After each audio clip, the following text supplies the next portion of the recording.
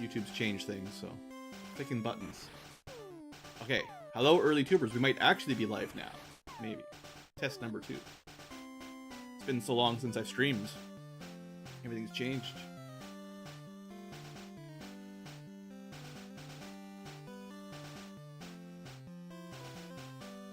Probably get started in about 5 minutes, so if you're just watching the beginning of the stream in the future, you future tubers, you might want to fast forward a few minutes. We will get started pretty shortly, and I do intend to record these locally, I think, and make a normal series out of it later. Assuming we make it through. Big hopes. Hey there, Duke and Shepard. Probably no on-stream chat tonight, in case people are wondering. A lot of things broke, and I just don't have the energy to try to fix them right now. So a lot of my Twitch integration and overlaid chat seems to have died. It kind of sucks. But you guys can see chat on the side like usual, of course. Just not on the video.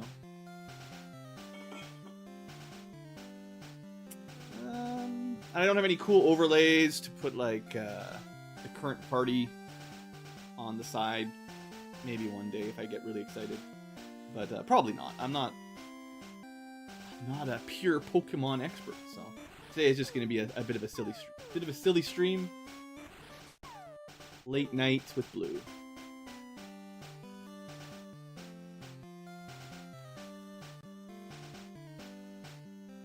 I wonder if there's a way.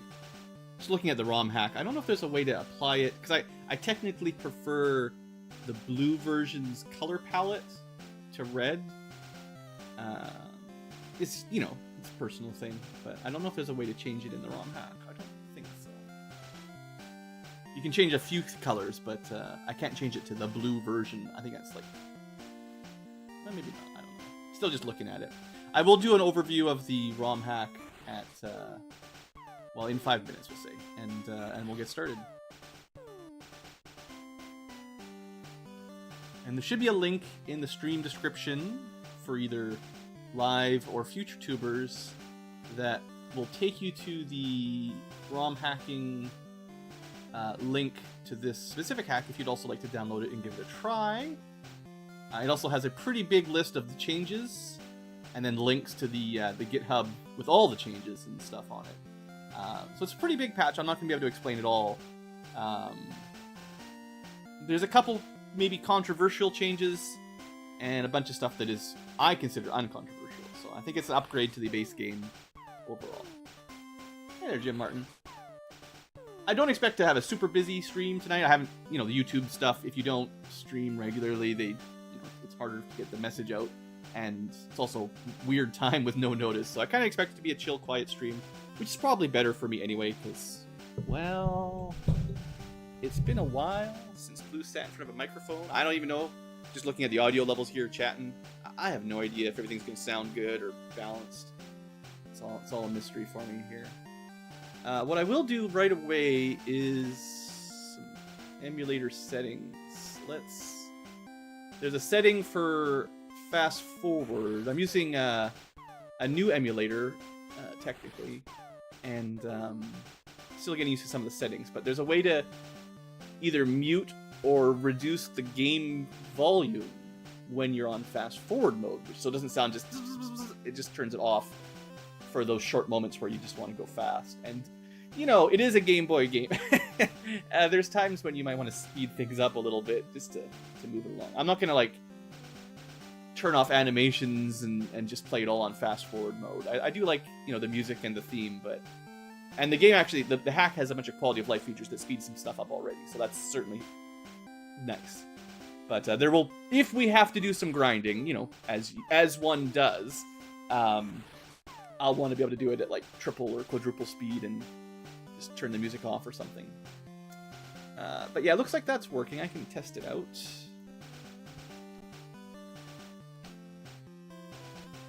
Well, of course, the shortcut on my gamepad doesn't work. That's great. Yeah, so that's 3 times speed. It still plays audio, but it's pretty quiet. I imagine it's still picked up by the stream, but I don't know. I can turn that down a bit too. Mostly I just want the shortcut to work so I can control it before we get started here. I don't know why I've mapped the correct button. It just doesn't seem to... There we go. It seems to lose focus on the controller or something every now and then. Gamepads are weird. Okay, well, it's officially my start time now. 9:45 local time. Let's crack open a drink. I'll start recording. And if there are people in chat, I can see you guys chatting. And I will be able to answer questions. And hey, if there's people who know this hack, or even just Generation 1 Pokemon, you can certainly correct live mistakes, because I am not actually the Pokemon maniac. I'm just a guy who was a kid when this game came out and played it, and then basically dropped the series entirely after Gen 1. So, I don't want to make it sound like I'm one of them super nerds. Yeah, I think there's Pokemaniacs and Pokenerds. All the enemy trainers that you have to beat up are the real villains, trying to steal your money. Okay, yeah, let's get started here. Or actually, one thing, maybe one last little thing. I want to make sure if I click my browser, is that gonna work? Yes, sort of. Mostly. That'll be good enough. Okay, so let's get started here. That's the best way to get going. Hello, getting old tubers. Is that what we are now? Millennials, post-millennials, I don't know. And probably some younger viewers, but I'm expecting for a Game Boy game, probably targeting a different demographic than the new kids playing the new Pokemons on their Nintendo Switches. But welcome to a streamed Let's Play this time around. So if you're wondering, this is a recorded live on YouTube sort of thing. So you might see chat, or actually technically you won't see chat because I don't have the chat overlay on screen because it's broken. But there may be questions in chat that I answer. Otherwise, we don't really do a lot of the standard streamer 500 notification icons popping up, because that's not how I roll. Anyway, so it's me, your pal Blue Ankylo, playing Pokemon PureRed is the name of the ROM hack. And it's fairly recent, as of recording date in November 2023. I think it's been updated pretty recently, and it's probably been around for a while, but I have a link. I will have a link in the stream description, and then hopefully I remember to put it in the video description if you want to also check it out. It is for the Game Boy, although if you're playing it through an emulator, it will run it in the Game Boy Color, or actually the Super Game Boy. And I don't want to get into all the technicalities here, but, back in the day, there was a cool attachment for your Super Nintendo where you could plug in Game Boy games into it, and it actually upgraded the color palette even further than the Game Boy Color. So the hack, I believe, utilizes a bunch of the Super Game Boy features, which is why it looks a little better than it probably did on the original Game Boy. And I can still, of course, as an emulator, I can tweak a bunch of resolution settings and stuff, and I'm pretty happy with how it looks right now. It's pretty sharp. It didn't do a lot of blending or anything, but it kind of smooths the pixels a little bit, because, original Game Boy is like 150 pixels wide or something like that. It's pretty small resolution. Anyway, so a little bit more about the hack. Overall, the thing I like about what I was looking for there's actually a ton, way more than I expected of Generation 1 Pokemon hacks. But what I was specifically looking was one that was relatively true to the original, but let you catch them all, which is, of course, the thing, right? But I didn't want to have, like, 400 or 500. I didn't want to have future generations. I didn't want to have all kinds of, infinity Pokemon. I just like, the ones that were in the core game, except I don't want to have to trade with friends to get the version-specific ones. And I'm sure everyone, unless you lived under a rock, knows that, like, every generation of Pokemon has, like, specific that you're supposed to trade with someone to get. And then also your starters, which you only get one of, and you have to, like, mess around to try to get some way of getting a second or third of the other starters, plus you only get one Eevee, and you have to choose between a Hitmonchan and a Hitmon. There's a whole bunch of, like, you can't get all of them on a one run kind of thing. It's a dumb gimmick that I always hated. So this hack, for instance, gets rid of that. All 151 are available. Some of them are very rare, and some of them, I actually think they should have had in-game trades for some of them. There are in-game trades, but nothing unique, which I actually think would have been smart. But regardless, anyway, it's fine. It's like in the original game, I think the only way to get a Mr. Mime was to trade something, right? I think in this one, they're all capturable in the wild, basically, even if it's a low percent. But anyway, it's all good. So I like that. It also has a bunch of quality of life features, like you get the running shoes from the future, and a lot of things are sped up, like animations and screen scrolls and stuff, which is good. Menus are better. They kind of remember your position when you're using your fishing rod or whatever. There's a shortcut for the bike. A bunch of stuff like that just makes it play a little better, which definitely good, because I don't like wasting time when I'm playing these old grindy RPGs. Other than that, there are some other changes that might be potentially controversial. I'm not going to get into the full list, but I will show on screen sort of the quick overview here, because I meant to do that while I was chatting about it. So this is the link on romhacking.net, and you can credits to the developers, of course, as usual.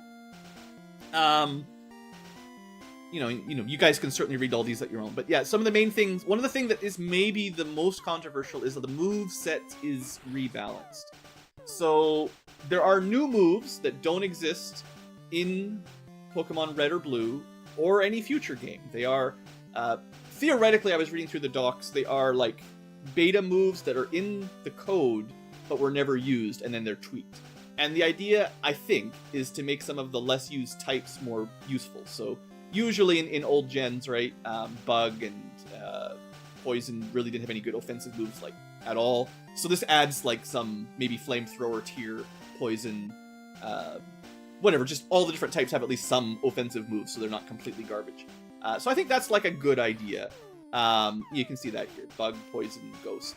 So, they added some moves that were probably missing. Whether or not it's a good change, I mean, we'll see. I'm not... I don't want to say like I'm the Pokemon expert, like I said. I'm just a guy that played some Pokemon. So you can catch them all. There's some different moves. The moves are... And there are changes to the move set, so that's weird. Pokemon have had some type rebalance. Now, you can turn this off if you don't like it, if you're playing along.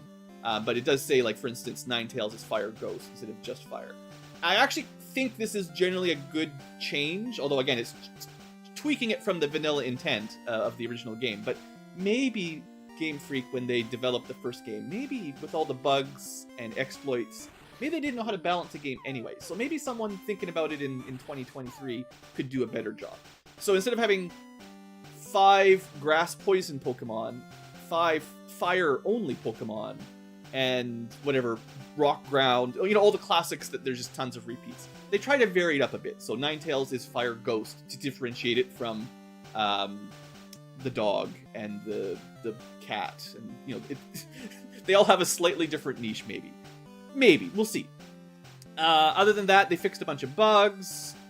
There's the truck, the playground secret hack that someone's dad worked at Nintendo is finally true, and you can get Mew from under the truck, so that's great. And yeah, there's a move dex to explain the new moves in the game. There's a bit of a post-game, I don't know much about that yet. And there's some secret areas, some expanded content. Honestly, it's amazing how much stuff they fit into a Game Boy ROM. I'm quite impressed, even if it's not to everyone's liking. I think this is pretty cool. So that's one of the main reasons we're here. It's a pretty big list of changes. You can permanently remove a bunch of trees. Oh boy. You can get both fossils, yada yada yada. Same one. So pretty cool. Oh, I guess I missed it. I should have used the blue run instead of the red one. I'm playing the red version technically, but yeah, it's fine. Anyway, that's the quick info. If you want to get into more depth, there is oh, that's just my cheating. Don't forget how those works. But there's a full GitHub feature list if you really want to get into it. I've skimmed through some of this about how the settings work, and we'll go through a few of these while we get going. But I'm not going to read through 100 pages of notes. Anyway, that's your pretty long intro to the hack. We're just going to get to it. Although there is one more thing. I do want to briefly talk about my sort of light rules on the channel for this run. I am... Yeah, Duke got it in the chat before I could say it. But yeah, I could have used the blue ROM and had it say blue. So that would have... If you care about the title screen and some color palettes, you can use it. I didn't have that in my head at the time. But yes, that's definitely true. Okay, so some light rules. I'm not going to be doing a Nuzlocke or anything super hardcore.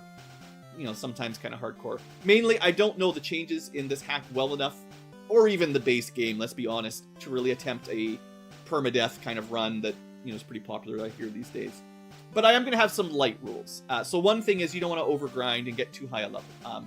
Classic old school Pokemon, you just pick one, basically, overlevel it, and sweep the entire game. We're not going to do that. That's definitely not the intent. We might need to do some grinding. That's fine. I've got a plan for it. But I'm going to try not to go overboard. Some people I've seen trying to make the game harder will pick, like, the next gym leader's highest level Pokemon and say, we're not allowed to level up higher than that. Well, I don't know what that is, so I don't know. But, you know, if I feel like my guys are higher level than the enemies, I'm going to not grind them anymore, kind of thing. And just try to keep the game moving. I am going to try to get a full Pokedex, because that's one of the selling features of this hack. So, unless it's incredibly difficult, we're going to try to get all 151. If it doesn't work, it doesn't work. It's not the end, but we're going to try. I'm also going to try not to spam a bunch of items in specifically trainer battles. I don't really care about wild Pokemon, but it is a bit cheesy to just spam revives and full restores just to win every fight, right? Like, enemy trainers get like a few items they can use, so let's not say we can just spam like 100. Now, there's kind of a limited money, so it's not like you really have infinite. There's a maximum amount of cash you're going to get. But I'm going to try not to just spam them.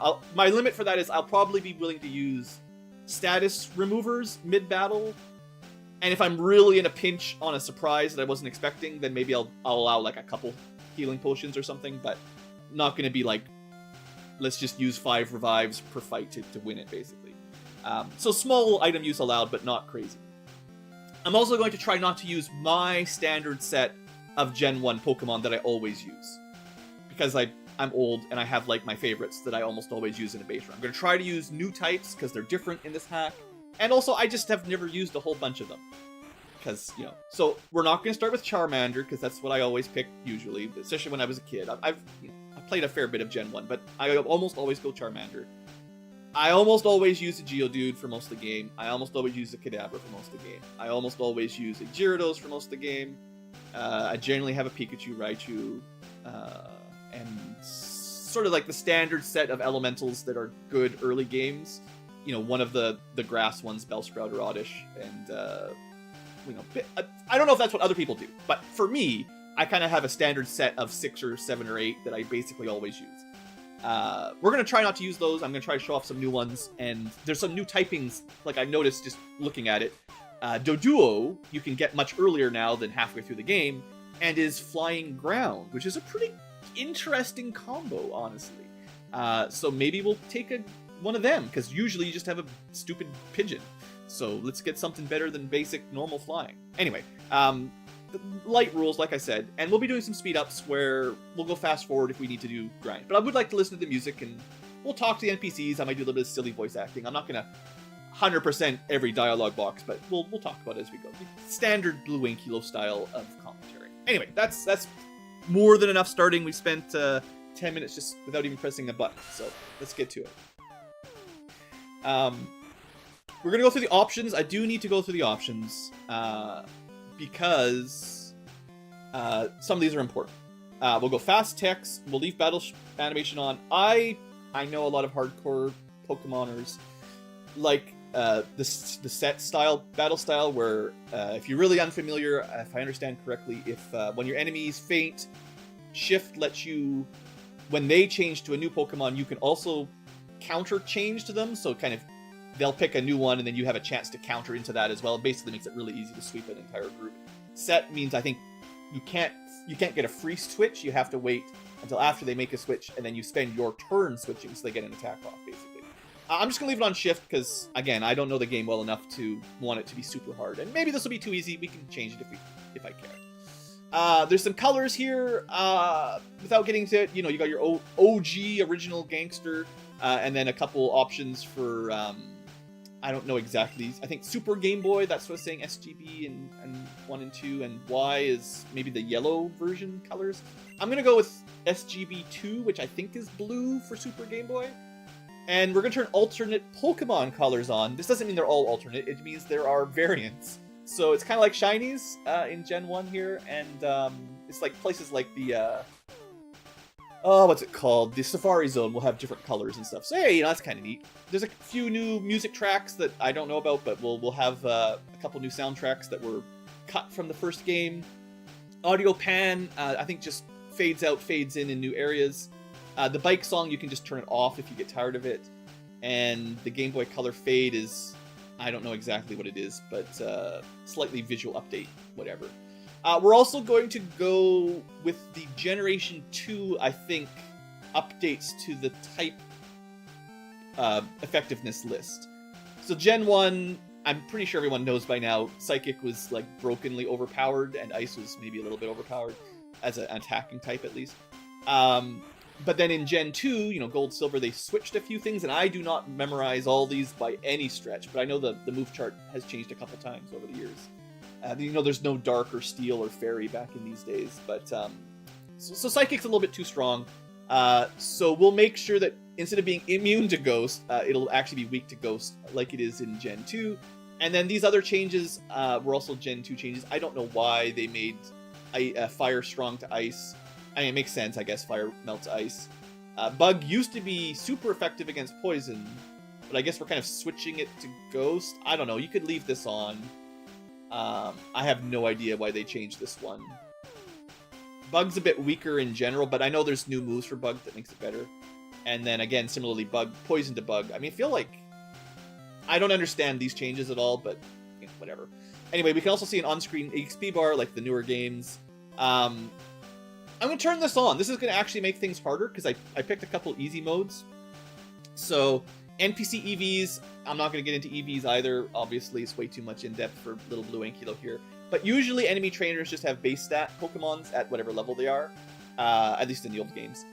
In this one, they'll get, I believe I read, it's just like I don't think it's like I don't know if it's a smart set of like, we're going to focus specifically on these stats to make an optimal enemy.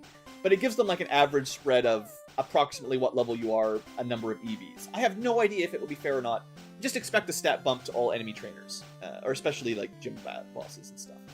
Also in Gen 1, enemies, trainers anyway, and I think all Pokemons, they don't have to worry about power points for their enemy move, like their moves. They never wear out, so you can get soft locked fighting like a Kadabra with special up.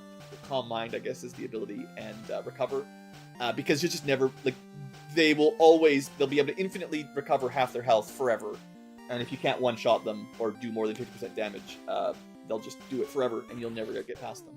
So if they run out of PP, haha, make your jokes, that's probably for the best. And then that's it. The sprites, there are some new sprites, so you'll see these in the back sprites, that's your Pokemon in battle, and also the icons in the menu when you're moving around the computer and stuff.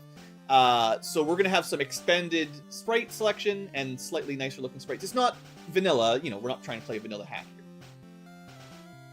Yeah, so Gen 1, just, it's good to remember, there's special is attack and defense. It's the only Gen, I guess Gen 1 and 2, I think, had physical attack as a stat, physical defense as a stat, speed, which also affects your critical rate, super fair, and special. And special was both offense and defense for special. It also has, I think they didn't change till Gen 4 or 5, where the move type is set to either physical or special. Later on, you could have a fire physical and a fire special move, but in this generation, all fire moves are special, as are water, electric, grass. I don't know the full list, but if it sounds vaguely physical, fighting, normal, I think bug, rock, earth, those kind of things, those will be using your physical attack defense stats, whereas the more magical sounding ones will be using your special stat. Yeah, so it is kind of using the out-of-date Gen 1 mechanics, but they've tried to tweak it by adding some new moves and changing some types around. So we'll see how it goes, right? Like I said, I have very little basis to say if this is a good or worse change, but I think it's definitely interesting. So that's what we're going to do. I'm going to start. So, say hello to your teacher, Oak, who you never went to school with. He's just some guy down the road. Your best friend's grandpa, or whatever it is. I don't know. The story doesn't really matter.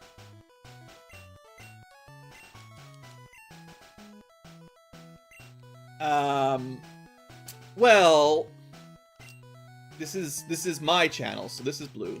We're not actually blue, we're red, oddly enough, but It's fine. I'll give actual blue a different name because, you know, I always love, this was a great feature. I'm sure people have said this many times, but the fact that this is one of the, like, very few games that you name your characters in the NES Game Boy days. It's just not very common. But some games let you name your main characters if you had 4 or 5 characters to fit in there. This was one of the very few games that let you name your enemy. So that was pretty cool because, you know, you could just give him a boring name. Or you could call him, like, you know, something funny. Like Butthead. Oh, there's not quite enough. We'll just call him, well, I guess we could go like Butts, like you know, Final Fantasy V or something like that. What would be a good name for our rival? I will take, when we're catching Pokemons too, I didn't mention it earlier, but I'll take name suggestions from chat if anyone has great ones. Because I'm going to try to name most of the stuff we catch, because it's kind of fun. We'll call him, you know what, I don't really have any great names on top of my head. We're just going to call him Stink. It's not a very good name, but he stinks. We could call him Stinker. There's enough characters for it. There you go. Alright, good. Most important part of the game is naming your rival. His name is Stinker. That's what his grandpa calls him. Alright, cool. Let's turn into a tiny 8x8 pixel. Playing our Super Nintendo. You know, time to go. Can't just play video games all day and night. But yes, you start. Here's first quality of life. Hold down the button to run from the beginning. So good. Also, I think you'll notice, if you remember the original, menus and stuff load quicker. It's just one of those things. But I think other than that, it's all pretty... Yeah, I'm going to delete my test game. It's fine. You guys don't need to know what I did on my own. And you can get back to your menu. All the extra pages are still here if you want to change them. So you can mid-game, if you're like, man, I don't feel like these changes to the battle types are fair, you can just undo them in any point if you want. So it's actually, like, that's a pretty good feature. I like that. Alright, let's go get out there. All boys leave home. Yeah, she saw it on TV. Once your kid is 10, they just walk out the door and fight dragons. It's fine. I'm just gonna chat with people because there's some new characters and little side quests and little bits from the hack. I'm not gonna spend a ton of time on it, but I do want to make sure I catch it. Yeah, stuff like this. This is new. So you can move items to storage without going to a computer. You can't get them back, but you can take things here and move it to your PC wirelessly, I guess. So that's a very nice quality of life feature. Inventory management was a real pain back in Gen 1. Also, enjoy these old Pokemon tunes. Hope you guys can hear them. Yeah, we got lots of just lore about good old Professor Oak, who's not here. There's just Stinker. Yeah. And we can't steal the Pokemons or nothing, so we gotta go trigger a scripted fight. We've also got his older sister. Great. Anyway, let's get this show on the road.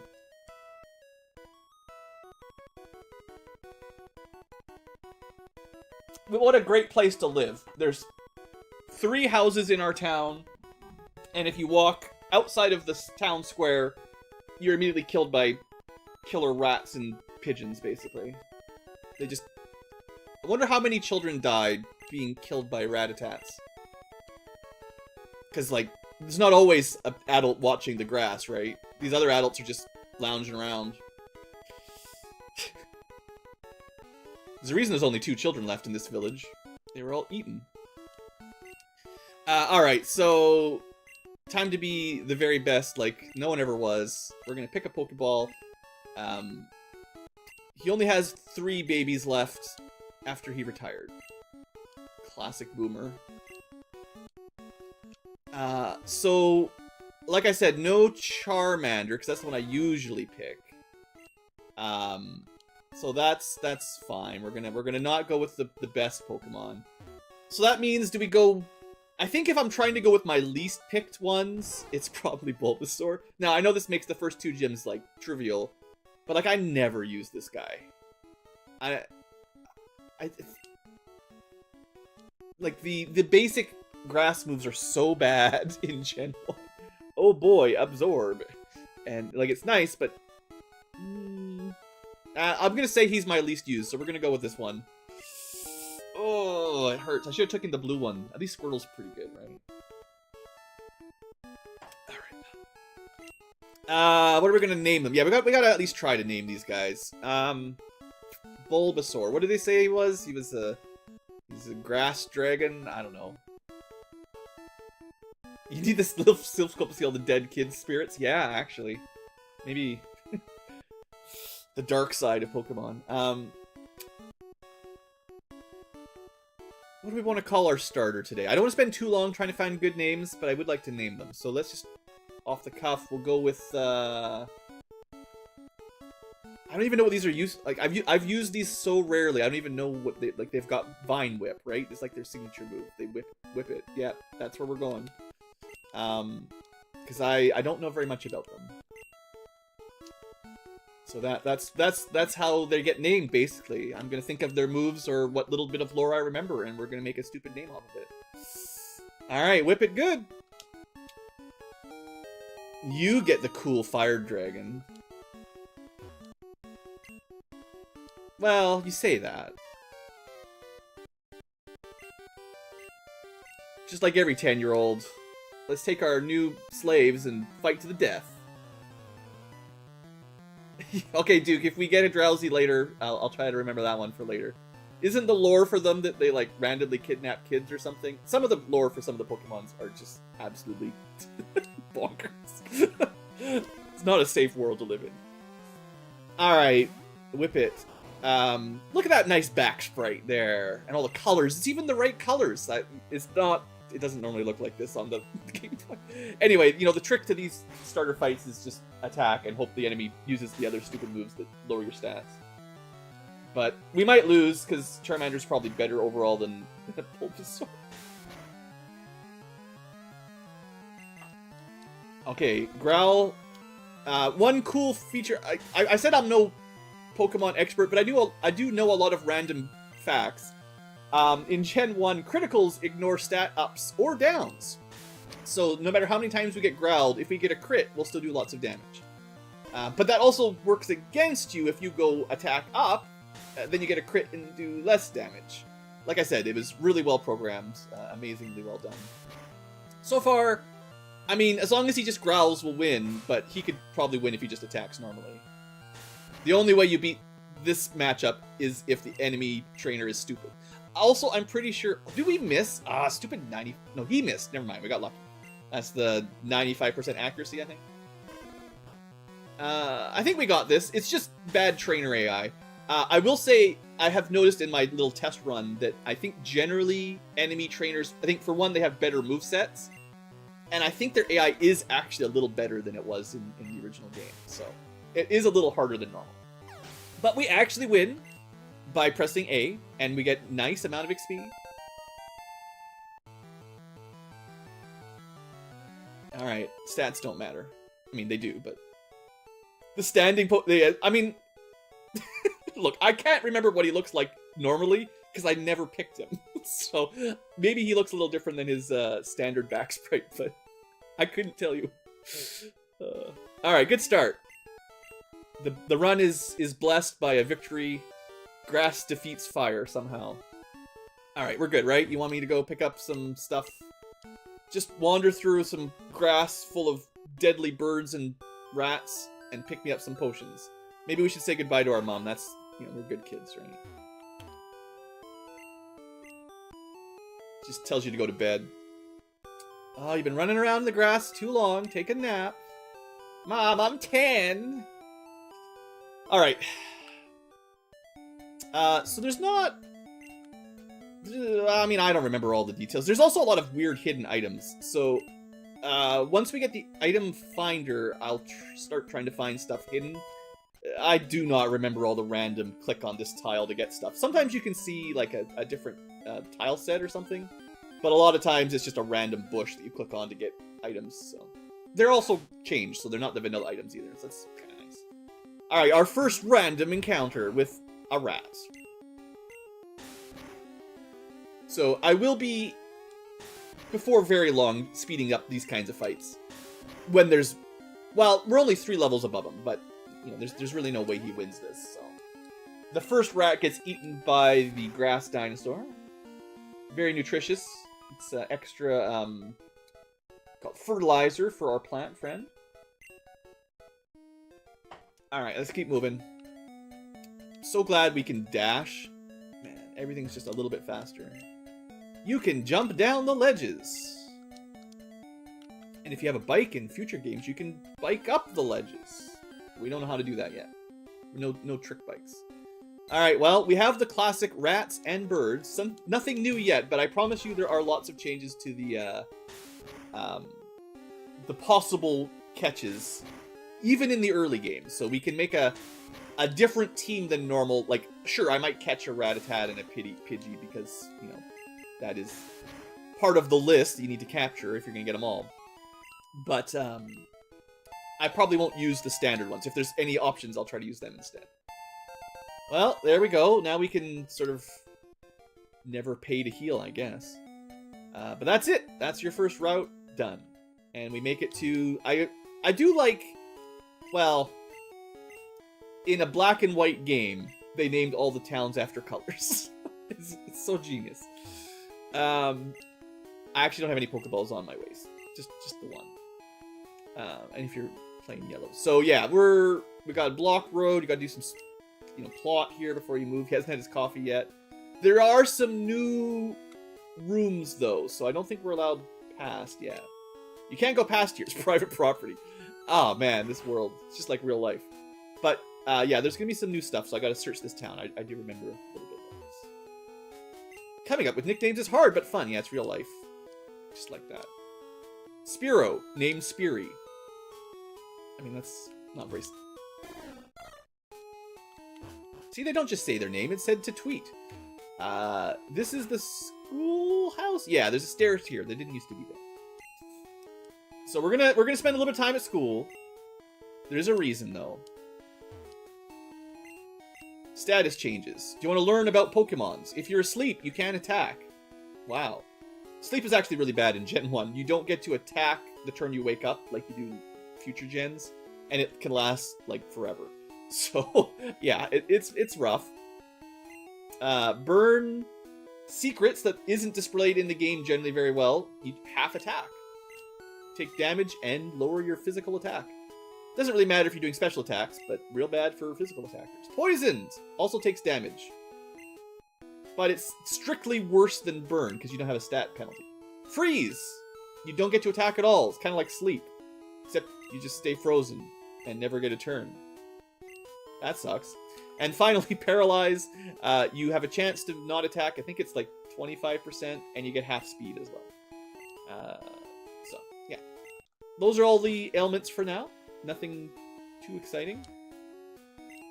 We have basement classrooms, yeah, because this is a ground-based town, yeah. It's great, I love it. This is 1A, Pokemon Basics. Everyone go to school, take out your notes. I skipped 3 grades, I'm super smart! So here's your stab bonus. If you really don't know Pokemon, if you have a type, if the Pokemon is, let's say, fire, well, we have a grass. We'll say we have a grass Pokemon. It uses a grass move, it does 50% more damage. Oh boy. Cutest Pokemon, not really. Don't distract me. This tiny girl insulted his superior intellect.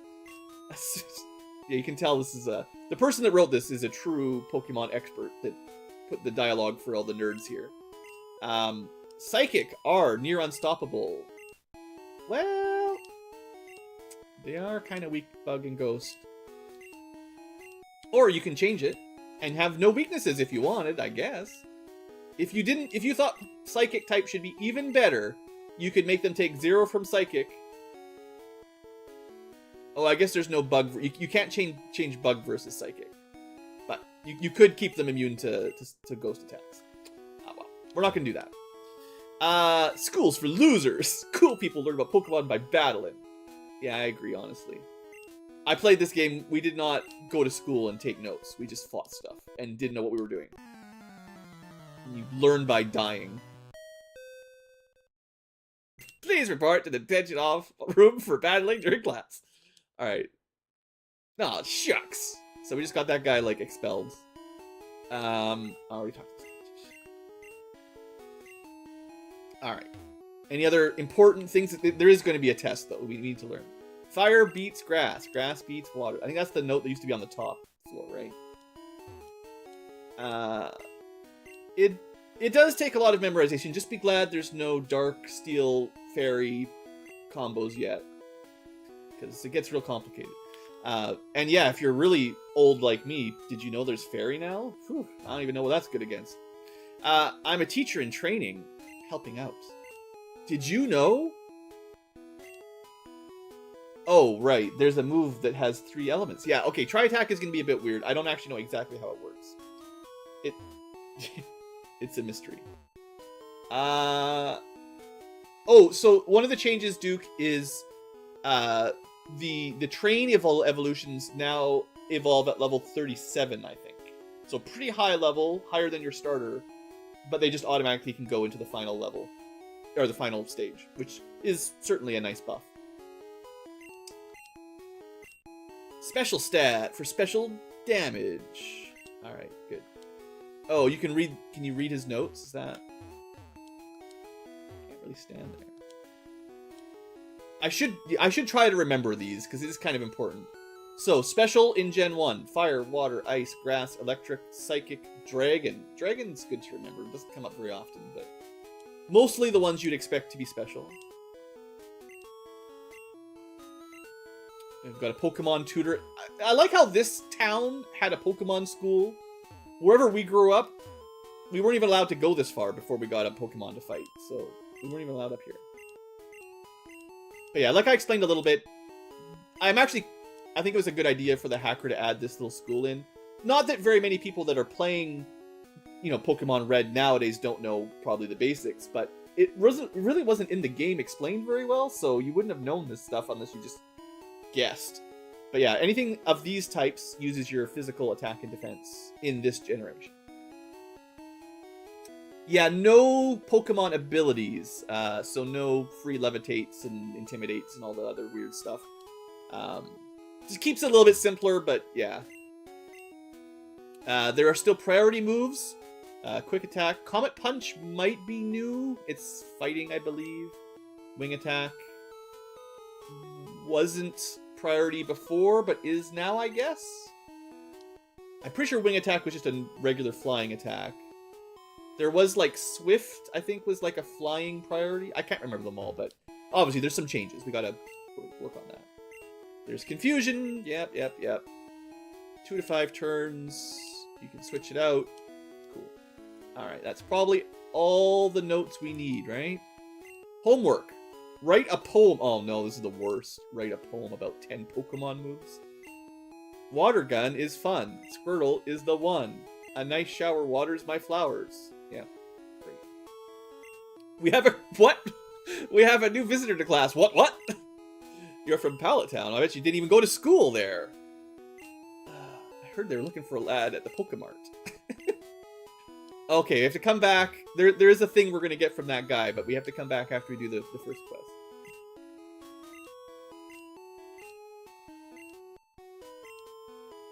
For the frog, the bell... What?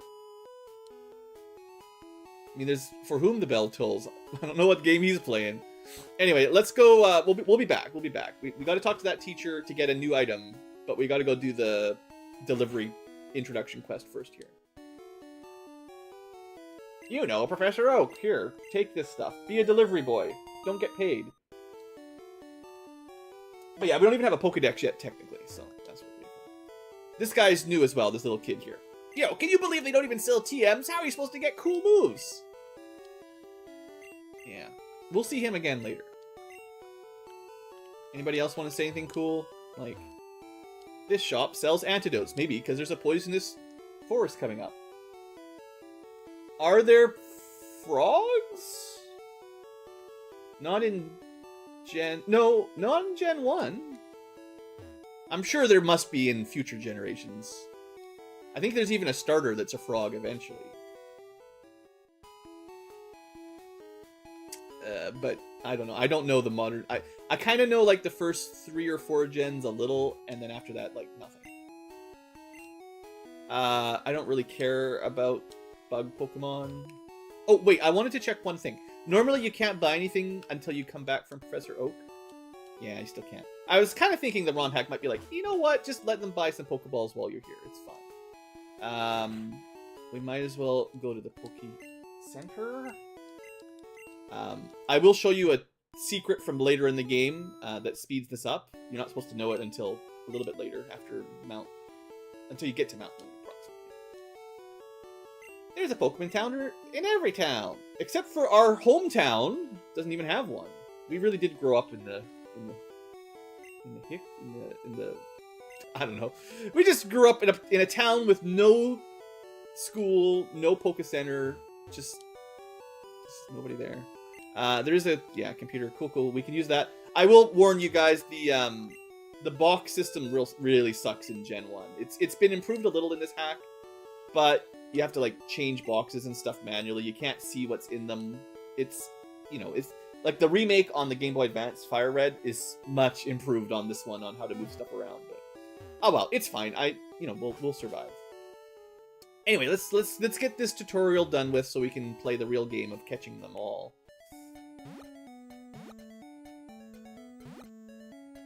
When I first played, like probably most people, I did a bit of grinding because I played a lot of RPGs as a kid, like Final Fantasy, Dragon Quest stuff.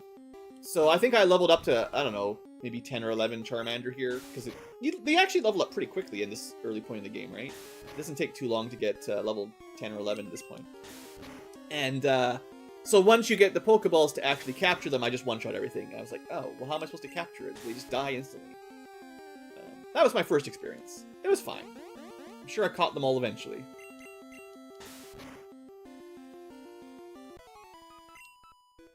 So, the idea is that there's some reason to not overlevel anyway, right? Because just kill stuff. Alright, let's get this done. Here you go. How's my old Pokemon? Well, it's, at least it is like a grass type, so I guess it's officially a plant, but it's more like a dinosaur with a plant growing on it, so it's kind of cool. It's kind of cooler than the other plants.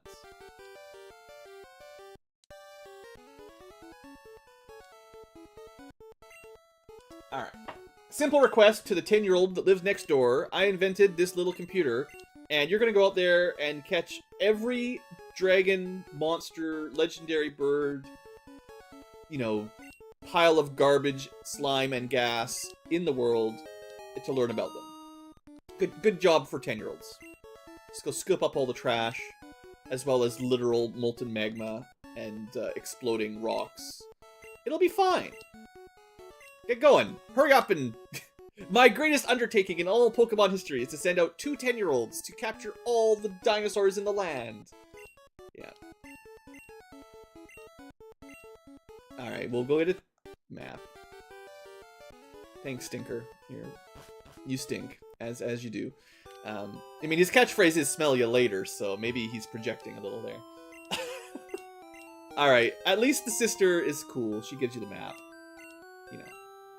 Easy. Alright, done. I think we're pretty much out of the tutorial at this point. So now we have access to the Pokédex, and we have access to the map this way as well. So that's great. Old school map. And, you've got your objective. Gotta beat 8 gyms, get their badges, challenge the Elite Four, catch all the Pokemon. What's a 10-year-old to do? Can't believe we're 42 minutes in, I haven't even captured a Pokemon. The intro's a little slow. So this is a good time to show off super speed. Because we're about to... That's right. Because we picked the grass type, we're actually weak to flying. Not that... I don't know if Pidgeys normally get a flying attack early on. But some of the most common early game Pokemons are actually good at killing us. Bugs and birds. Why does anyone pick Bulbasaur to start? Alright, let's see if we can get up to this. Did he give us? I always forget. No, we have 1 potion, but no balls. Sorry, no balls. So let's just speed these first few fights up a little bit. We could probably try to run away, but we need the XP. Level 8, get a level up or 2 on the way is fine. There you go.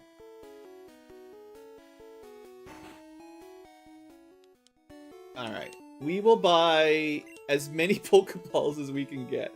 Honestly, no, because you actually die to poison if you can't get rid of it. Even when you're walking around, they'll faint if you can't cleanse it. So we need at least a few antidotes. And there's no other way to get rid of Paralyze either. There's probably a few early game Paralyzers.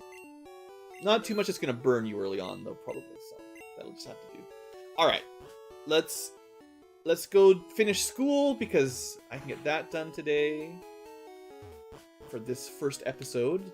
Got to get a little bit more progress here on video 1. All right, so welcome to class, Wood. I'm very chuffed. So he wants to learn about all the Pokemon moves and make a move dex. Not in the vanilla game, so I would like one, yes. Capital. Tell you what, good chap, have a gander about the school and learn some new bits and bobs. I like it. Perfect score, knit you the move dex. We don't need to study, we know everything, right? Chat, you can help me out here. Ready for the quiz. The hardest Pokemon quiz you ever did take. Which move type is great against water? We're starting off pretty easy, because we are the grass. Alright. Which move always goes first? There's one trick one. Agility sounds like you go first, but no. You quickly attack to go first. I gotta hold it. I gotta pause for a second so chat has a chance, or the future tubers have a chance to guess. It's super hard. Which status cuts the attack stat? Now, this is something I bet you a fair number of people don't know, but we did learn it recently, so it is the burn effect. But I bet you people don't know. Not everybody knows that. Which move has properties of multiple types? Yeah, when we talked to the one that said the try attacks. It's a special one. Kind of unique in Gen 1, I think. Maybe just this ROM had. Bonus damage by Squirtle. Well, you know, it's kind of in his name, I guess. Should have called it Squirt Gun. Anyway, that's it. It's a really super hard quiz. Enjoy your move dex. But the move dex is a really good feature in a game where you can't normally check what the moves do. I'll show you this guys in just a second. So normally, right, in Gen 1, you're like, ah, cool, whip it. He's got some stats. He's got a type. Cool. He's got some moves. You can see their power, or the power points remaining, whatever. But that's it. You don't get to know anything about them. What does Tackle do? Well, I don't know. It doesn't matter. I don't think it was until like Gen 3 when they let you see the whole spread of, you know, how much power, type, special or not special later on, and details. So the solution this hack added is a move dex. And you do have to add them as you see them. So Scratch, there you go, 40 power, 100% accuracy, a little bit of a description, and if it has any special effects, it will show it. Now, we haven't actually used, because we haven't actually used Leech Seed yet, we haven't seen it. It's weird. You can know a move that doesn't show up in the move dex until it happens in battle. So if you really want to learn it, you have to actually try it out and see how it works. But it's kind of a cool system. I like it. Just compared to the base game. Like, you know, I think Pokemon Blue and Red were pretty huge successes already. It's obviously not a problem. But, like, imagine if the game had come out with some of these features in the 90s. That would have been really impressive. Yeah, we gotta go through Forest soon. He had his coffee. But are you in a hurry? Yes.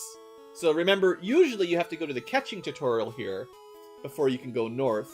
We don't have to do that, so at least they cut that out. This is really good, though. HP up. Not because I want to use it, but it's worth a lot of money. So, I can buy more Pokeballs. No! Okay, everyone, you remember the cultural event of Twitch Plays Pokemon from probably many years ago. Ledges. The end of us. Alright. Some weird ground Pokemon gym that's never open. Okay, I think I've been to all the houses. I've talked to all the people here.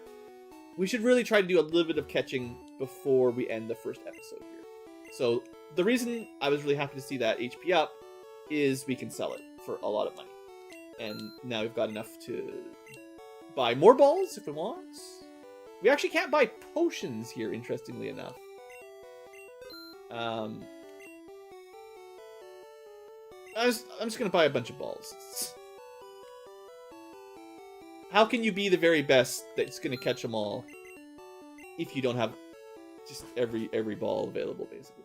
Okay, now for today, first episode, let's at least try to catch the beginner Pokemon here in the starter zone.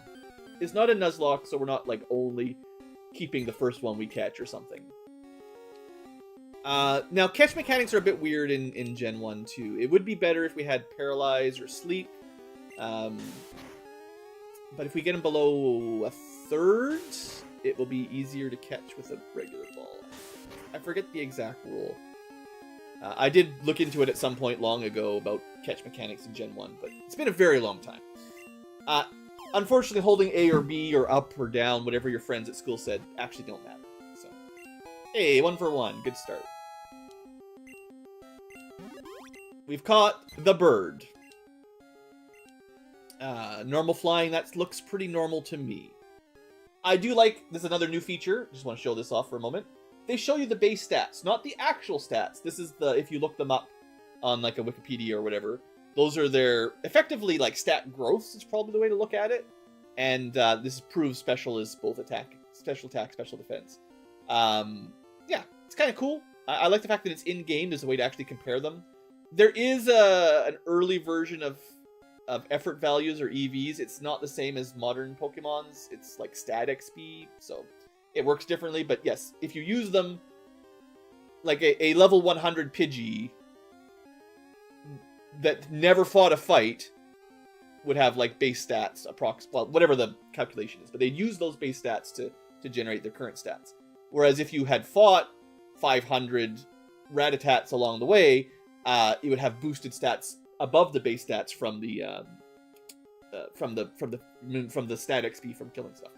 I'm not going to try to explain it all. Just know that it's a thing that's happening in the background, if you care. But we should name the bird. This is just going to be like, I don't know. We do have a lot of spaces for naming here. Can we fit like regular bird? Because honestly, it's just not quite. It's just think of a dumb name for just regular bird. Garbage bird? It's a pigeon, right? It's still gonna be too long. Normal bird. I think I'm gonna go garbage bird. Because I mean, we've seen pigeons. I live in a city with lots of pigeons, and I don't know why you'd ever want one on your team. So garbage bird is now how I'm going to do it. We're not going to use them either, because it's, I will say, even though I don't, like, it's fine. Pidgey's okay. It's one of the ones I almost always would use, because, you know, you don't have a lot of choices in the early game. So I'm going to try to replace it with something else as soon as we get a replacement.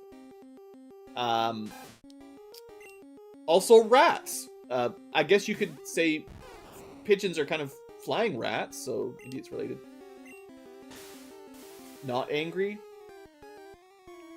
Okay, just gotta be a bit quicker on the chat ones, but we will probably be catching a Rattata soon, so you guys can come up with some nicknames for them. We could do the stall tactic where you leech seed them to heal and drop their attack. We're still taking 2 damage and stealing 1. That's not enough.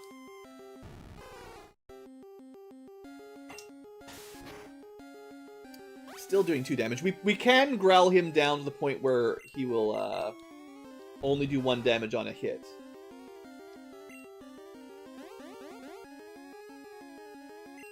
Oh wait, no, that's, sorry, I'm using growl, not, there's a different one that does attack down. I'm doing defense down. Oh well. I can't remember what, these are the, you know, status ups and down moves. Nobody ever uses those. Let's just kill it. Oh, actually, it might be a good time to catch it then. I was trying to set it up so we could regenerate and heal a little bit. But it's not really effective at this point in the game. So let's just put it in the ball. Get it out of the way. the catch rate on these low-level normal types at low HP, at like 1 HP, it's pretty high, so we're just really good at the game, basically. Yeah, so this is just a regular normal type rat. It's really just a regular rat. I mean... Now, I like to think the name is kind of like tat-tat-tat, like shooting a gun or something, so you could maybe make like some sort of gun-themed name. Or it's just, you know, regular rat, you know? Like, it's just... let's go with...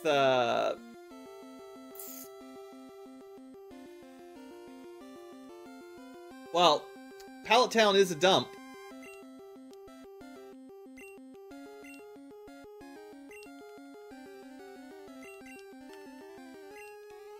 We can go Dumpster. That's a great name for a rat. Probably enjoys it. Alright. So that's the 2 regular encounters on this zone. Splinter. Oh man, Dark Angel. You are like 10 seconds away from giving him a way cooler name than he deserves.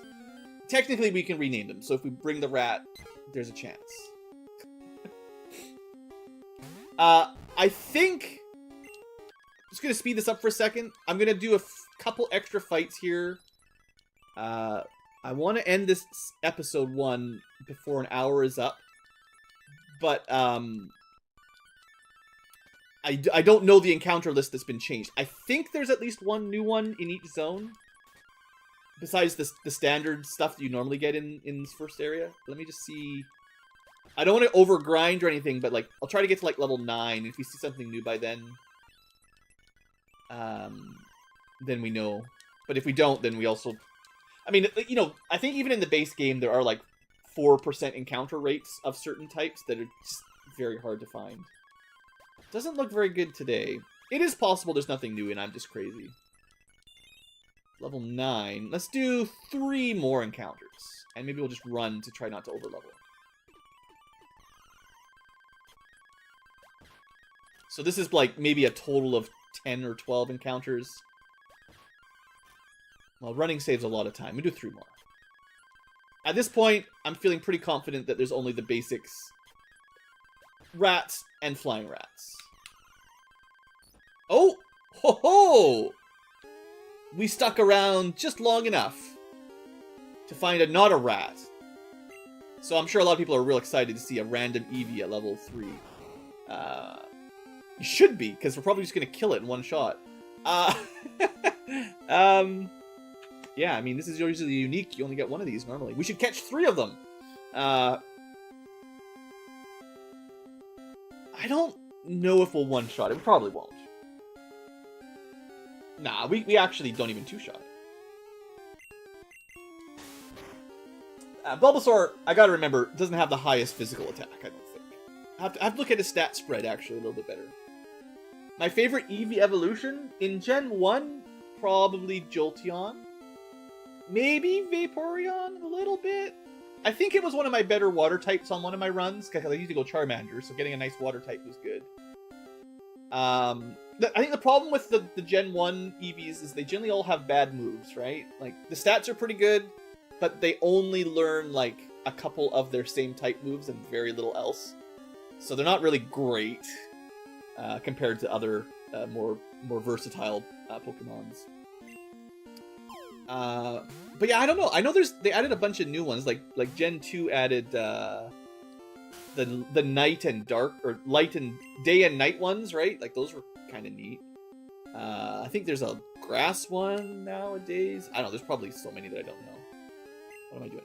Reading chat, not catching this thing in a ball.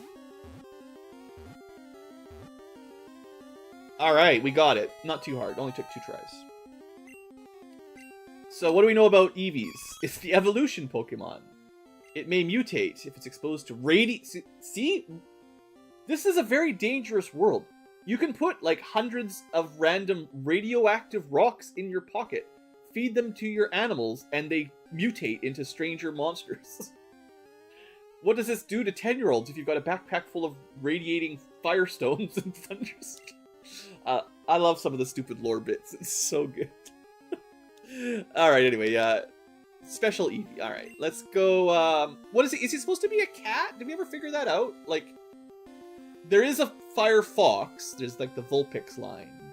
There's a fire dog for sure, Growlithe. So this is not really a fire fox or a fire dog. Are they cats? Is it official? So I was gonna call it fire fox, but like it's not. There is a fire fox specifically, so it can't be that. I don't know. I'm gonna turn into a. I mean, I don't know if it's gonna be. I'm gonna try to catch 3 of them, right? So we'll name one for each of the 3. We can rename them later too if we want, but let's go. I'm at a loss for these things. I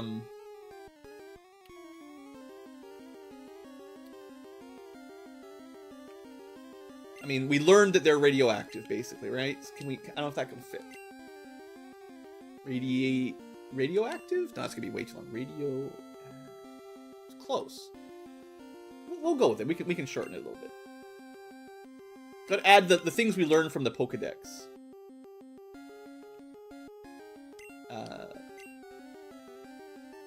I know how to spell, I promise. Okay, radioactive... Chernobyl. Yeah, maybe we'll catch another one. I think what I'll do is I'm going to end episode 1 right here, which is about an hour, and that's fine. And I think that'll be the 3 Pokemons on this first zone. I'm just going to catch 2 more of the Eevees, because you know you're going to want 1 for each stone.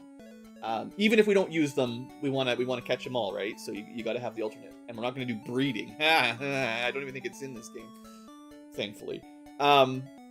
Actually, no, there's no egg mechanics till Gen 2, so there's no such thing. Thankfully. So we're going to end the episode 1 here, but I will catch 2 more of these between, so the live tubers can see it. It's not going to take... Well, it'll take as long as it takes to encounter them. I don't expect it to be a big deal. Anyway, that's all for today. Thanks for watching, future tubers. I hope you've enjoyed, and come along with me for a silly ride through an old game with a new coat of paint in Pokemon PureRed. So I'll see you next time as we head out of Pallet Town into wherever we go. Have a great day. Alright, just me in the live chat. How long do you think it's going to take to catch 2 more of those, though? That's the thing. Also, while YouTube... Well, the future tubers aren't watching, you want to see a cool trick? I didn't do it. I pressed the wrong button. Maybe you actually can't do it. Try again. Oh, it actually doesn't... Wow, okay, I can't even spoil it. There's a thing we can do later on, but it's not unlocked. Alright, anyway, let's see if we can get 2 more. I'm going to try not to level up off camera unless we need it. Wow, that was much quicker. Alright.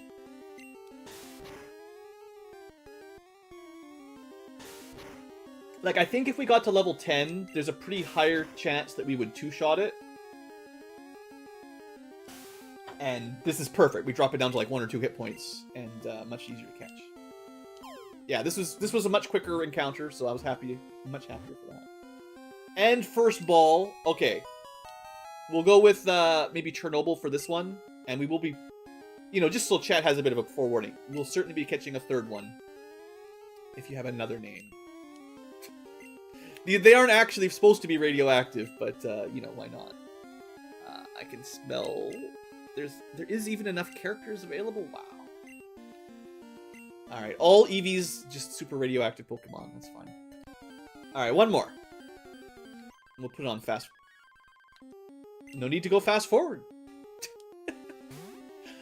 So we went through like 10 to 15 encounters to find the first one. And then we had an Eevee, a rat, an Eevee, and another Eevee. So there might be... Maybe they're not very rare, we're just very unlucky. Looks like we did slightly less damage. There is a slight range to your damage dealing. Cherenkov? Is that like a... I don't know where that one's from specifically, but I assume it's related to Chernobyl, probably. Sounds vaguely Russian, I suppose. Alright. Pretty easy to catch. Early game.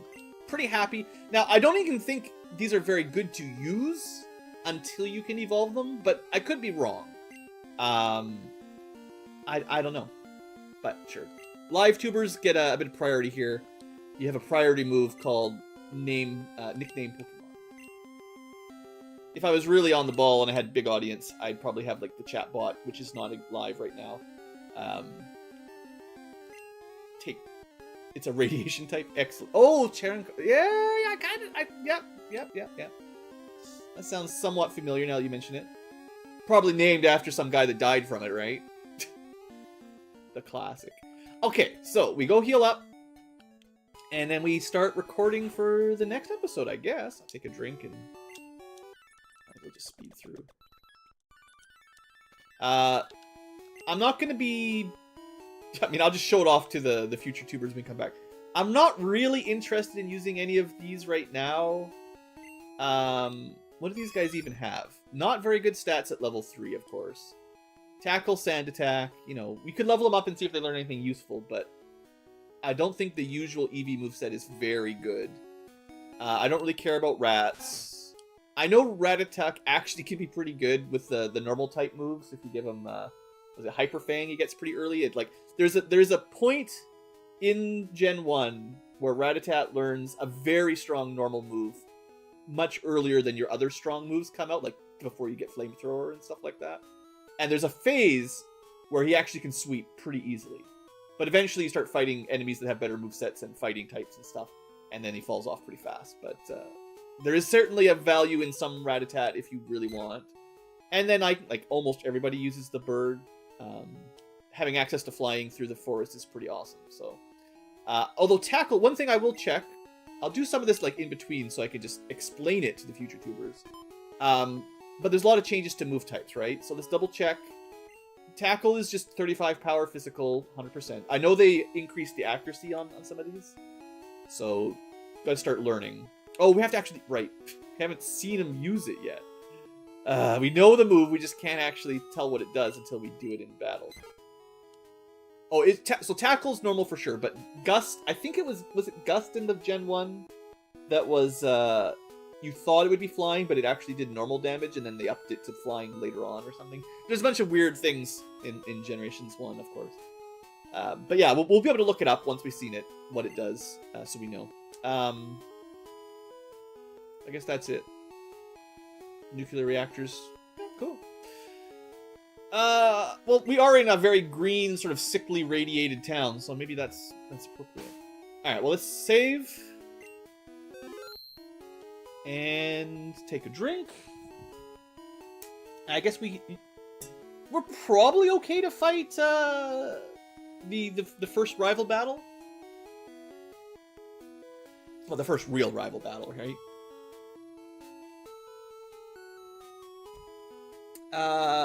Revelations the Demon Slayer? I don't think so. Doesn't sound familiar. I didn't when I was a kid. I did have a Game Boy when I was in school, some kind of kid. But I did not have very many games, and I don't remember.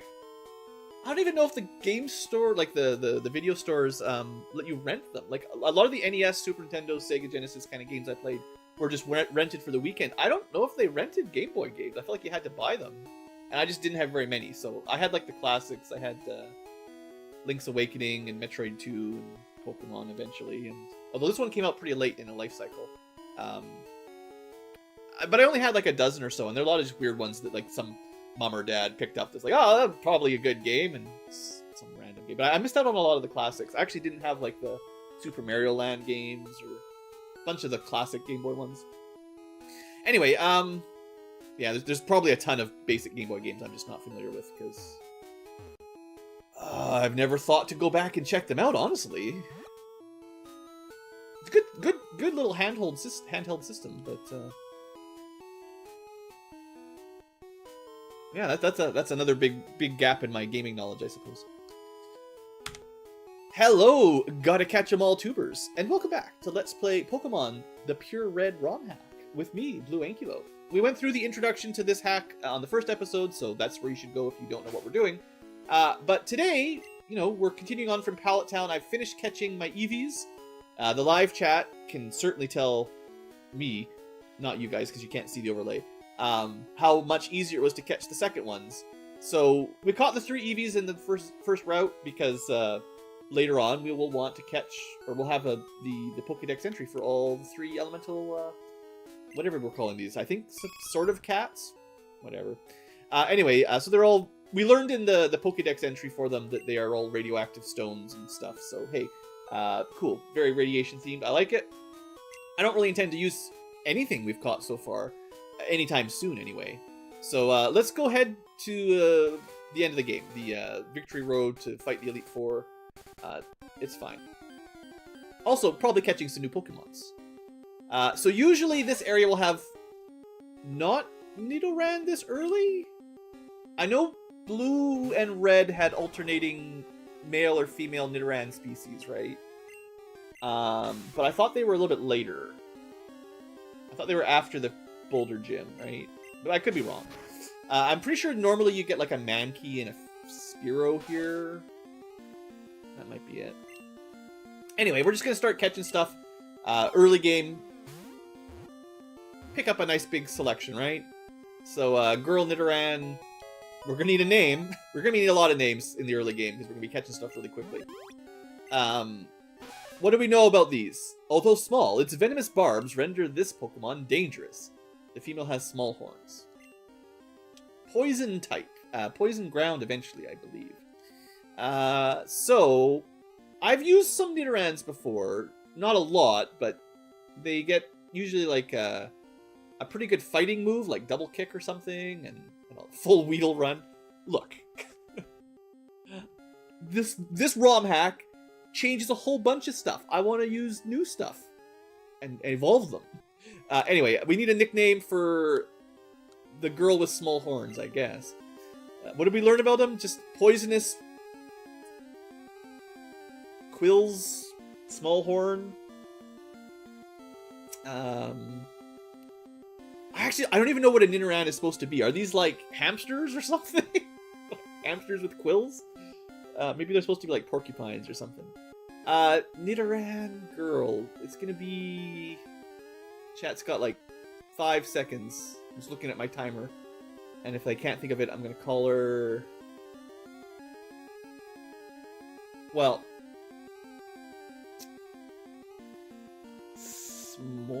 Smallhorn? I was thinking that was gonna be my default backup name. Ivy sounds like a real name. I don't know if we can do that. I mean, that's good, but I like the prickly. Yeah, that's okay. You know what? We'll go with that. She doesn't have large enough horns to really hurt. She can just give you a little prick. I'll go with that. I like the ones... My preference for nicknames are vaguely relevant to the Pokemon and not just Greg. Which is a great nickname. Don't get me wrong. But, like... just calling them a real-life human or pet name is kind of... They're not real. They're Pokemon. But anyway, look, there's going to be more. Don't worry. There's going to be so many names. So many names, guys. Yeah, another not usually caught this early. It's just a cat.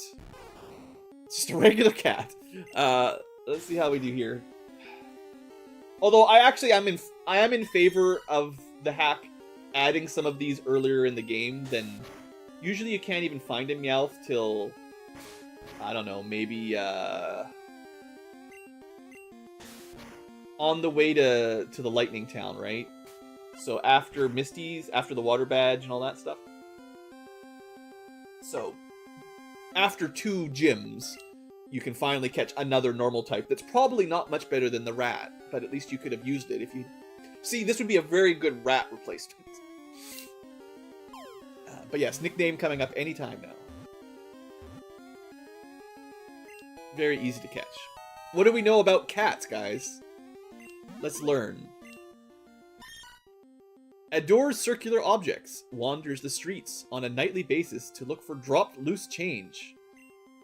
I guess it's a burglar cat. It is very fast. I forgot. Like, usually you can't see their stats in games. This is actually quite nice. Like, wow, that's a tier 1 evolution with 90 speed. Is actually like really, really high for a base. Character limit is pretty long, actually.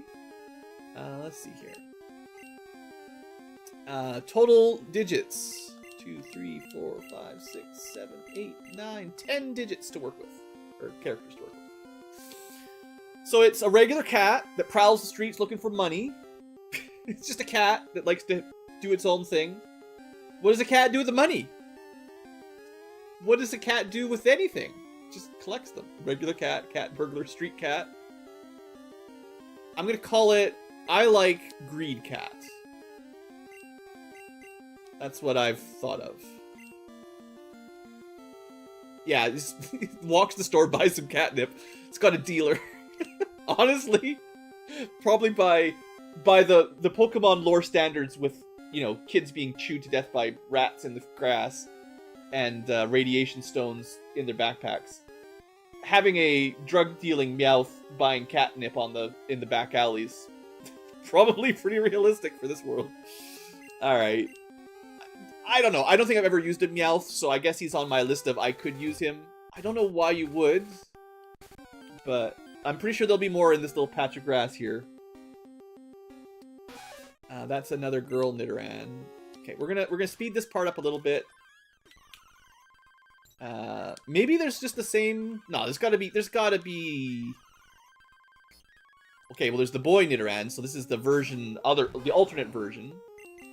So we'll catch one of these guys. I mean, honestly, getting both Nidorans, it's a pretty quick 6 Pokedex entries, right?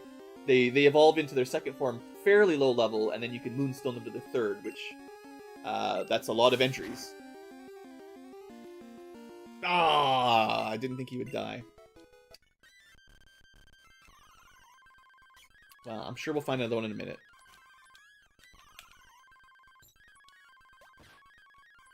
I might set up some alternate music for grind time, or speed up time. Just because it is a bit annoying, but for now this is fine. We're mostly playing on normal speed.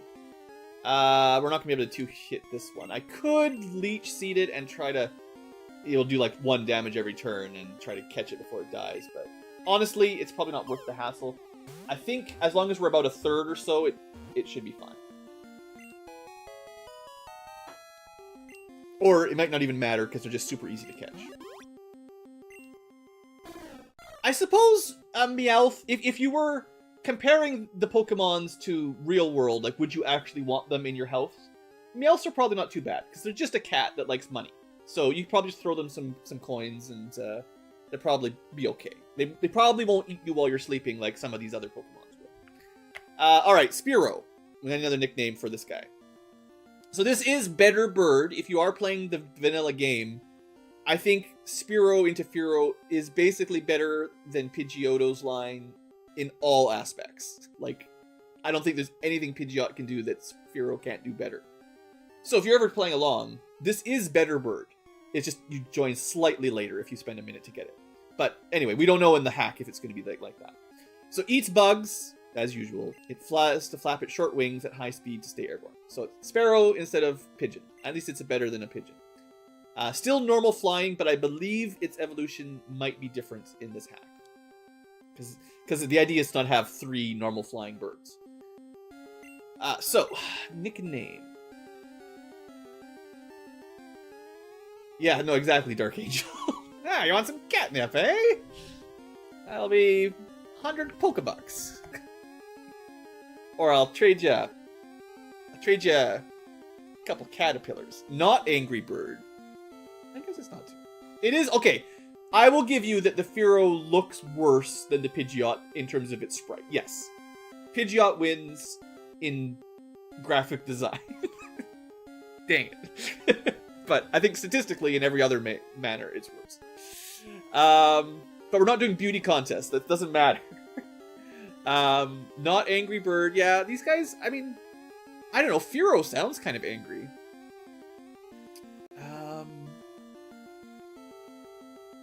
I don't know much. It's just a sparrow. It's a big sparrow. You know, okay. I've settled it. Its name is Big Bird. Because, well, it's a big bird. Haha. Because it's bigger than the other bird. I don't know. Look. The odds of me using the thing is pretty slim. So, we'll see. Anyway, we still need to find the boy. The horny boy. The one with the big horn. And usually there's a man key over here, right? Oh, wait.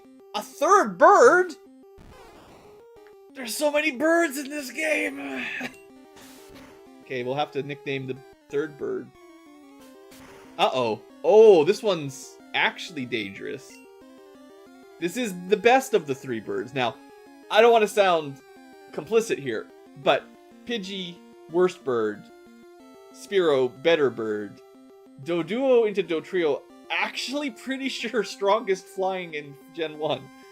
I mean, there's lots of, you know, alternate versions, like, you could say Charizard's flying, or Dragonite's flying, I guess. But as far as, like, mostly pure flying goes. I believe Doduo's is just straightly stronger than the other two standard birds. But we might die. We got one chance before he pecks us to death. Come on, Pokeball. No! Come on, use Growl or something. Oh, it's got double kick. Yeah, we resist. Okay, double kick, we're fine. So we got one more try. I'm really glad the AI is stupid.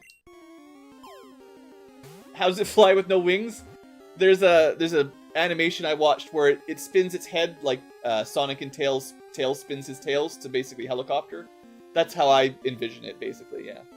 Exactly. Alright, we caught him before we died. That's what counts. What do we learn about Doduos? It's a twin bird. A bird that makes up for its poor flying. See, even the Pokedex knows.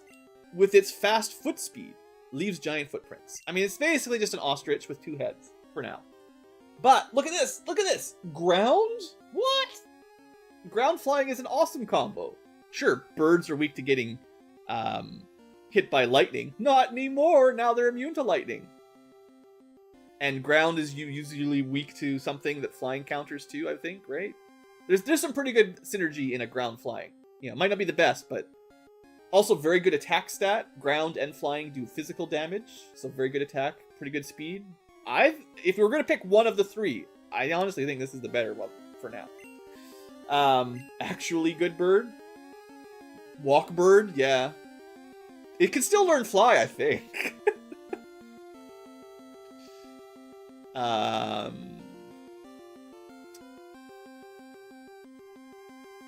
Walking bird, we could call him... He had big footprints. I was trying to think of like Bigfoot is, you know, the Sasquatch thing, right? But like... Birdfoot. That's pretty bad. Chicken duo? Kind of like that. I mean, it only lasts until they evolve, and then it's chicken trio. But it's definitely more of an ostrich than a chicken, right?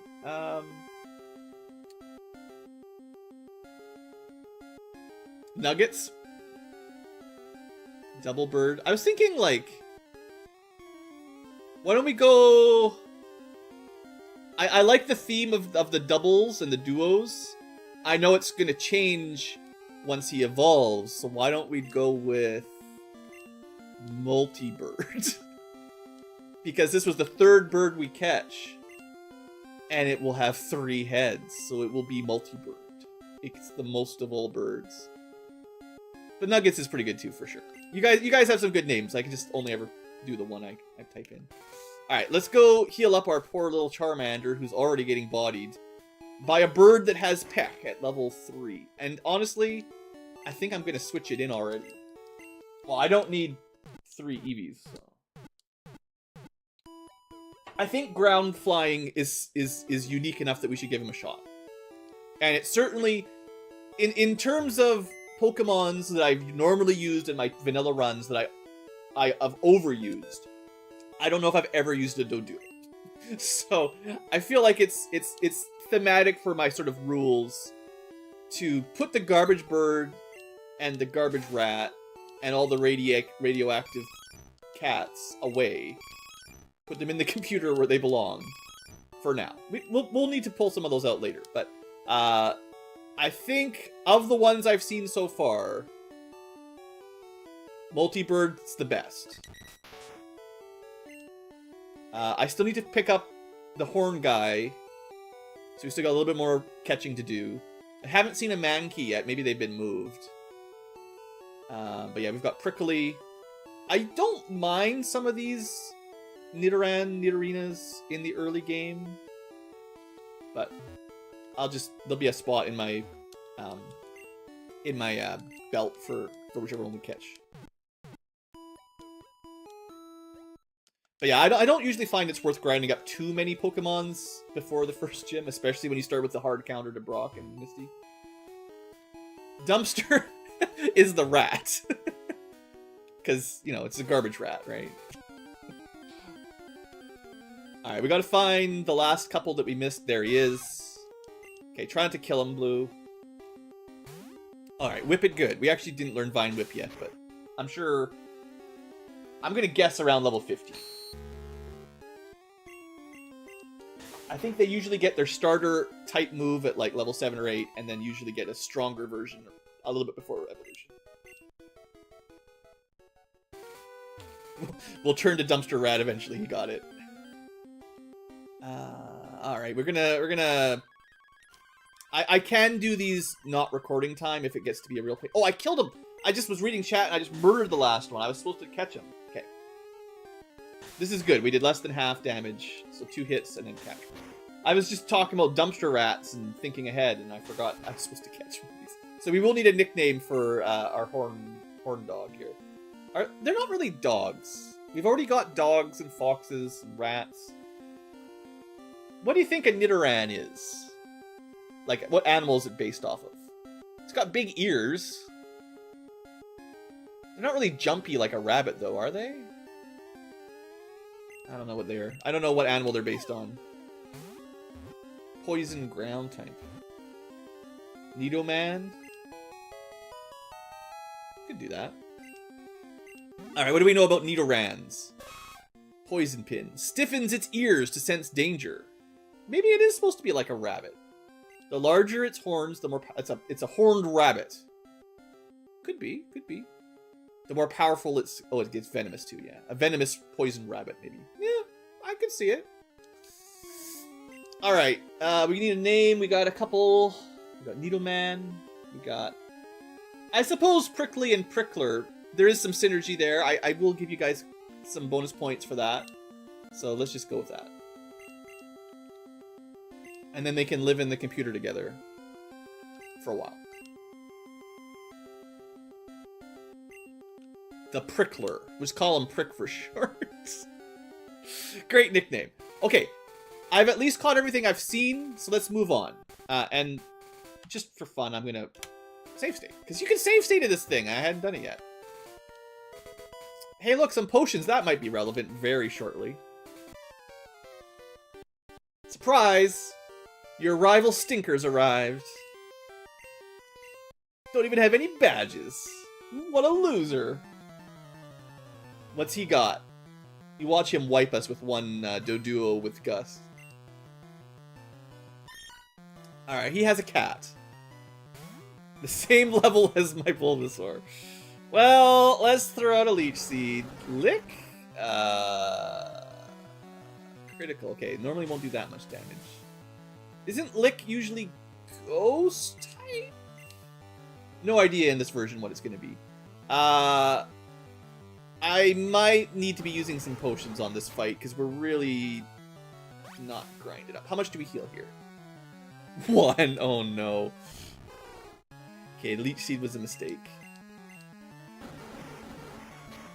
Oh boy, we can't even fight the first one. Okay, we take 4 damage from Lick. We heal 1.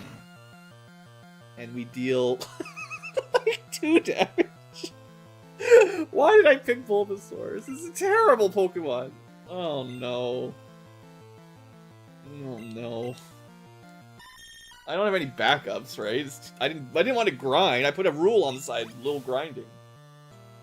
Oh boy. Alright, what's it gonna do? We'll growl it again. Payday, right. That's probably normal type. 6 damage.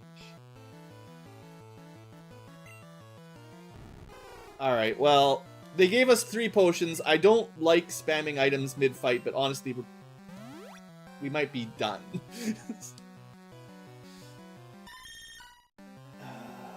It's lowering my attack. I'm lowering its attack. I only do like 1 damage anyway. Yeah, so this random cat is stronger than Bulbasaur at the same level, I think. Honestly, Rise, that's a terrible idea.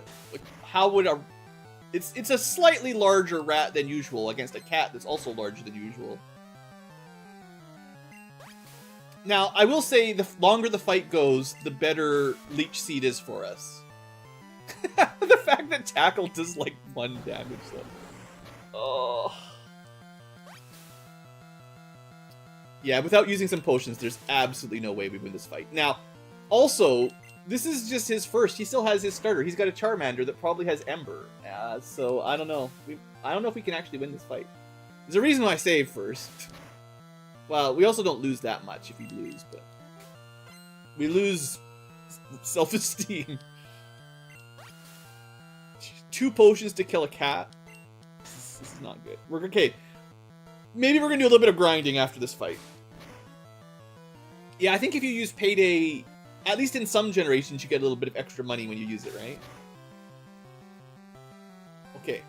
Now we use the potion before, well, yeah, Charmander comes out. These guys at level 3 will not do anything. We'll probably level up here, so that'll probably help. Oh, stop with the licks. Cat. Well, we lowered his attack enough so that we mostly heal through it, so that's great. Oh boy. Alright. This will help. I don't know what moves Charmander get in this one. Not at level whatever he's at. Level. Okay, how did he have a cat that was a higher level than his starter? This gives me some hope.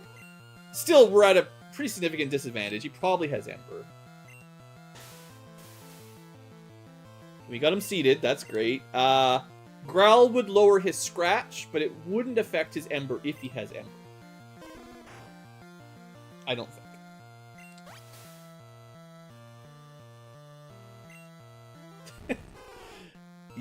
Yeah, definitely all the licking is going to protect us from being burned alive.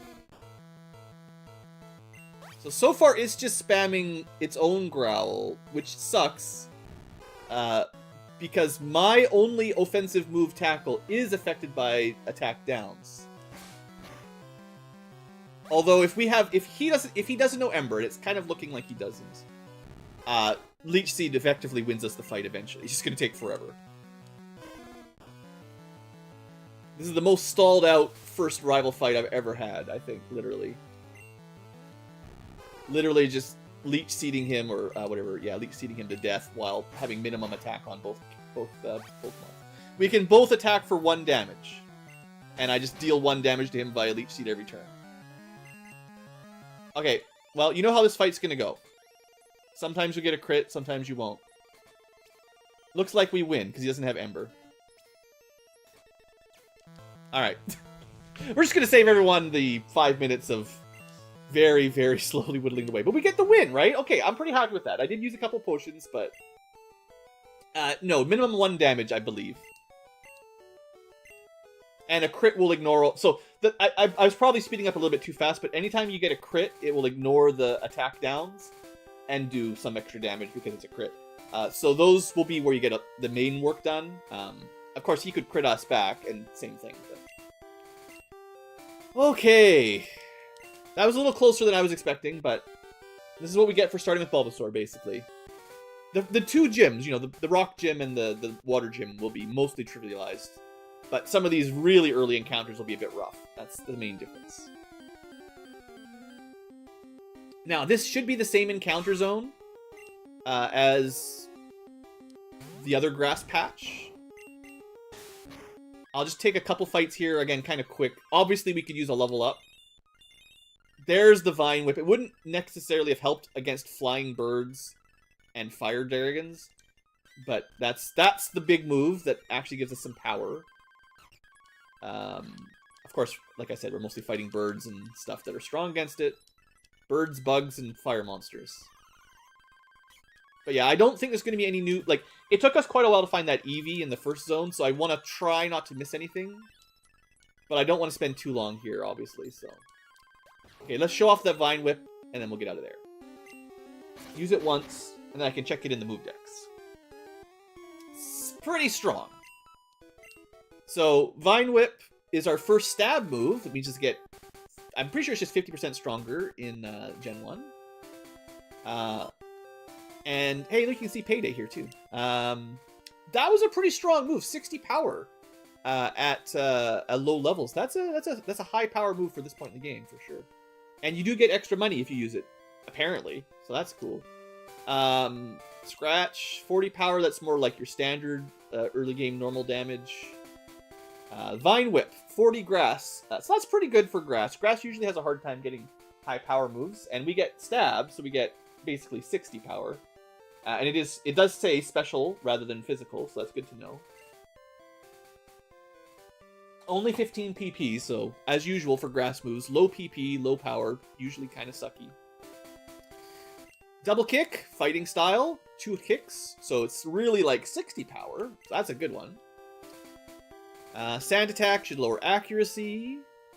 We'll go through these real quick for people who maybe don't know as we learn them. Tackle, the weakest normal standard starter move, 35 power. It's a little bit weaker than the 40s. Tail whip lowers defense. Growl lowers offense.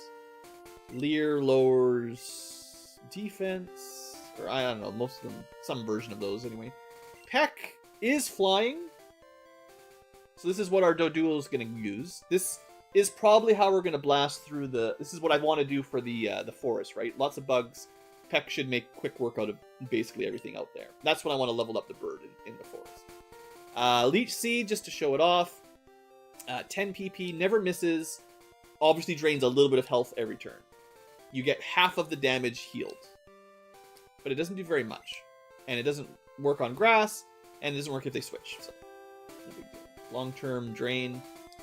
Lick, let me double check. Is Ghost? Oh, Dynamic. That's a new one, too. So Dynamic means, and I think it's only Ghost. It's part of the hack. It will use whatever is highest, your special attack or your physical attack.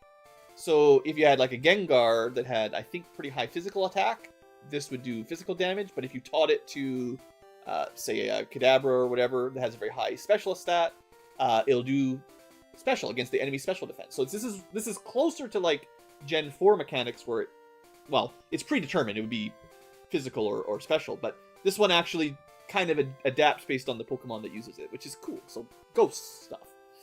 Anyway, there weren't very many ghost attacks in the basic game, so 10% chance to paralyze. We're lucky that didn't hit, and relatively low power with no stab. So anyway, those are the ones we've seen. Cool.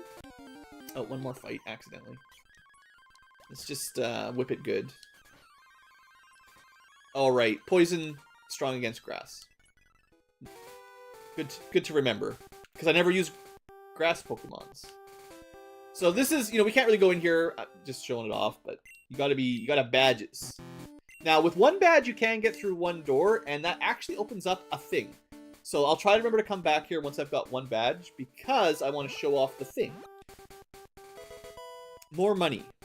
Excellent. Okay. So this was all optional, right? You don't have to go this way, but that was a lot of new Pokemons to capture. And now we start heading north towards the forest and the first gym, because that gym's closed. There are new signs. I'm probably going to skip over them a lot of the times because I just ignore the background. But there are some trainer tips that are new from the ROM hack. And I will try to read them if I notice. But yes, new route, so there should be different Pokemons here. Probably. Oh, ads on YouTube. Yeah, YouTube's gonna do that once in a while. So we got Snake! Another normal thing to throw in early in the game that normally... I think Ekans is another type exclusive, blue or red. But, I gotta go to the Poke Center. I forgot to heal up. But normally doesn't join until... around the water gym is where I think you can find either a Sandshrew or an Ekans, is I think how it works. Anyway, it looks like we got the right amount of damage here, so get in that ball. We need some more money, actually. We're already getting a bit low on Pokeballs. Alright, so... Ekans... Snake... What is a snake spelled backwards? It's really, really clever. Boy, when I was 10, just blew my mind when someone pointed it out. We do need a nickname. Moves silently and stealthily, even though it has a rattlesnake. Eats the eggs of birds, such as Pidgey and Spearow whole. It's an egg eater. Lacks legs. Well, it does. Pretty bad stats. Poison type to start. Probably gets a second type when it evolves in this half. Lacks legs. Look at the icon! That's new. I'm pretty sure that's part of the icons expanded. It actually looks like a snake now in the little icon. It probably... There's like 6 in the original, right? There's very few of those little spray icons. Danger Noodle! Now we're talking. I might be able to fit that in there. No, it's still way too long. We can get, like... Danger Nude. Yep. Perfect. I know I could shorten it to no vowels or something, but Danger Nude has, like, double meaning, so perfect. Let's go rest up, because I didn't think of it. For the future tubers, now that we're recording, I can't show off the cool Poke Center trick. Once we get to the rest center outside of Mount Moon, so a little ways away, there is actually a really neat little, or maybe it's further than that, actually. Ooh, I don't know where it is, but eventually there's going to be a little thing that speeds up the healing process, which is really cool. So at the moment, I am going to use Multi-Bird as my flyer for now. I don't know who else would be good to bring. We could bring... Like, this is another... A lot of these things you normally can't catch anywhere nearly this early, and by the time you can catch them, you've probably got preset Pokemons. I don't know if I've ever used a poisonous... Like, a poison type in Gen 1, because usually they're not very good. I'll have to think about it. It's still a long time before we need a established team. But let's see if we can find anything else in this little patch of grass here.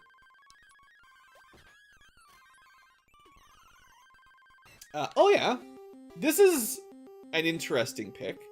So this is like our first actual elemental. Usually you can't get fire types for quite a while. This might be worth trying to use the fire dog. Hot dog indeed. Pretty good damage there. Now, if I remember correctly, Arcanine is a pretty good Pokemon. At least in some... I was going to buy more Pokeballs, too. Before the forest. I don't think it's a tiger, though. I'm pretty sure it's just a dog. We'll see.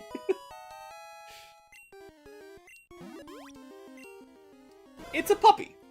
Very protective of its territory. It will bark and bite to repel intruders from its space. Okay, it's just a fire dog. Literally just a dog on fire. Yeah, I mean, hot dog is pretty accurate, honestly. I feel like the dog is hot, therefore it is hot dog. Don't eat the hot dog. We'll go with that. So, first fire type, that would also work for the forest. Pretty like that would smush a bunch. Well, okay, he probably doesn't have any fire moves yet, but if he does learn a fire move at a reasonably low level, that hot puppy, I mean, it's not as good as hot dog. Hot paws, that's pretty good. Could have gone with hot paws. I'm gonna see if I can find anything else in this little patch of grass, but a fire type might be nice to bring pretty early. I don't really want to level up because it's already almost one-shotting things, so. Oh. What are you doing outside of your forest? Sure. I guess we'll catch one of these. I need to fill up that Pokedex. There's actually a... Well, it just wasn't meant to be. So we don't have to worry about the Caterpie. We can find those in the forest much more commonly, I'm sure. I feel like there's got to be at least one more in this patch that I've just not seen yet, though. I've just got a feeling. And my gut is telling me... Yeah, I gotta buy more Pokeballs. My gut is telling me that there's going to be another fire type here to match the fire dog. Because I...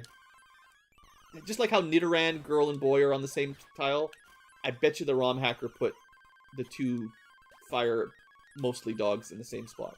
But I'm not seeing it, so maybe I'm not right. It shouldn't matter, but there's like one more grass patch to the north before the zone. Or no, maybe there isn't. Just the one. Let's put a countdown. We'll do 5 more random encounters with super speed. Alright. 4 more encounters. 3 more encounters. And at that point, I'll just assume we found everything that it's going to show. 2 more? I don't know. I already used count. I'm so bad at countdowning. I think 1 more. Alright. Probably this is 5, and I'll do 1 more for bonus round. Alright. Well, so much for that plan. Hopefully we caught everything, and whatever is missing was just... If there was anything missing, it wasn't just rare. It was just...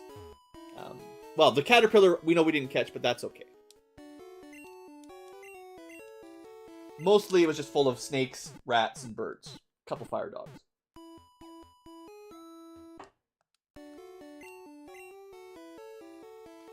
So I do have...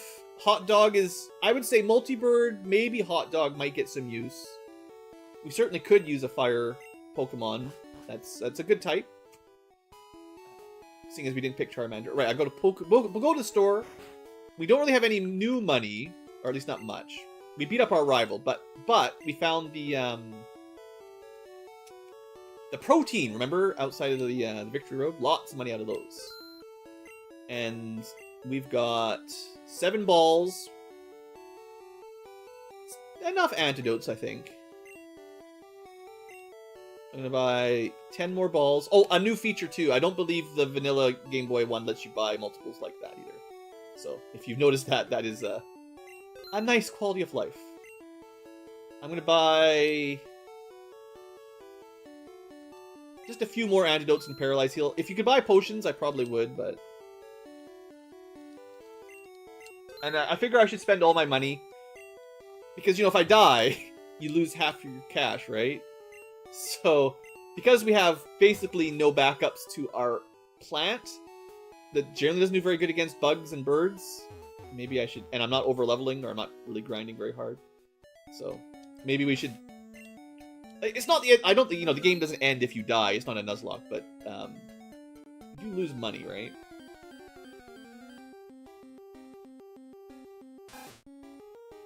Yeah, that's definitely one of the plans I have for this ROM hack, is to not just use... That's literally why I put that rule on the side, to not just use my standard team, because, well, I always do the same thing if no one stops me.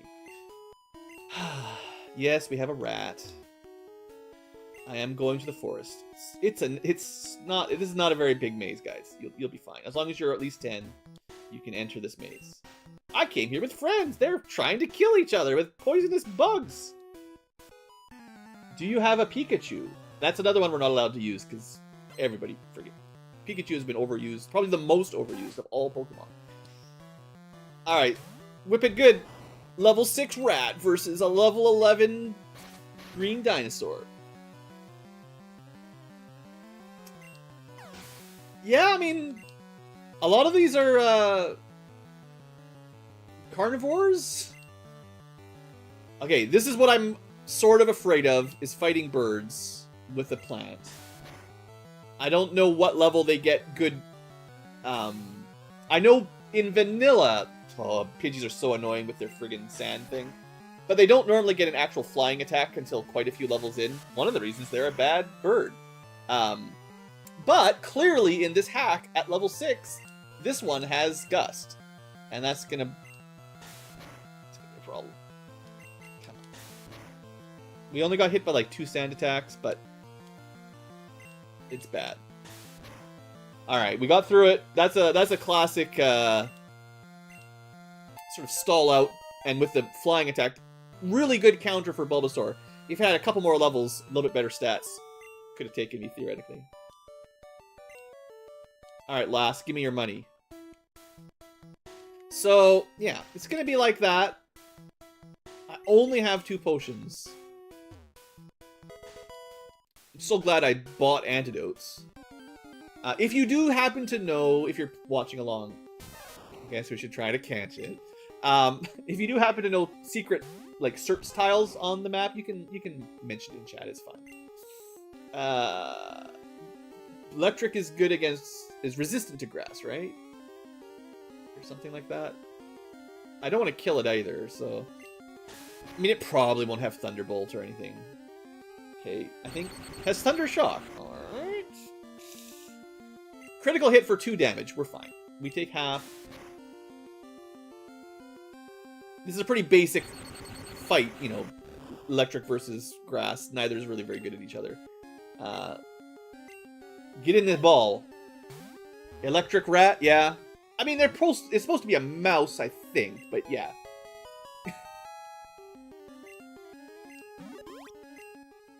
See, it just says it's a mouse right there. The first of 500 electric mice Pokemon that have now been added to every single generation. When several of these Pokemon gather, their electricity could build and cause lightning storms. It's a mouse that can destroy a city. A swarm of these just takes out any man-made structure. Yeah, we'll pick some nickname for the Pikachu here. Sparkplug. Could be.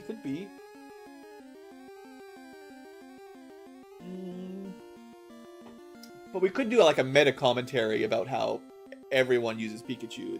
It's overhyped, maybe something like that. Like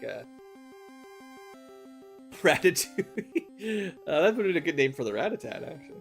I think just personal bias.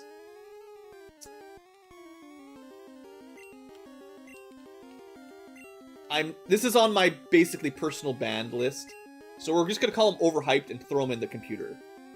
Normally I would bring one because it's first electric access early game. But, like, I don't actually want to use them this time. It is a bit overrated in general. But it is good in that you get it so early before you have access to good coverage. So having a reasonably fast lightning special attacker when you don't have any, and you're mostly fighting birds and bats, you know, it's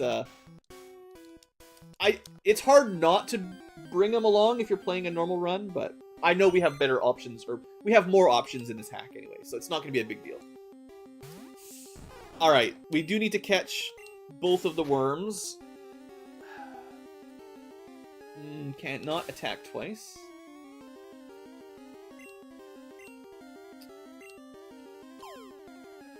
Oh yeah, the icon for the inventory system. They don't have a unique one for all of them yet, but they improved upon the bases, right?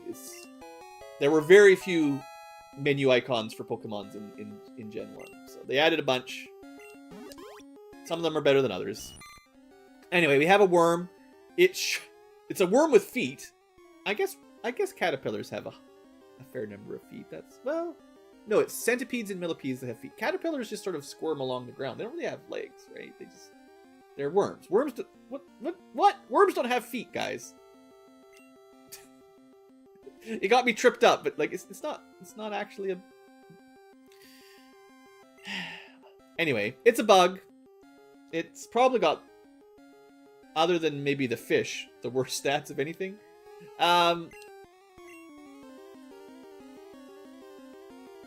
It's got pretty long legs on its sprite there.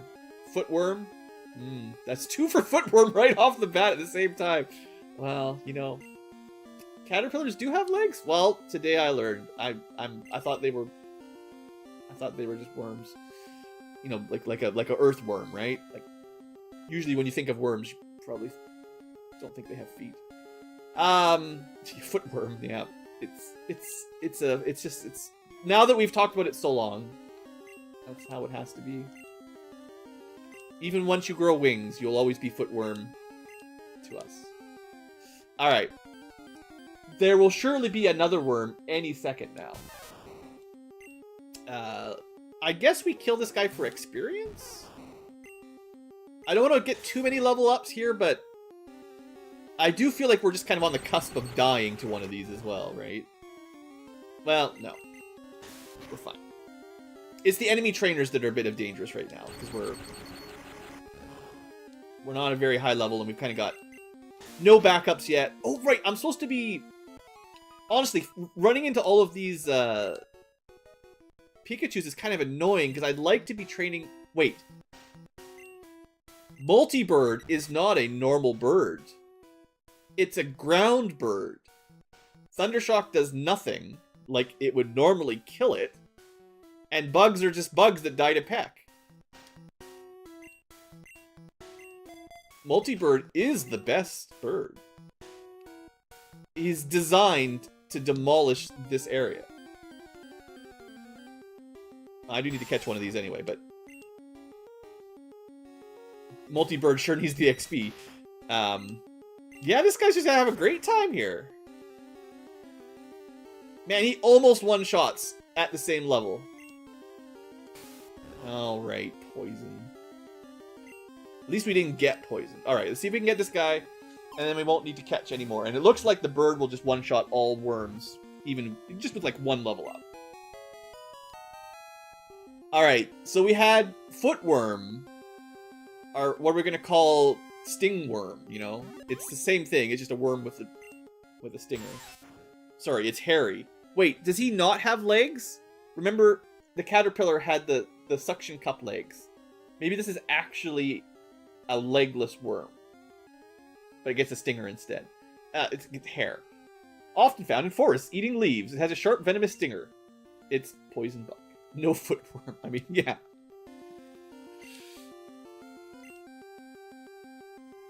Hairy worm. I mean, that was the name they called it in the Pokedex. Hornworm. No footworm. I see 2 votes for no footworm, and seeing as that seems to be the defining line, we matched Nidoran and Nidoran, the 2 Nidorans kind of together. So, you know, we'll match the 2 worms kind of together as well. Maybe we'll try to do themes, right? Like all the Eevees have kind of similar names. That's a good style. I actually don't know if there's enough character. Yeah, no footworm is 10. It'll exactly fit. It's so dumb. Great. No footworm. Awesome. Well, footworm and no footworm.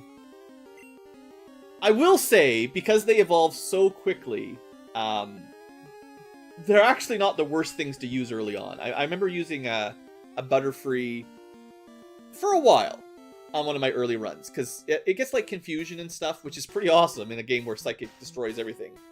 So I definitely have used them. Maybe that means I shouldn't use it again, though. Hey there, Rob. Yeah, I'm doing alright. Just kind of a late night surprise stream here because, you know, felt like I just should start trying again. My last day on my co-op board is tomorrow. There's the AGM, big meeting tomorrow night. And then I'm officially done. And I am taking a long, well-deserved break from all this volunteer board labor. It looks like the bird is slower than the worm that has feet, but is still going to win. The footworm. I love it when you get a level up in one fight. Alright. I know his HP is a little low, but I bet you if you just kill a couple more worms, he'll be fine.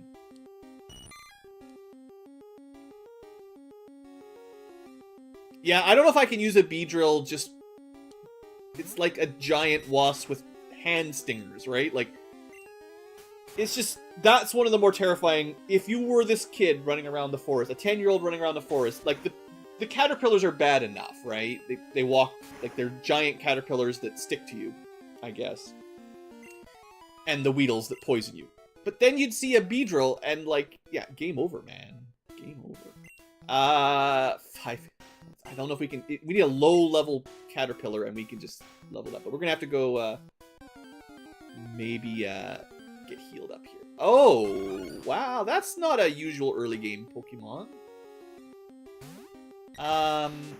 Geesh, yeah, no one... I've never used a Venonat either, because usually can't get these until, like, 4 gyms in or something.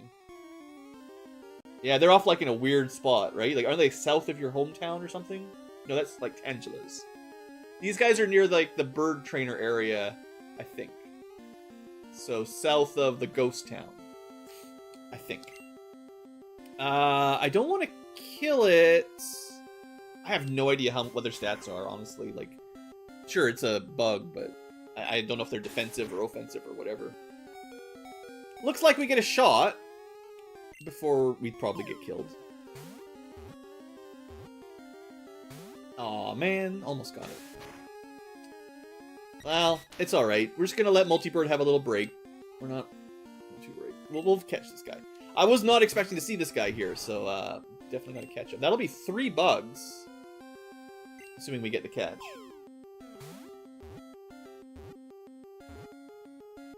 Alright. But the real question for this mothball is, does it have feet? Let's see what Pokédex has to say about a Venonat. Lives in the shadows of tall trees, where it eats insects. It's a bug that eats bugs. It's attracted by the light at night. Doesn't say anything about its feet. It does seem to have 2 feet, though, at the close-up of the sprite. So, you know, it looks to walk on... You know, actually, you know what it reminds me of? Old TV show, Cousin It. Maybe not the eyes. Could just call it It. Kind of like the monster, the swamp thing, just the swamp thing. I mean, I have no idea what these are for. I can't even imagine what you would do with a Venonat. I've never even had one in my team before. It also might hide out underneath the... It might just hide out under the sewers and kidnap children with balloons, so... For all we know... Maybe that's what it actually does. I was trying to get a level up... No, wait, my bird died. We have to go back. Okay, let's do the backtracking a little speedy. I know it messes up the audio, but... this kind of stuff just soaks up so much time in a run. It's just a Jigglypuff in like puberty or something. Yeah. Teenage Jigglypuff. Alright, I was trying to level up on some of these guys. We're gonna grind for a minute to get Multibird to like level 10 or something. I don't think it's gonna take very long. Once we get past the level, or like 1 or 2 level ups, we're just gonna destroy all bugs. I guess they're not that rare. That's the second of those. Worst case scenario, we get poisoned, I guess, and then I have to use an antidote. But I'd like this guy to fight some of the bug trainers. Now, we don't get a ground move. But both of these are going to be resisted, right? I guess double... No. Yeah, lightning doesn't... Electric doesn't resist fighting. Wow, what a strong early game Pokemon. This might legitimately be too strong of a starter. Ground flying, real good. A good fighting move and a good flying move to start with. That is so much better. I mean, I haven't checked the other ones out super closely, but that sounds so much better than almost anything we've seen. Anyway, let's just get him a couple level ups. I'm sure he'll carry us for a while. Like, he's not going to go beat... Actually, you know what? He would beat Brock, too. You could just call this guy our real starter. Because the double kick would destroy Graveler, or Geodude and Onix. Okay, it might get walled at... It might get walled at the, yeah, at the water gym with Misty. The water would destroy it. Hey, you can't disable... Interesting. Venonat gets disabled really low level. So that would give you a build if you're trying to do like a competitive build. I'm joking. But like, it's an interesting option to throw at a low level. The ability to disable when enemies, like, people don't have a lot of moves. If you disable one of them, you know, it is random though, so you might just disable something useless. Anyway, I want one more level up, and then we're going to fight some trainers, I think. Let's get that nice music for the level up sound.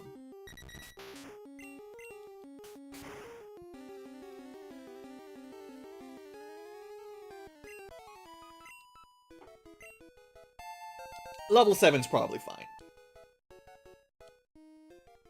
Alright. Let's battle. Bug trainer, I think, right? Totally. Kid with bug net. Does that mean he's even younger than us? Like, he doesn't even get a starter? He just has to go manually, like, tackle a worm himself and stuff it into a ball? I'll be taking that free XP though. Thanks. Thanks, kid. Good work wrangling that worm. I wonder if that's how everyone else. If you don't get a starter, if you're not related to Professor Oak, you don't get like an awesome overpowered starter at age 10. You just have to go catch your first Pokemon yourself. Here, have a butterfly net. Go catch a worm the size of your dog.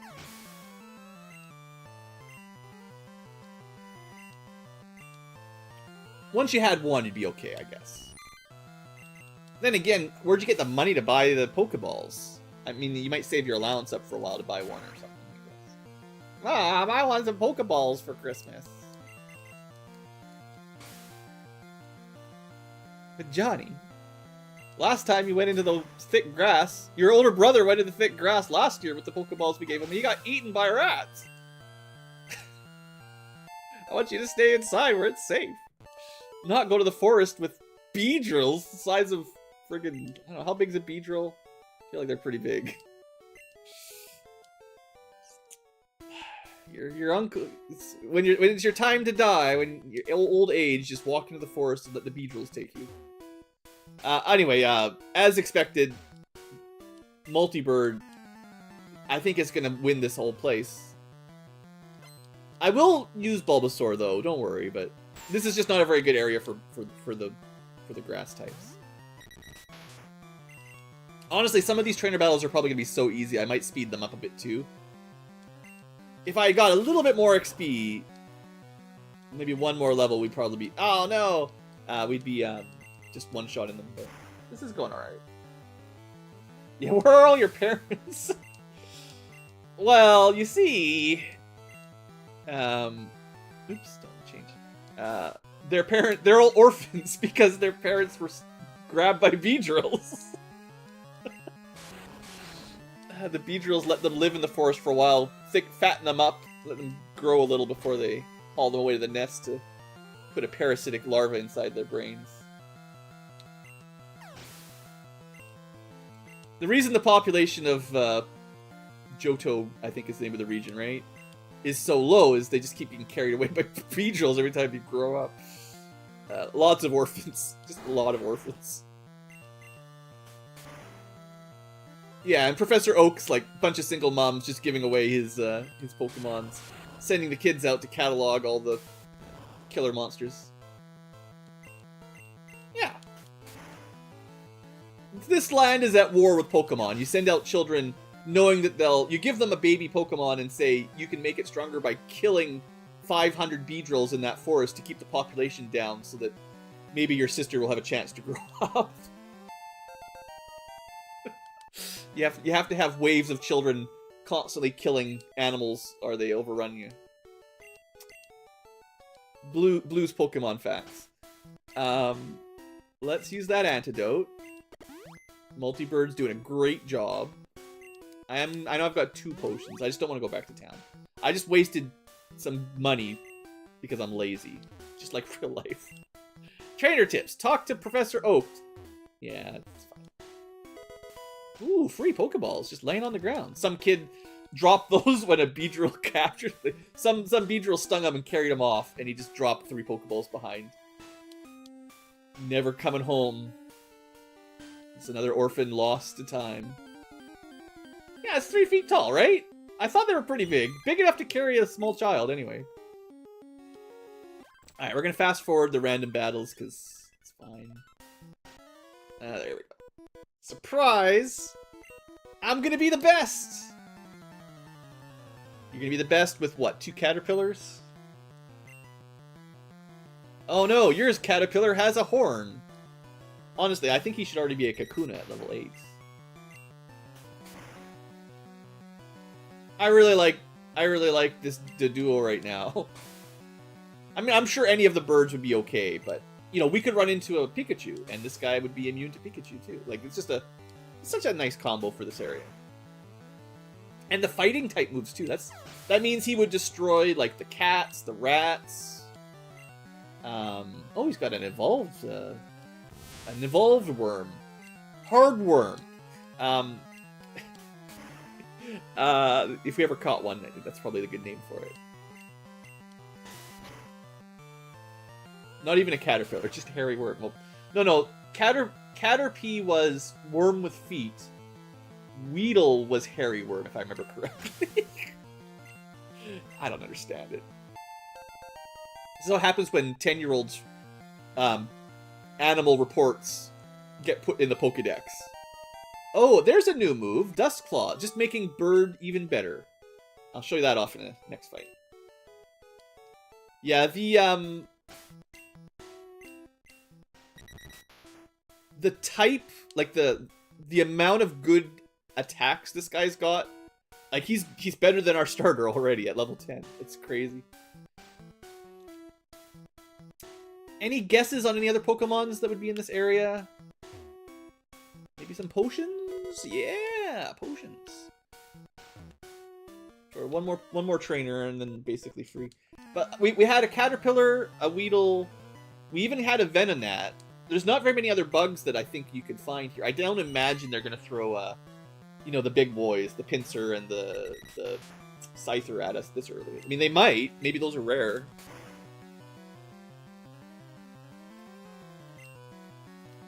Oh yeah, the buzzing sound of a 3-foot-tall bee.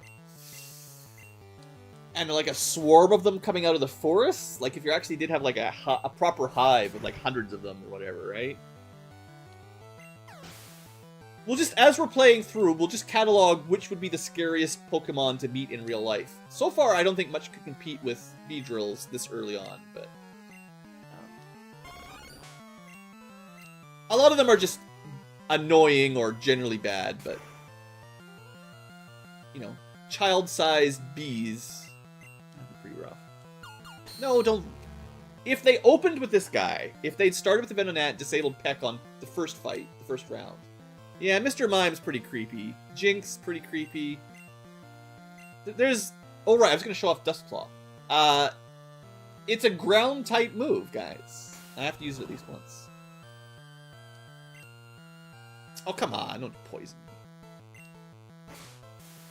Hey there, M. Dobry. Yeah, I put a post in my Discord. Or no, I made a video, right? My 29-minute video. Life sucks. And I'm at the end of November here where I'm finally getting out of my co-op board stuff. So I'm trying to do some fun stuff like playing weird old ROM hacks, but still better than what I used to be doing. Alright, so that's the last trainer. I'm not sure if there's any point taking any more random fights here. I think... I'll get the level up, because we're almost level 11. But we've already seen this. Remember how I was saying this bird is perfect? So strong. We already have a ground type counter to lightning. And rock. And then, all the stuff that's weak to ground. And he gets stabbed from it. This bird is so strong. So strong. Yeah, and see, we've got people paying monthly to see me stream, right? I gotta keep streaming, or people are sending their money to YouTube for nothing. I do appreciate it, of course, but yeah, I mean, that kind of stuff. Funny.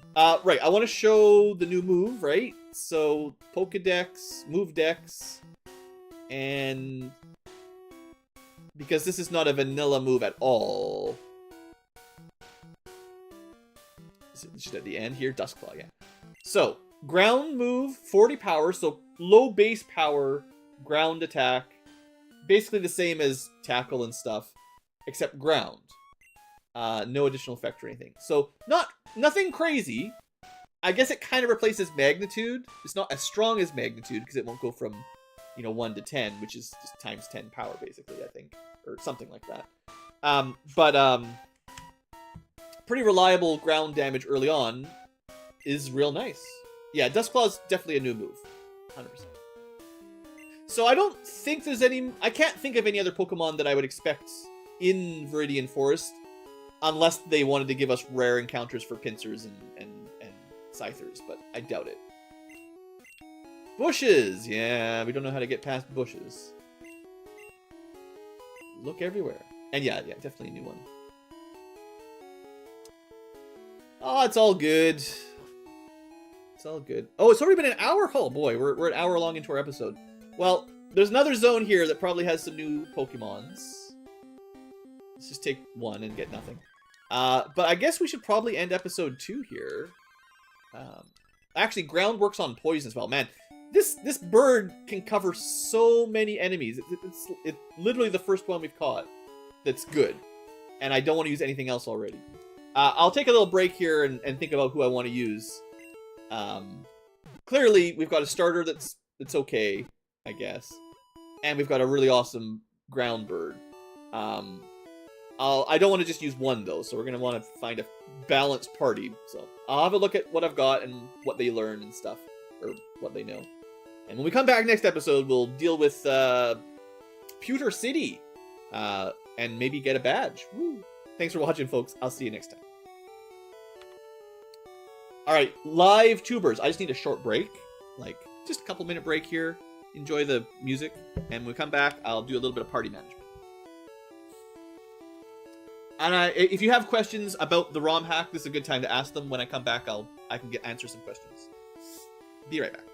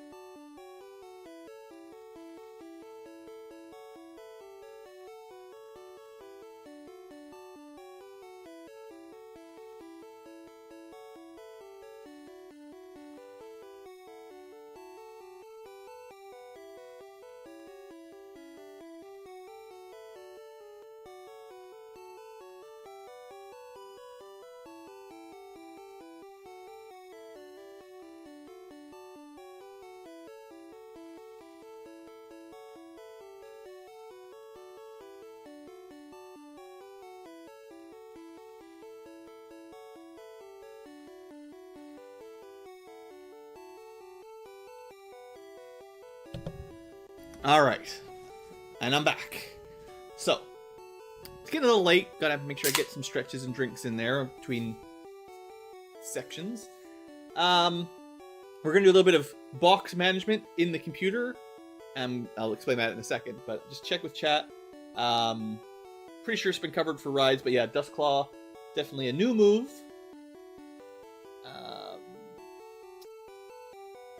I actually don't even know what Blaze Black is. If you reference basically anything from Generation 5 and forward, I know basically nothing about it. And even like Generations 3 and 4, my knowledge is very small. I only know Gen 1 half well at all, basically. But yes, I'm pretty confident the hacker that made the game was trying to copy. He's changed some moves to try to add depth to certain types, like often poison and bug. And maybe the idea with this Dustclaw, it doesn't have any special effects. It's just a low tier ground move. So you've got something other than Magnitude, which is it might not even be in. He may have just replaced Magnitude with just a base 40 power. Just be like, let's not have a potential sweeper or useless, like just decreases the randomness a little bit maybe. I don't know personally why, but that's kind of my guess. Because there's no special effects on it. There are going to be some new moves that have sort of interesting rider effects. But this one didn't say anything special, right? It's just 40 power, ground, physical. It's probably like Magnitude if you just got a 4 all the time, right? So not very strong, but hey.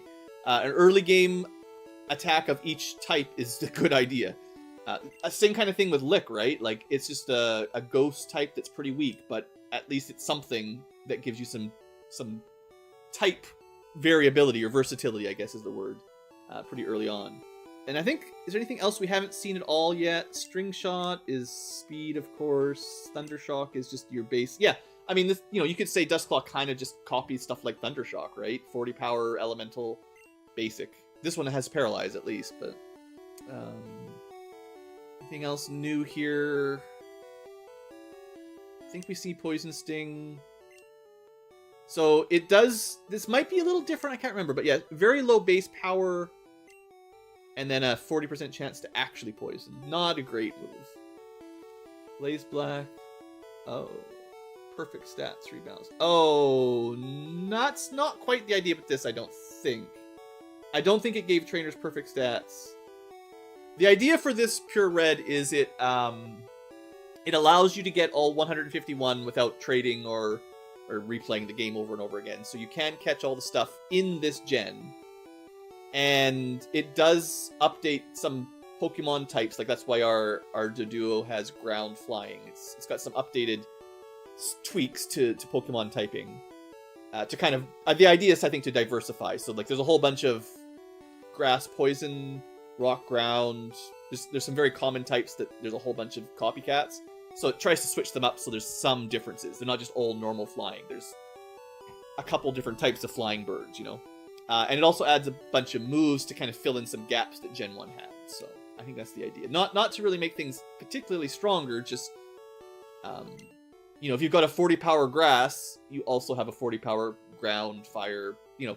I think there is, right? Like, in Gen 1, there is most elements or types have a low tier and a high tier version, a 40 power and a 90 to 95 power, right? But not all. So the ones that didn't tended to suck, right? Like, fire, water, electric, pretty good. Ice had pretty good moves. Grass had pretty good moves. But stuff like poison... Bug, Ghost, some of those really didn't have it. Even Rock was bad because they all had terrible accuracy, especially in the old ones. So I think they've upgraded the accuracy on Rock and fixed some of the... Just added some moves into missing niches where there wasn't like a mid-tier power or something. But again, I don't know the whole... I mean, I'm not the designer. I don't know how they made these decisions. Just... also, probably gone by now, but good night to Dark Angel there. Let's see. So, I want to do one little... I want to start this early, basically. I start doing a little bit of box management. Yeah, there's a couple options that change difficulty. There's one that lets you... there's an option that lets you give trainers their own EVs. Because the vanilla Gen 1 doesn't give trainer EV at all. So your... level 60 Gyarados, Dragonite, whatever, will always outstat Drake's. Because yours has effectively the Gen 1's version of EVs. And his doesn't. So even if you had the same moves and stuff, you'd almost certainly win at the same level. So there's an option in this ROM hack to give them EVs, which will certainly make them more difficult. So my goal here, while I'm thinking, I want to...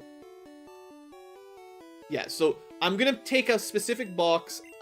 I'm going to say usually the bottom box is just my own... So this is my own sorting system, basically. I'll just explain.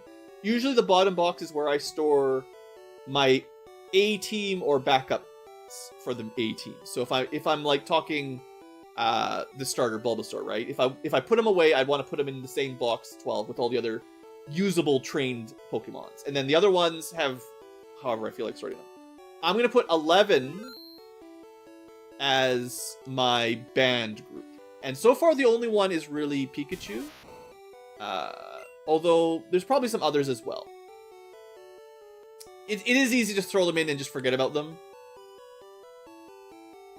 But if I do want to catch 151 and they have nicknames for all of them, it's going to be really hard to remember, you know, 5, 10, 20 hours in who No Foot is, right? So... Prickler and Pricklass and Danger Noodle. Some of them have good descriptive names, but... so Hot Dog, maybe we use. Whippet is our starter, so we're going to keep him for now. Multibird seems like it's just going to carry us. I'm not using Pikachu, period, because it's on my list of overused. I don't know about the bugs, but we have all 3 types of bugs. We have got 2 backup birds that we don't need. We have a cat and a rat, which I don't even know when I would use them. We've got both of the poison pins, a bunch of backup EVs, and a snake. I'm just gonna leave those here for now, but I will need to start sorting them at some point. What I'm trying to say is, like, for the most part is I'm gonna move, at the moment, Box 11 is for banned Pokemon that I don't want to use for reasons like I've just used them too much. And Box 12 will be my active group that I'm trying to use. Other ones might be like unevolved, evolved, never evolved, stuff like that. That tends to be how I do it. Sometimes you'd go like fire, water, ice, grass, but there's not that many of each type, so it doesn't really matter in Gen 1. Alright, it's fine. There is another little trick before we start recording. Maybe I should show off for them too. You can... From this one? Maybe it's a power we don't have yet. There is a way to change... Maybe after we talk to Bill, there is a way to change boxes in the wild, because in Generation 1, Pokemon Red and Blue, and maybe Silver Gold, I forget. If the box is full and you can't capture anything because it doesn't move to the next box. They, in the Game Boy ones, Gen 3, they added the auto swap to the next box thing. But here, if the box is full and you just can't capture anything. So there is an option to change the active box without going to a computer. It's a nice feature. Yeah, Venonat. That's one I know very little about. I don't think I've ever... I don't know what kind of niche that would be used in. I'm considering, because we've talked about Beedrill so much, maybe trying to bring out the Weedle. We need somewhere to level it up. Because I hate... Like, we can do swap training, but I kind of hate it. I would like to try a bug, I suppose. Because there are new bug moves that are going to be stronger. And same with poison, right? But I think Beedrill is bug poison, I think, in this hack. So maybe we try that. I think I have used Nidorans enough that I maybe won't bring them. It's not my most used backup Pokemon, but I definitely have gotten some value out of those before. I think they're fairly commonly known as good. But Pikachu was the first, obviously, too overused.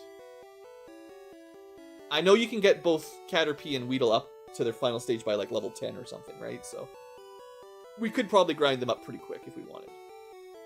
Other than that, there's not too many options. I don't know if Growlithe is the fire type I want to use, but well, there's not really a point. There's a couple trainers that have grass types, I think, on the way to Mount Moon, but it's pretty rare, and our flyer will take care of it. There's not really much value for fire until fair ways into the game, right? Fire attacks are great. It's just we're fighting rocks, bats, birds, water, a bunch of stuff that fire is not good against. So we might use this guy, but we don't need to rush it or anything. Psychic moves, yeah. Well, and again, remember I will say, just to be careful as a caveat, this hack has changed the movesets a fair bit, so I would expect it to stick to the theme. So if a Venomoth normally gets psychic moves, I expect that is probably still true. But it's not a guarantee that you'll get the same, right? Like, as is very obvious looking at our Doduo. I've never really used a Doduo before, but I'm pretty sure they don't usually get a ground attack at like level 10. Maybe they do, but I don't think so. So, anyway, I just talked myself into not changing my party at all. That's how it's gonna go. Hello, mono group tubers, and welcome back to Let's Play Pokemon, the PureRed ROM hack with me, Blue Ankylo, where I did a little bit of inventory management on the computer and tried to decide what kind of mons I should use in my team. And I eventually settled on, well, for now, Bulbasaur is our starter, so we keep him. The bird seems real good, and the hot dog, maybe. There was talk about using one of the bugs, and I don't know which one to use. I think I used Butterfree on my own runs a few times. I don't think I've ever used a Beedrill. I've definitely never used a Venomoth. But I don't know. The word is Venomoths evolve at a pretty late point, so maybe not a great... Like, you have to be stuck as your little form for a long time. But maybe I'll try a Beedrill. We were talking last episode about how great Beedrills are. No big deal. We'll just have one in our team. Anyway, let's get going. What? Team Rocket's at the moon? Scram, kid. Yeah. there's a story, I guess. Some 10-year-old's gonna try to stop this team from...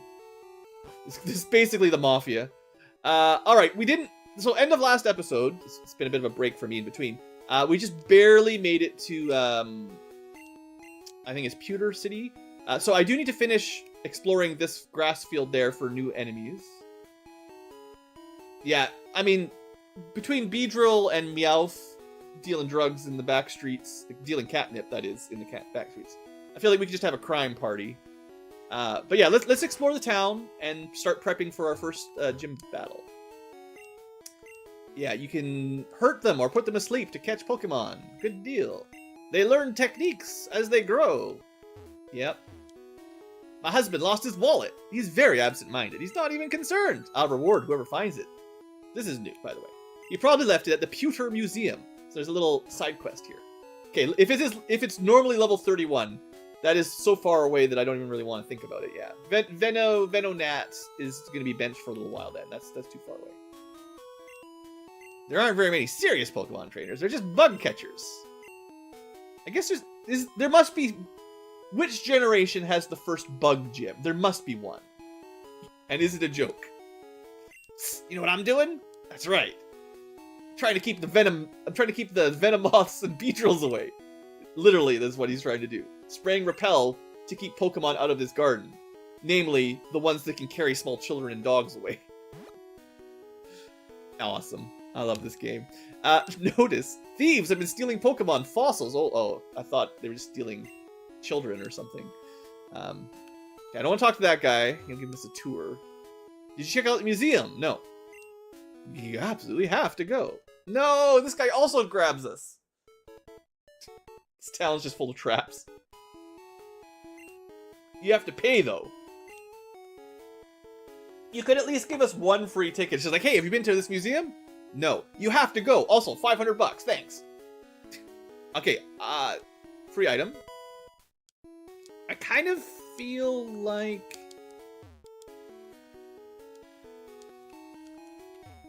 I think I remember a childhood memory of finding an item somewhere around this museum, but I don't know where. So we can just come back later. It's fine. Maybe on the right side? Yeah. Blue sort of kind of remembers a little and finds an item. There you go. Just random spots, you know. Yeah, that guy's a Beedrill. This guy's, hey kid, carries us up here. Takes your money. That's one magnificent fossil. Actually, there's a line from I think it's the electric gym, maybe, where they're like, beware of mimics infiltrating you in the war kind of thing. As if not mimics, whatever they're called. You know, Ditto, that one, right? Dittos that can shape change to look just like your best friend. We're gonna have to talk about that when we get there, because that's another layer of, oh no. We have a space exhibit. So it is the real world, right? They went to the moon. Moonstone? What's so special? It's just moon rocks, no big deal. July 20th, 1969, the first lunar landing. I bought a color TV. So, you know, it is the real world, right? They got a rocket, they went to the moon. Apollo program happened. What's this? A wallet, huh? Whoever dropped it was loaded. I bet you I could buy a Magikarp. Did Gold Silver have a bug gym? I guess that would make sense that they'd get to it pretty quick. I don't know. I did play Gold Silver a bit. Not really when I was a kid, more when I was a little older. And I came back to it when it got remade on the Gen 4 system. But I know a lot of people really like Gold Silver because of the twist second half. But I only really played the first game the most, so.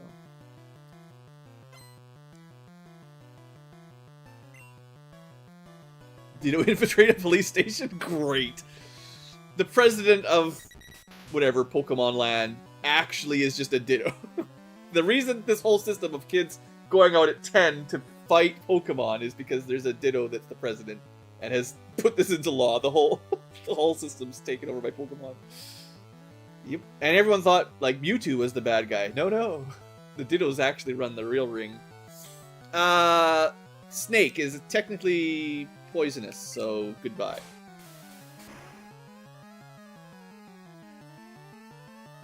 Boy, sure glad I got this bird.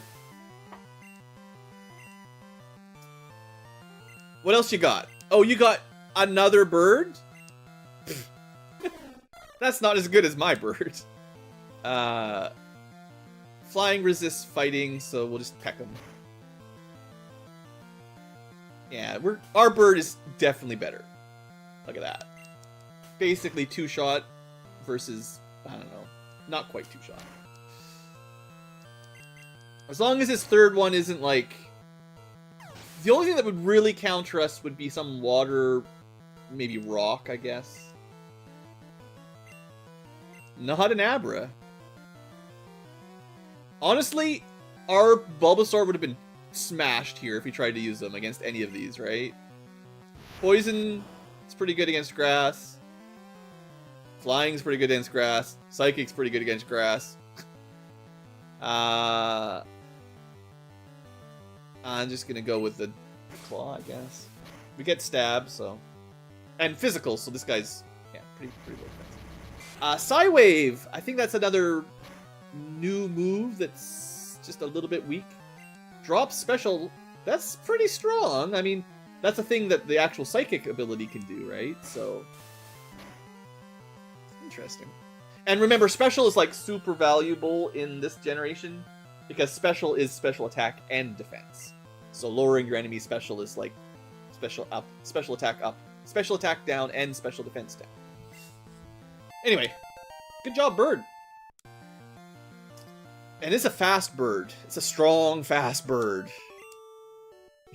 Cool kid. Got his cap on backwards. Spiky hair. We rob him. Take his money. I wish I was old enough to get one of those starters. I mean, to be fair... Psywave is... I think this one might be... Well, now we've seen it, I can look it up. I feel like this is different than the vanilla one, then. Because Psywave is paralyzed? Right? This is a low damage special reducer. And it's on the last page, so I assume it's sort of custom. I don't think that's the same as normal. 30 power, 1/3 chance to lower special. I feel like usually the weakest psychic attack was Confusion, right? It was, in Gen 1, Confusion, Psybeam, Psychic, right? And anything else was, like, non-damaging, I think. Anyway, this is our new super weak Psychic attack. Probably, my guess, is because Psychic is overpowered, so they gave them a lower power Psychic move, so that you don't just always get wiped by it. Because Special being double stats, and the type itself being very strong. I think... maybe I'm misunderstanding, but I certainly remember Gen 1 Psychic being the most powerful single type possible. It's not the same in future gens, but at least in Gen 1 it just covered everything. But maybe that's just my own faulty old memory. Also, hey there, War Raider! I almost thought you were a War Turtle for a second because of, you know, the game. But... Random damage main game? Wow. I mean, I don't remember it at all. If that was in the base game, I definitely don't remember it. You want a Pikachu. Well, I do have one, but you can't have it. Because we have to feed it some radiation stones so it can grow into a bigger version. That's what they say, that's... Evolved stones are just radioactive, so... Just gotta mutate our little electric mouse. Alright, well, we won the random fight. We did get a... So this is like a little side quest we're on. This is part of the hack, not part of the vanilla game. And,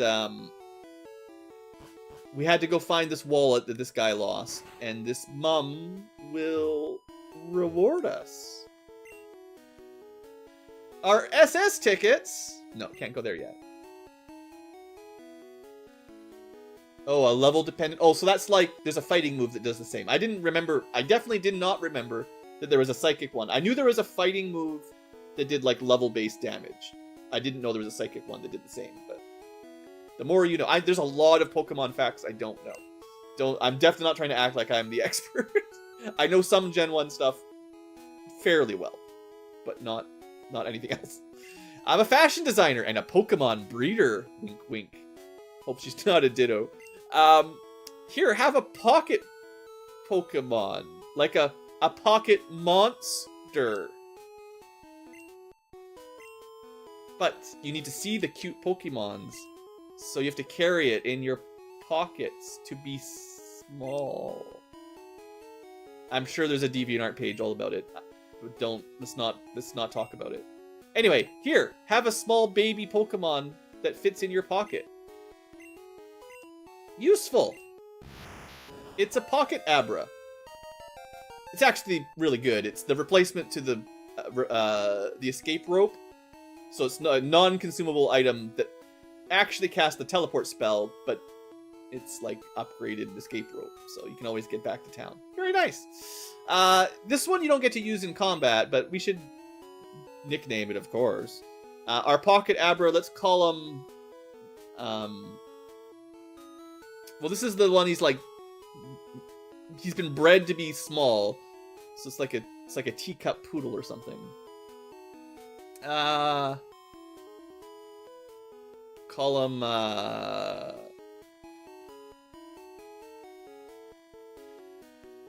feel really bad for this guy. This is like, his whole life is going to be tiny, and in a world full of gigantic Beedrills, you know, Psychic being weak to bug, being a tiny Abra might not be very nice. Hey there, Robert. There's a lot of Robs. I feel like half my viewers are Robs. Robson, son of Rob, the Robert. It's a fine name. Just seems like I see it in chat an awful lot. Anyway, let's not get too far in there. Teacup. I was thinking something like that. But I was also thinking like sympathetic. Like, boy, this guy's got a terrible life. He's just a tiny little Pokemon.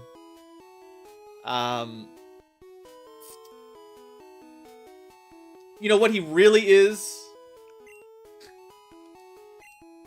He's just a little warp stone.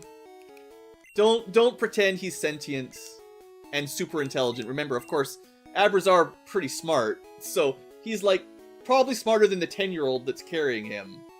Like an intelligent, sentient creature that can communicate is trapped in your pocket, and all he does is teleport you back to town. That's his one job. What is your purpose in life? To butter bread, except he warps us back to town. So, feel sympathy for that one, I think. But yeah, basically we just got an item that we can use it to warp. Very nice. So anyway, good. Let's keep moving on. What are we gonna do next? I think we can buy potions here. We don't have any of those yet, so let's check out. Yeah, first shop, we don't really have any money, I suppose, but expanded inventory, and, you know, if you're really trying to cheese hard fights, it's not bad to have a few of those. Probably gonna run out of Pokeballs, though. Good things happen if you raise them, sure. Shady old man got me to buy this weird fish. It's just like real life, some random old man tries to sell you a fish on the side of the road. Yo, there aren't any TMs here either. Why are the marts so lame? I have to do something about it. Hope they don't mind having some competition. When me and my dad hit the next city, my plan starts. I need a cool name, too. Let's see. The TM Kid? No. So yeah, this guy, recurring best character. Instead of just trying to beat you up with rats, he gets into business. Oh wait, that's the Beedrill. Don't talk to that guy. Not again! This is how they practice kidnapping 10-year-olds. Alright, yeah. Okay, now, should we just go fight Brock? We probably could still solo the Boulder Gym with the Whippet. Basically, grass is just so much better than rock ground. There's no way. But let's spend a couple minutes checking, because I didn't actually check if there's any new encounters here. So we'll spend a little bit of time here, just in case. So I'm just going to fast forward through some of this. I'm not really even trying to grind, so we'll just run if it's not something new. I don't want to spend too long, but you know, you gotta check whenever you're like. One of the things that's nice nowadays is you can just, you know, pull up Bulbapedia or whatever website, and you can just see exactly what's in each zone if you're looking for something, and even the percentages. But when you were originally playing it, the authentic experience is you just fought it until you got tired and were like, I've probably seen everything.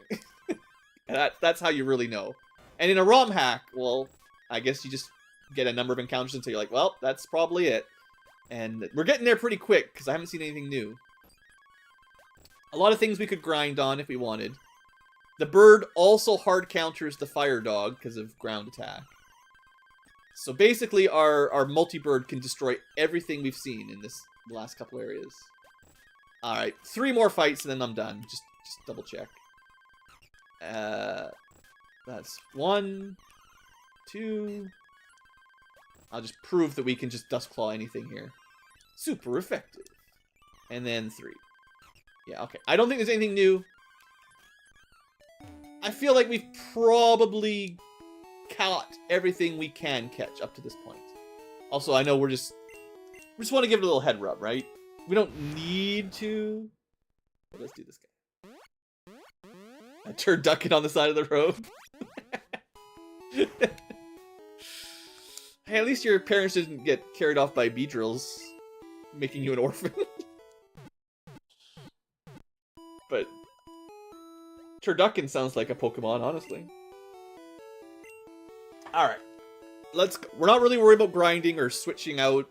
It's just early game grinding is just such a waste, right? The enemies the enemy selection is bad, and you're just gonna get more XP in like the next zone anyway, right? Like significantly more. Nidorans, right? I didn't go to this town, I forgot this one. Right, there's the standard trade mechanics, they grow faster, but you need badges to control them. I thought that was a pretty good mechanic. Prevents you from your older brother just letting you inherit a level 100 Charizard, I guess. Okay, cool. Nothing new here, I don't think, really. Let's do the gym, I guess. So we certainly don't... I actually think Multibird could probably handle it with ground moves. But if they know rock moves, he will be weak to rock. It's rumored that the Clefairies came from the moon. Alright. Let's go. This is a pretty short gym. This won't take very long, right? And somehow, Stinker got here before us. Hey, champion making. He's not a champ. We're not a champion waiting yet. How do you win? Alright. Telling you all about how to play Pokemon. Very nice. Thanks. There are Pokemon on the moon. I mean, they brought Moonstones back from the moon. And all the other stones are radioactive, so... yeah. Maybe Clefairies are aliens. Did they just like the radioactive... They just like some uranium? Alright, what do we got? First fight, Diglett. Well, whip it good, I guess. Diglett's notoriously fast. Bulbasaur's notoriously slow. Oh, I can't one-shot him. Well, we've got enough PP. There's not that many fights here. I'm not too worried about it. But could conserve the use there by using something else, maybe. It's good. We should get our starter. You could... What, he evolves at, like, 16, maybe? Sandshrew. That's fine.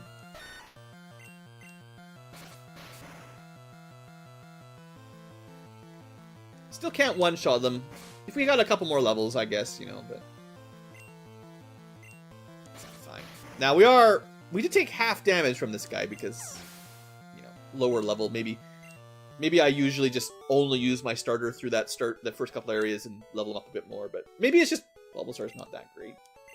One thing I was going to check before we get to fight Brock. What's the stat spread on a little baby Bulbasaur? Oops.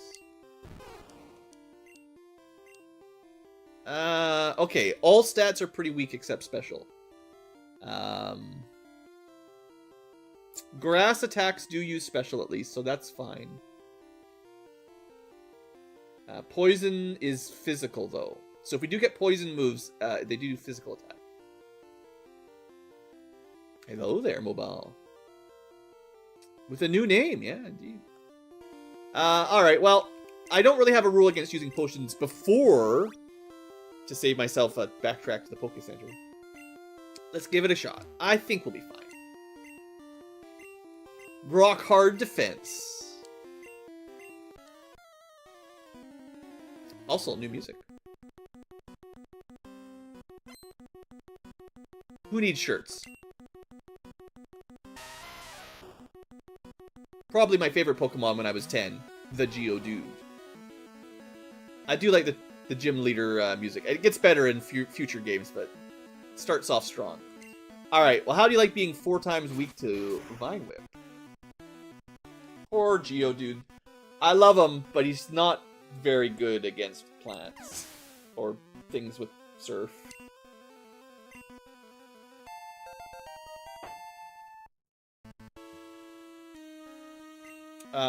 Poison powder? First extra move. This is another neat little feature of the ROM hack. This, yes, no, maybe. If we just click hide, it'll skip that, and just you can still press B to not learn it, so it's fine. Now, I don't really like poison powder very much, but Growl's not good. And they also changed it so you are less likely to accidentally remove something. So you have to press start rather than A to delete it, which is a good quality of life feature. Anyway, poison powder, whatever, it's nothing special, but maybe I'll use it on the Onix just to prove how awesome it is. I'm pretty sure you'd one-shot it with Vine Whip, but oh, he's gonna Bide is different. So Bide usually waits and then deals like double damage back, but this time it gave him attack and defense up. So we gotta keep track of some of these changes. I'll leech him, I guess. What? How dare you, Brock? Although if he spams full heals after being leeched, it would be pretty funny. Because now he'll start taking chip damage every turn. Alright.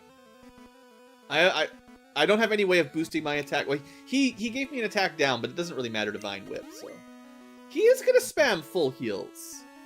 I've never seen a Gen 1 trainer do that. I've never tried to poison one of their things. Interesting. I mean, Vine Whip will trash him, but still, it gave us something unique. Does he do this in Gen 1 even? I feel like he couldn't, right? Oh, it failed the poison.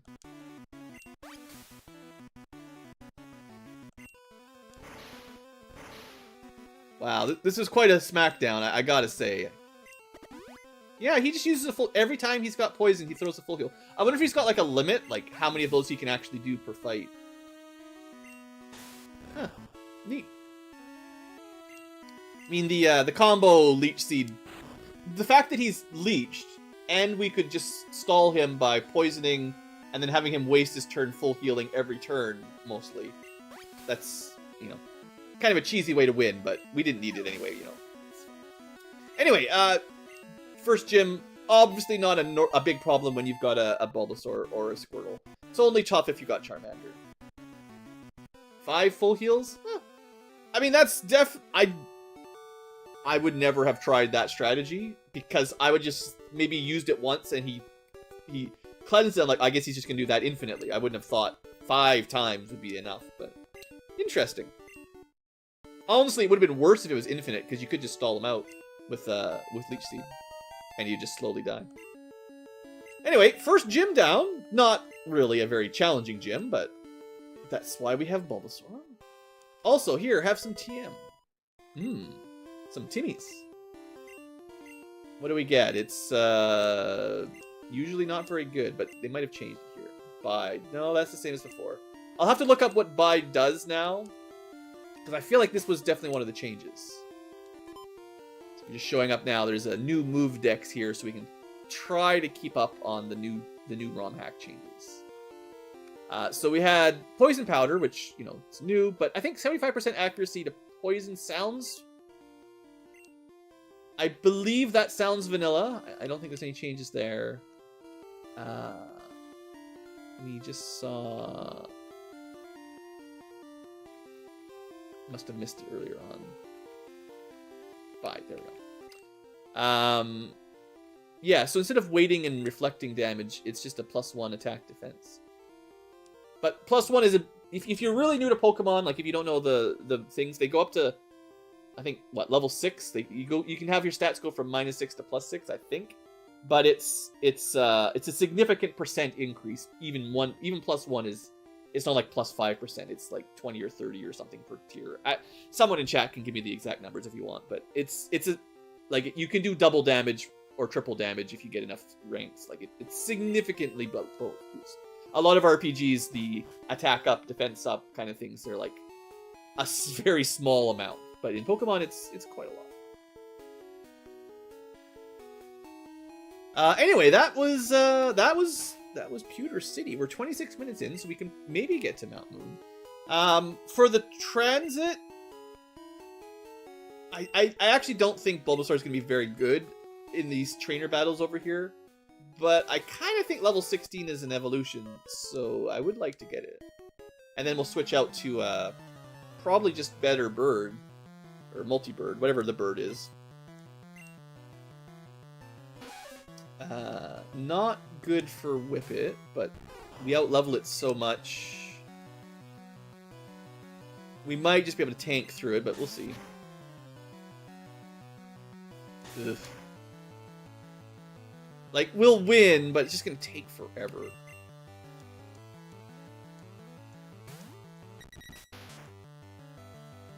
And if he started doing that, the tackle would be even worse. We have a pretty strong counter to poison, so we'll just go with that.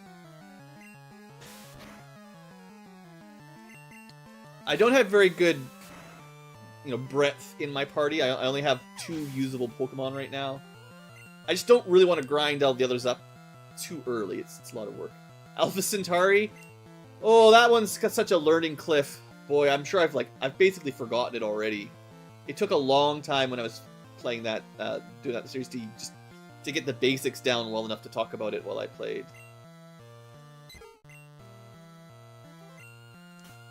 It's a good game, but pretty dense to just casually drop into. Ooh, critical hit. There you go. Get out of here, worst bird. And finally, just a cat. This is like I said, this is why this guy is so strong now. We've got actually anti-normal moves.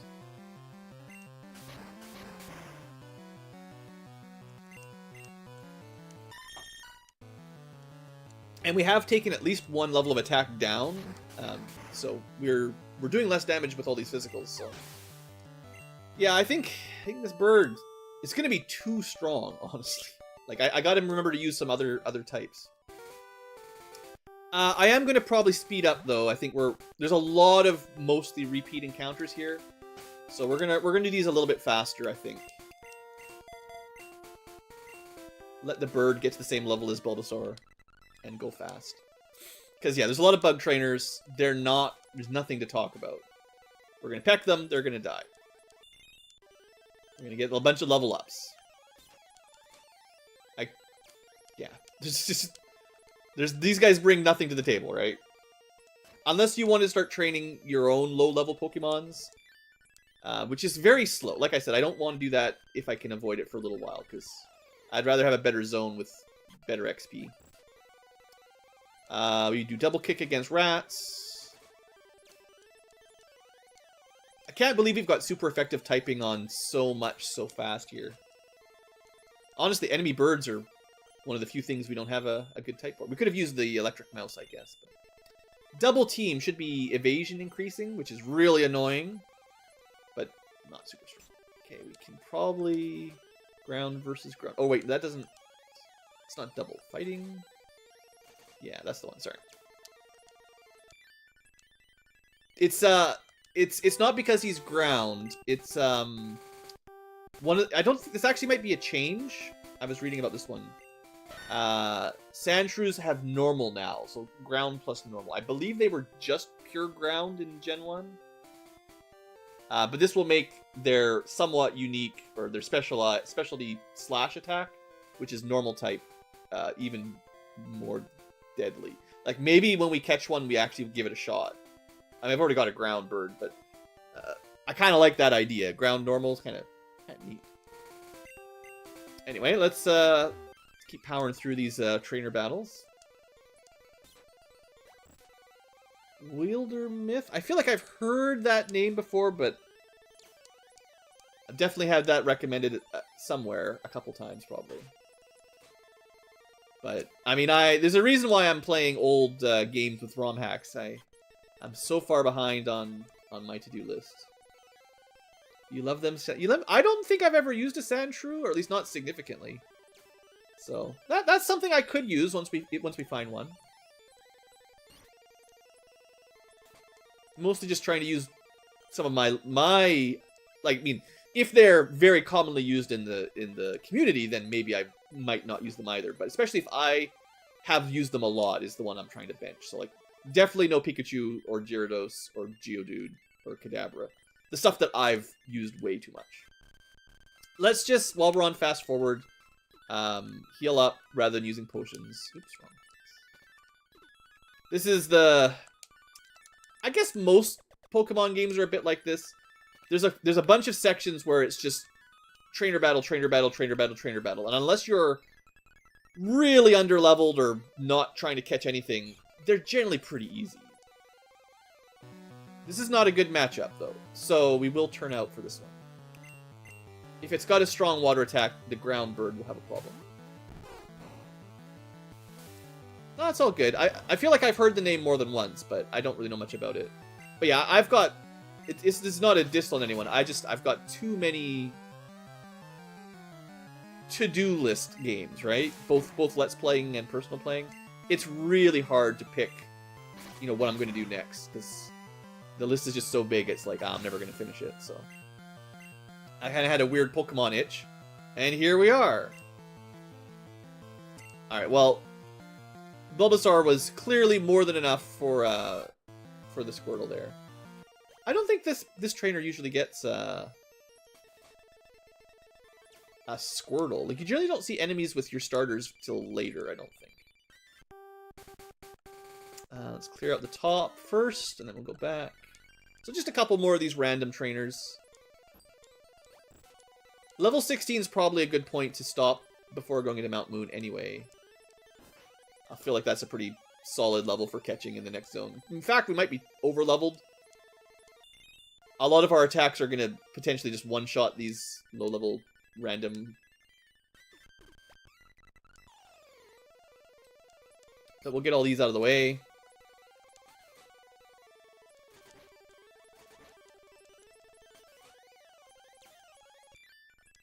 Alright, we get a little bit of money. Honestly, less money than we got from just selling some of those stat upper items on the ground, but that's fine. Okay, so new zone, new monsters, more trainers. This girl just ambushes us out of nowhere. If you ever watch a speed run of these old ones, a lot of these trainers are spinners, so they sort of randomly rotate and will call you out, but you can sneak by them if you can. Level 14 Jigglypuff, eh? Well, did you know that we can double kick? Get out of here, stupid puffball. Almost one shot. Ah, this is why nobody likes Jigglypuff. So, I talked about how sleep was pretty bad in Gen 1. We do not have Awakenings yet. So, we're just gonna have to wait it out. Notice I did not get to select a move.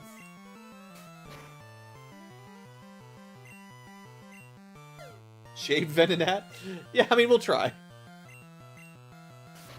So, the turn you break sleep, you don't get an attack. We actually got very lucky there. I think that was only 2 rounds. But it can go on for like 7. So, sleep is pretty brutal. It's probably one of the items that I'll allow fighting gym leaders. Because I might as well just use an Awakening or a full heal on it, because it's no different than hoping that it'll wear off. Like, you're just wasting turns constantly. Yes, I will. I'm going to get to the Poké Center first, clear out the trainer battles, and then we're going to come back and try to catch all the new stuff. That guy doesn't even want to fight. I think there must be a hidden item in one of these areas too. I kind of remember something being stashed around here. Oh wow, chat called it. Whew. First try. Now it's only level 3. I don't know if there's anything we can do that won't kill it with the bird. We're gonna have to try something. Is there anything Bulbasaur has that wouldn't kill it? We check. I mean, you could poison it, but then it just dies eventually. Oh yeah, Wrap is super strong too, yeah. Sleep plus Wrap, yeah, I do remember that. You can't have multiple ailments, you can't be poisoned and sleeped. I would say, like... No, isn't Toxic in this one with the double damage poison? I think that's something, like, Arbok can do, right? If you can get Toxic and Wrap, like, you're just dead. I'm pretty sure.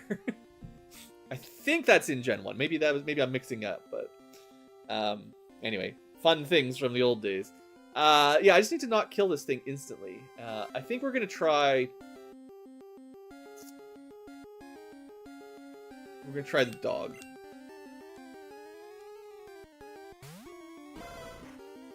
It's just a dog. Oof, 5 damage is a lot. We do have a attack we haven't seen before. Roar is not what it used to be. Roar is usually the swap a Pokemon thing. Now it's dragon-based damage. Wow. This isn't gonna work. We can get one more attack. Maybe I should just, rather than doing damage, I should just be going for full HP balls. I mean, that was 1 or 2 jigs. Or wobbles, I guess they call it. You can, if I remember correctly, you can determine your odds of capturing it based on the number of wobbles.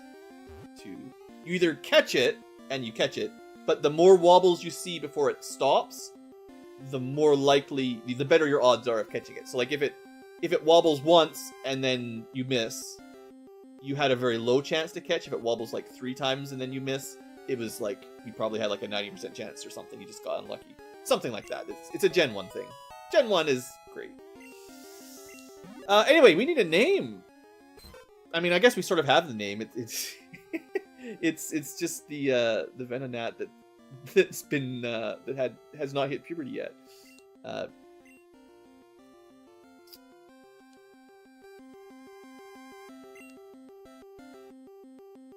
Add in Leech Seed too. Oh yeah, because there's a few of those things that stack even without, like, you can only have one proper condition: poison, burn, frozen, whatever. But the backup ones, the Leech Seeds and the Wraps, they don't count. Yeah, those yeah, there was no exploits and bad programming in the original game. No way. We're gonna call it Shave. Or wait. How are we gonna do this? Shavanot? Venonat. Shavanot. No, it did shave. So Shava, yeah. We'll roll with it. Shaven. Not. Just go with Shavanot. Because it didn't have to shave. Because it's too young. I don't know. Look. Shaved Gnat. That, maybe, I should have tried to get the gnat sound in there, yeah. Too late. Alright. I didn't even want to start capturing yet. We're almost at the center. Might as well beat up all these kids on the way. This is just another orphan off on the road. Oh wait, he's actually an adult. With a whip. Beating up a 10-year-old. Alright, I don't expect this fight's gonna be super difficult, so we'll just blast through some of these randos again. Nidoran, yeah.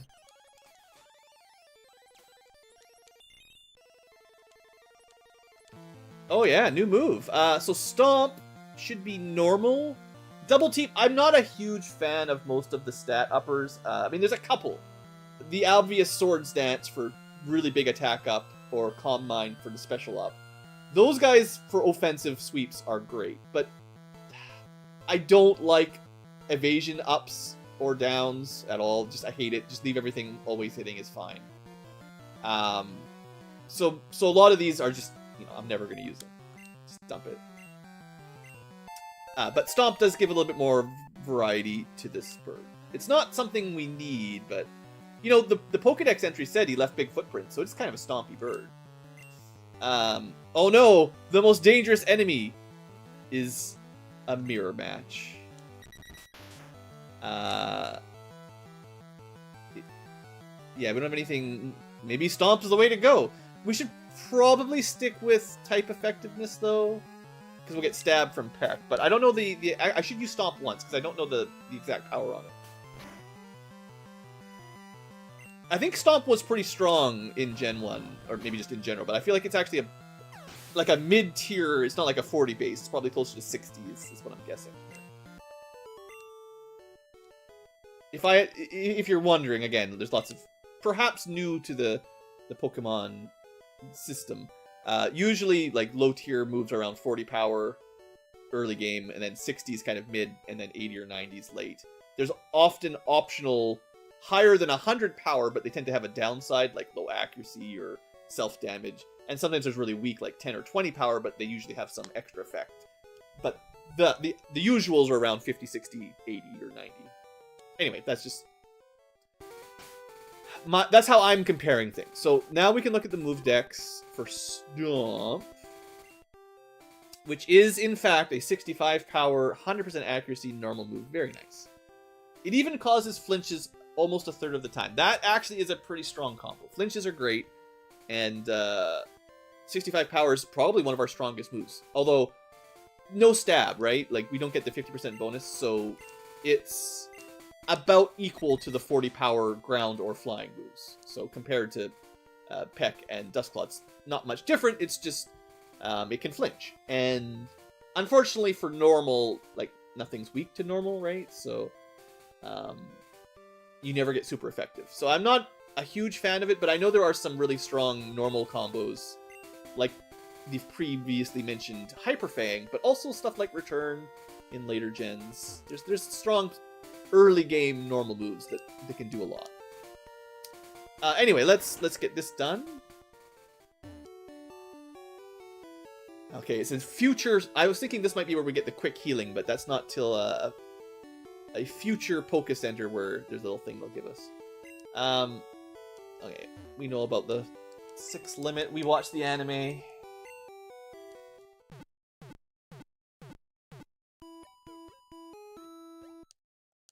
So we caught a Jigglypuff. We will have to go do some more catching. I'm pretty sure there'll be more. Maybe the alternate Jigglypuff.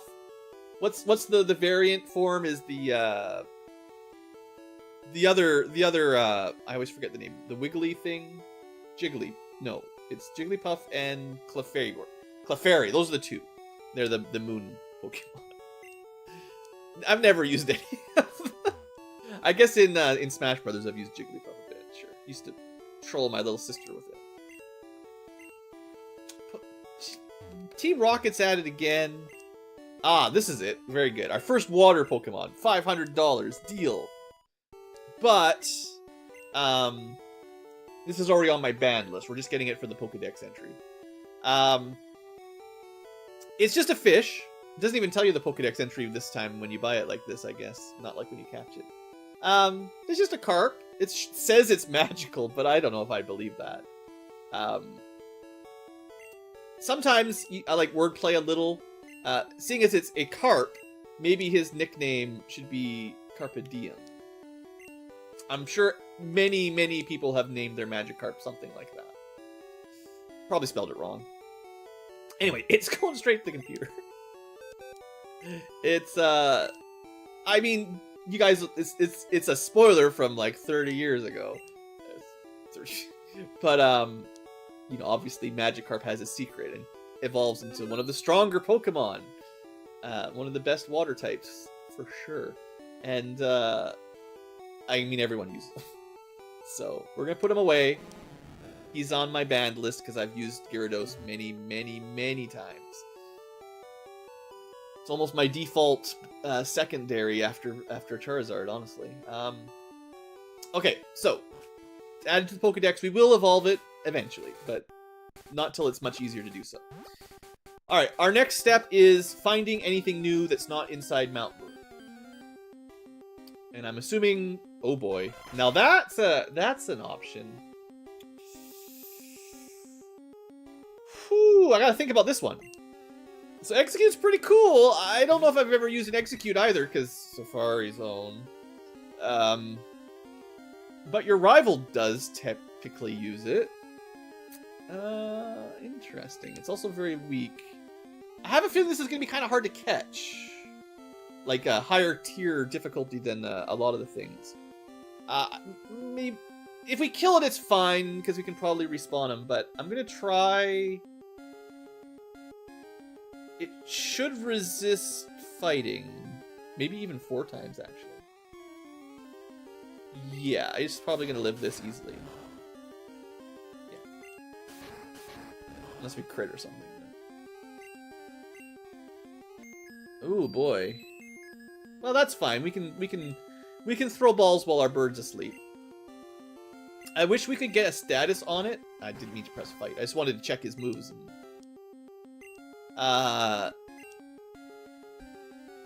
Maybe he's low level. Maybe it's fine. I don't remember exactly how the catch mechanics work.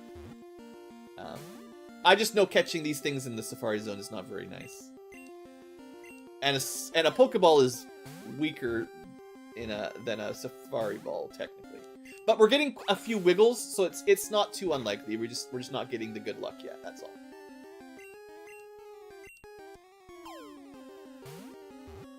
Yeah, I figured quarter damage to fighting. That's why I threw it out there. But I'm pretty sure if I understand my mechanics right, we're just getting unlucky here. There's lots of wiggles. 1 wiggle, 2 wiggle, and break. Because it's not in the super high category. I think you can get 3 in a fail. But I think 2 wiggles is already we're probably 50-50 or something. And it's just, not getting that roll. If it was bouncing immediately, then I'd be like, oh, 5% or something. But there you go. All right. Quality YouTube comment. Now I know my starter is a Bulbasaur, but you know what's better than Grass Poison? Grass Psychic. So maybe we just use this guy. I don't think I've ever used Execute ever, literally ever. I've caught them, sure, but I've never used them. But Grass Psychic is a pretty strong sounding combo. Better than Grass Poison in my books. And his stats are pretty good for this. His Executor stats are pretty high, if I remember correctly. He's not very fast. He's slow, but Grass is always slow. Or Grass. Alright, we do need a name. So what do we call the pile of eggs that's actually a plant that's also psychic? I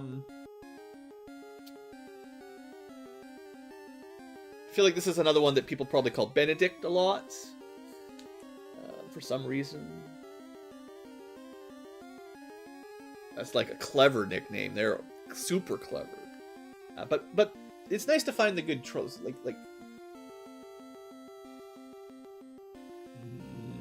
I'm stumped. It's always the nicknames, the hardest part of the game when you're trying to do it with nicknames.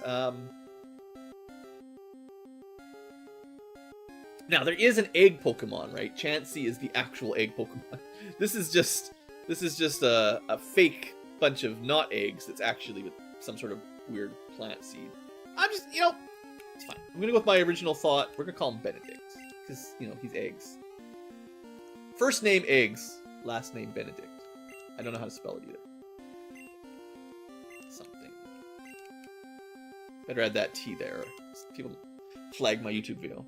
Alright. Yeah, it's fine. Okay, cool. I wasn't expecting that in this zone. Not at all. That's not a typical pre-Mount Moon fight. Oh, hey! It's our web browser. Pina Colada, that's not bad. I guess thinking of the coconut tier, but right now he's not a coconut, so. Well, we certainly need one of these. Oh, we're still sleeping. Well. That's fine. Let's just speed the we're still sleeping part out.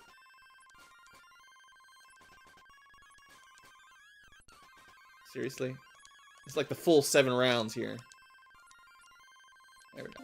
And yeah, you don't get to move on the turn you wake up. It's rough. Oh, and then we get burned. Now that we're not sleeping, there's a limit of only 1 status effect, so while you're sleeping, you're immune to burn. It's great. If we wanted to kill it, we'd kill it. Fire... Yeah, I don't have anything really resistant here. Normal... It's pretty strong normal. I feel like that's probably going to kill... Wait, no! Burn halves our attack. We're actually fine. There's almost no way this kills. I mean, it was close, but calculated because of the burn.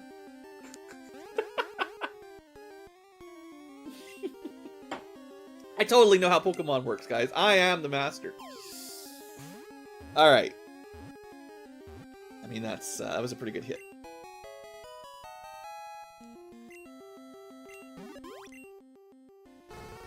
Alright. At the time of birth, it has just one tail. The tail splits from its tip as it grows older.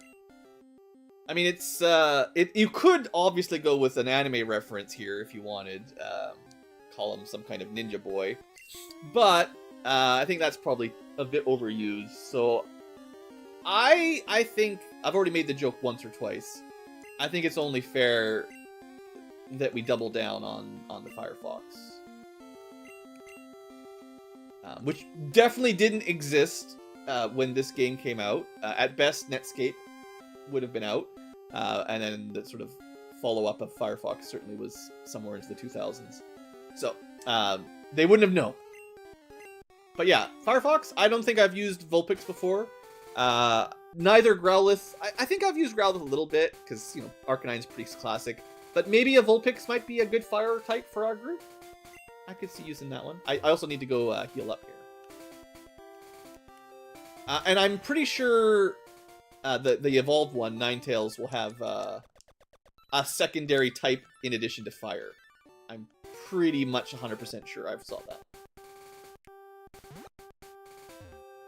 Chrome, I don't know. I know a lot of people switch to Chrome, but to me, it's still...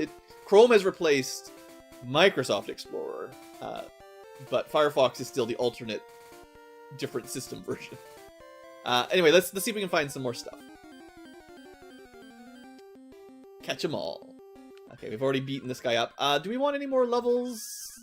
Easy to kill, so let's not grind.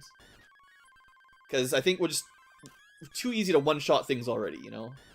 Okay, all there is a bunch of Vulpixes here. We found the hidden Leaf Village. Wow, seriously? So we got a Jigglypuff and then 500 Vulpix. Am I on like some sort of RNG loop? The Execute was a really good find. That's 3 new types here. Maybe that's all there is? There he is. I knew there had to be a fighting type. There's almost... usually... I think in vanilla you can get a Mankey pretty early, so... Let's... I don't think I can attack it with anything. That'll kill it. It does resist double kick, but... Oh, I don't know. Fighting resists fighting, right? That's... No, it doesn't, actually. I don't use fighting types very often. I use fighting moves, I just don't use fighting types very often. So that'll kill them. Yeah, they'll all probably kill them. Let's just throw a ball at it. We only got 7 left. Uh-oh. There's probably quite a few that we need to catch in the next gym. But they had a couple bounces there, so it's not going to be too low. I should sell those X specials. I don't want to use stuff like that. It's cheating. There you go. You don't even need to damage them. Whatever tutorial says, make sure you damage and poison the Pokemon. Like, that's silly. Just throw balls at them. Isn't that how they did it in one of the more modern games, like Pokemon Let's Go or Pikachu, or one of those recent ones where you just won't run around throwing balls at them, basically, like the Safari Zone. So we got Monkey. Okay, I have a good one for this one. If anyone in chat has one, you can preempt me. But I forgot to read his Dex Enter because I skimmed over it. But this is a humanoid monkey that likes to punch things really fast. You can see him on the screen there, punching, punch, punch, punch. I think it's just Mankey D. Luffy. So I'm getting all my stupid references out of the way early on. And that's what it's gonna be. So that's good. Add that to the list of videos on YouTube. All right, let's keep going here through our hunt for new mons. That's 4 in this zone. Show how easy it is to kill these poor things. We've already killed Jigglypuff once or twice. Kick it while it's down. Okay, so that means that we must have found like 5 or so. 5 new. That sounds like a pretty good set then. Maybe what I'll do, just to be fair, I'll stay until we get level 18. And then I'll get out of here. Because I think our Bulbasaur will evolve fighting Geodudes in the next zone pretty quick.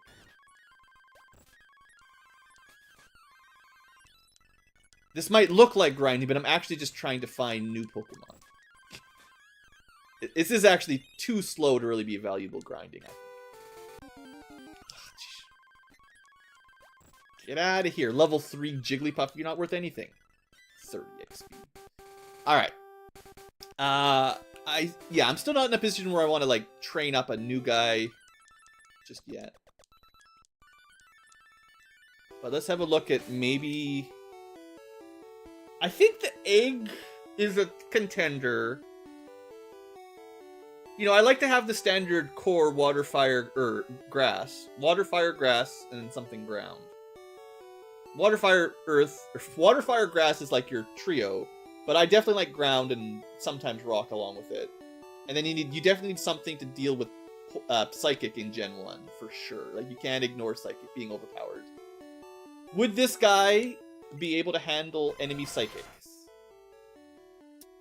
Grass is usually weak to psychic.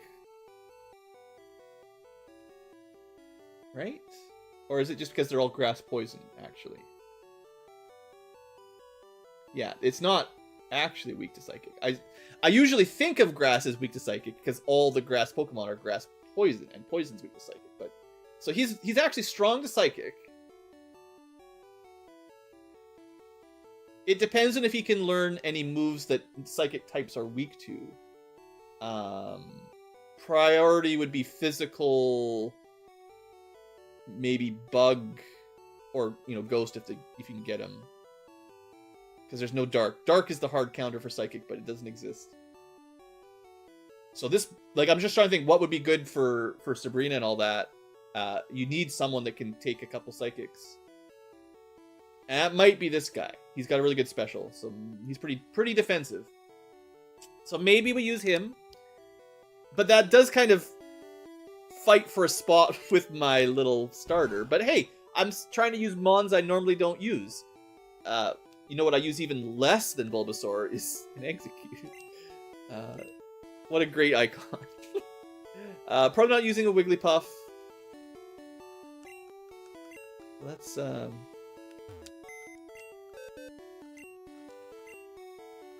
deposit that one. I still kind of want to try the Beedrill. And then, do we have anyone else? I mean, I could bring... I think I'd rather use the Firefox than the Fire Dog. Now that we've got 2 fire options, if I do want to do that. Hot Dog is a great name. But... so that gives us... what are we missing? Oh, I'm in the wrong box. Whatever, I'll sort these out later. This is supposed to be my banned box. That's Fish and Pikachu. So Magikarp and Pikachu. And I'll have to clean this all up later, but not when in the middle of the episode. Oh, it's the hour mark again. Oh, jeez. Alright, future tubers, I'm going to save you guys this. We're going to end the episode here. And I'm going to think about my party going into Mount Moon. Because we've caught all the stuff on the outside. I'm pretty confident.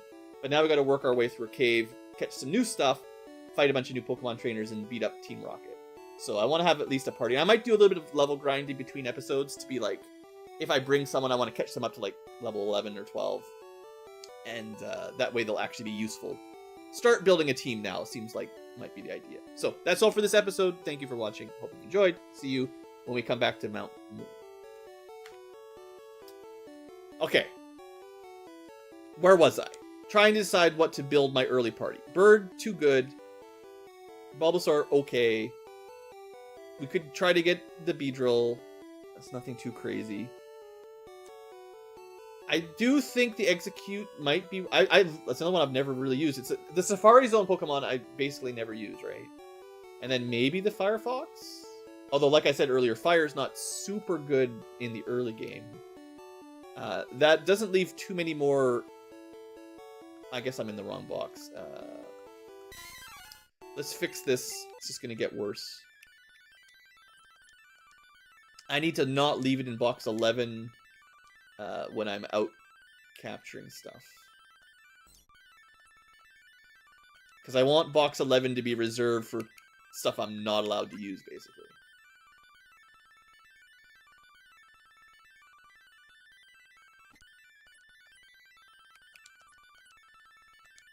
Okay.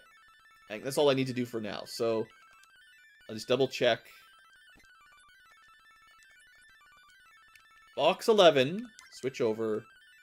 We've got Pikachu, I'm not going to use. Magikarp, I'm not going to use. And Growlithe, not going to use. Because Growlithe is probably my, like, backup. My typical backup to replacement Fire if I don't use Charmander. I've definitely used him a couple times. But I don't think I've ever used a Vulpix or a Ponyta or any of the other ones.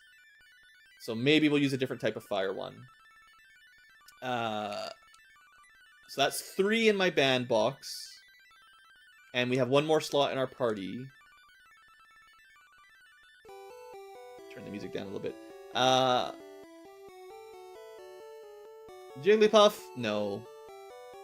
Fighting style, not a huge fan of in general. Like, fighting maybe as a secondary type, or having attacking fighting moves in addition to being on a good type. But being fighting just makes you weak to flying and psychic, which are pretty common problems and threats. And resistant to bug doesn't matter really much, so... Snake, normal, or poison, actually. Actually, is that a change? I think maybe Ekans was normal type in the base game, but now he's poison. I think that might be different. Nidorans, all the spare Eevees, rats, pigeons, cats, bad birds, and worms. There's lots of... I feel like there's more fire types than I thought. Charmander, Firefox, Fire Dog, Fire Horse, Fire Bird, it's legendary. And yeah, the lava guy, Magmar, no one ever uses him. That's like 6 different lines, right? 1, 2, 3, 4, 5. I think 6 or 7? I feel like that's more than some gens of fire, honestly. Like, one of the more recent games from a few years ago, I'm like, wow, 3 new fire types, amazing. But it started with like 6 or 7. I mean, I don't have a full list in front of me, but I feel like it's not bad compared to some types. I mean, there's literally 1 dragon. And Flareon, yeah, 7, look at that, that's pretty good. I mean, there's 1 dragon type, and 1 ghost type. All the grass types are grass poison. There's 1 ice, and then a couple multi-ice. Or is there any pure ice? There might not be. Seal is water ice. Jinx is ice psychic? And the bird's ice flying. Yeah, there's not even a mono ice. Fire's great. I love fire. It's probably my favorite type. Anyway, we're just gonna go with that group for now. There's no way we're gonna have a final team this early, but I feel like I can spend a minute doing a little grind and get a Beedrill, maybe level 10 or 12, enough that we won't insta die. Yeah, that should be fine. The trick is, it has to be like switch grinding. There's no EXP share.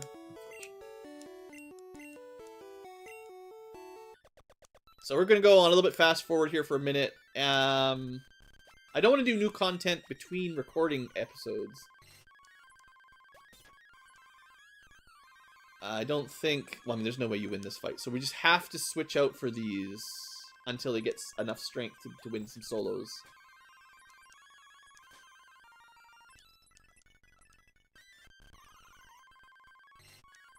But executes are worth a fair bit of EXP. Like, this is one of the reasons why I think a small grind might be warranted, is These are fairly XP. That's like 84 total.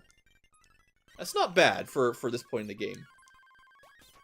Man keys are probably okay for XP. But yeah, I don't... This also sort of puts XP on our bird, which is already kind of too high a level, but... I'm hoping we can get... some kind of move that lets them win against something here. I guess I could test it out. I guess he might slowly kill and execute, especially if you can get the poison effect. Yeah. Alright, I underestimated the worm. Actually strong enough to kill and execute. Maybe just one, though. Certainly not a Firefox. Oops. Didn't really matter. Okay, so I've got a plan. I think we can speed up our bug grind a little by just running. Well, he's not very fast, but run chance is not too bad. And just letting him solo executes. With high speed, this doesn't take too long, and he gets full XP out of it. It's too late to put me to sleep, you're already poisoned.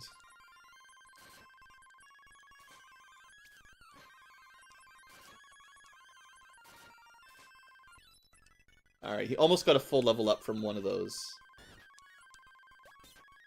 I guess running away just sort of is worse than getting the kill. But yeah, I don't want to do a lot of this kind of grinding. Like, this is not part of the episodes for sure. And only in short doses, right? Like, I don't want to be here for an hour on super speed just doing the same thing over and over again. But yeah, we got the first evolution, and it's level 10 for both of these guys, right? It'll go faster if I get lots of executes. Although I think we have a lower physical attack stat as a Kakuna compared to the Weedle. Maybe we could check. I actually don't know for a fact. I just feel like we actually do less damage. Usually the wild ones don't even have an attack. We're going to check for science. Physical attack 35 base as a Weedle.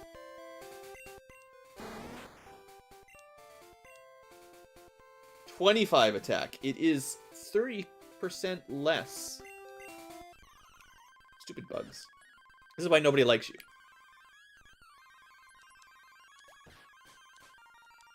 Oh, what did I switched out the wrong direction. Oops.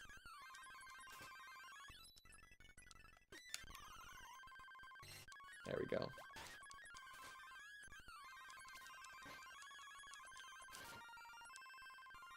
Luckily, Poison Sting has a lot of PP. It's a very, very PP efficient. Just take your bees and grow a big PP, I guess, for them. Why couldn't they have picked a better acronym for 10-year-old for a game made for 10-year-olds, right? Could have called it special points, maneuvers, anything. MP, move points, you know. I feel like this combo of killing executes with my bug attack or my poison attack is not a bad strategy, except that, like, the sleep stalls us out so much that I maybe should have just swapped the bird and one-shot it, right?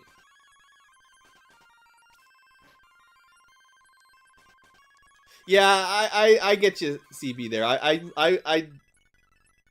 understand. Like, I can definitely do that a lot too, where I'm not paying like super close attention and you can just listen to someone ramble on for a while.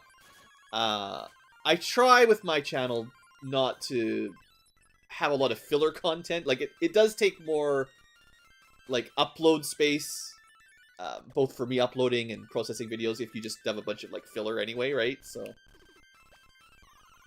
the grinds like this, I generally don't like to show. But if we're streaming, it's much easier to just be like hanging around, chatting with whoever's around, and play it on high speed and summarize when you get back. I don't... Yeah, bugs are not winning against fighting. It's not at the same level. Alright, level 9. He's almost there. Honestly, didn't take that long. Like, if you can go from a basic worm to a relatively powerful final evolution. I know the bugs tend to have early final evolutions with lower stats than some of the other, but still having that this early would be probably reasonably competitive. I don't know. I mean, I'll compare his stats to the multi-bird once he gets a bit closer. The unevolved, but super powerful bird. Technically, all this grinding does give them stat experience, like your EVs. So they get a bit stronger every fight from that, or a bit overall stronger. You can probably beat... No. That's not worth it. It's going to take too long. Oh, the good old Final Fantasy 1 Thief solo. Boy, yeah, that's a... that was a time. I can't believe... I don't know why. I still get, like, the urge to go back and do another solo Thief run every now and then. Just... something's wrong in my brain. I just really like grinding. Like, solo, one character, one input. Just like this. There you go. Now your nightmares come true. We have our own flying Beedrill servant to kidnap our enemies. Did it say how big they were? I was wondering about that. Yeah, 3 feet tall, a 65-pound bee. That's bad. that's a 65-pound bee. If you're in non-America, that's like what, 20 kilograms, nearly 20 kilograms, something like that. That's a big bee. that bee's bigger than your dog. Whew. Yeah, poisonous bee. Anyway, his stats are now actually quite good. He's a bit under 400. I think final evolutions tend to be a little over 400. Like, low 400s for most in this game, at least. I know it's different. Once they split special attack and defense, it's a different total. But in Gen 1, I think around low 400s is good. And sure, legendaries will be in the 500 or something. But so no, this is pretty. He's fast. He's got high physical attack. Bug poison type. No flying. Just bug poison. Yeah. So he doesn't have, I think, maybe I'd like to get him a couple levels. Oops. Because I'm hoping he learns a bug move. Poison Sting is a weak poison attack. String Shot is slow, useless. Harden is defense up, mostly useless. And then Focus Energy. Okay, I remember reading about this. I'm gonna start recording maybe for that. Nah. I'll just explain. The future tubers don't care. Focus Energy in Gen 1 is bugged. It's supposed to increase your critical hit rate. It lowers your critical hit rates. Enjoy. But the Romhack fixes it. Hey, Thorna. We're just playing some weird Pokemon game, you know. Ideally, we need some new moves for this guy. Like, I was really hoping he would learn something useful, you know, around level 10. Like a flying move, or a better poison move, or even the rare, what would you call it, bug attack. But so far, nothing. There are definitely some new bug moves. I've definitely read about them. I don't know what level anything would learn them at, but I know there are new bug moves for sure. But even that pin missile or whatever would be okay in the early game. Like, right, if you had it right now or soon, it's like, well, it's not a great attack, I will admit. But it's like 15 times 2 to 5 or something like that, I think. It's not much, but... So far, I'm not impressed. Maybe level 11 or 12. The hack does fix a lot of bugs. Explicitly leaves the missing number glitch if you really care. So you can still do that, but it fixed the bug with that doesn't corrupt your save file. So you can do the item duplication glitch with missing number, and you don't have to worry about it ruining your save file. So it's actually, well, they know. I haven't tested it, but I also have not had any crashes or anything weird, so whatever they did seems pretty stable so far. I think you level up slower once you evolve, right? Like, the amount of experience needed per level is modified by your, like, evolution state, kind of, or I'm not sure what the game calls it, but so, like, our Beedrill here is actually taking longer to go from 10 to 11 than he would have as a Weedle or something. I think that's a mechanic.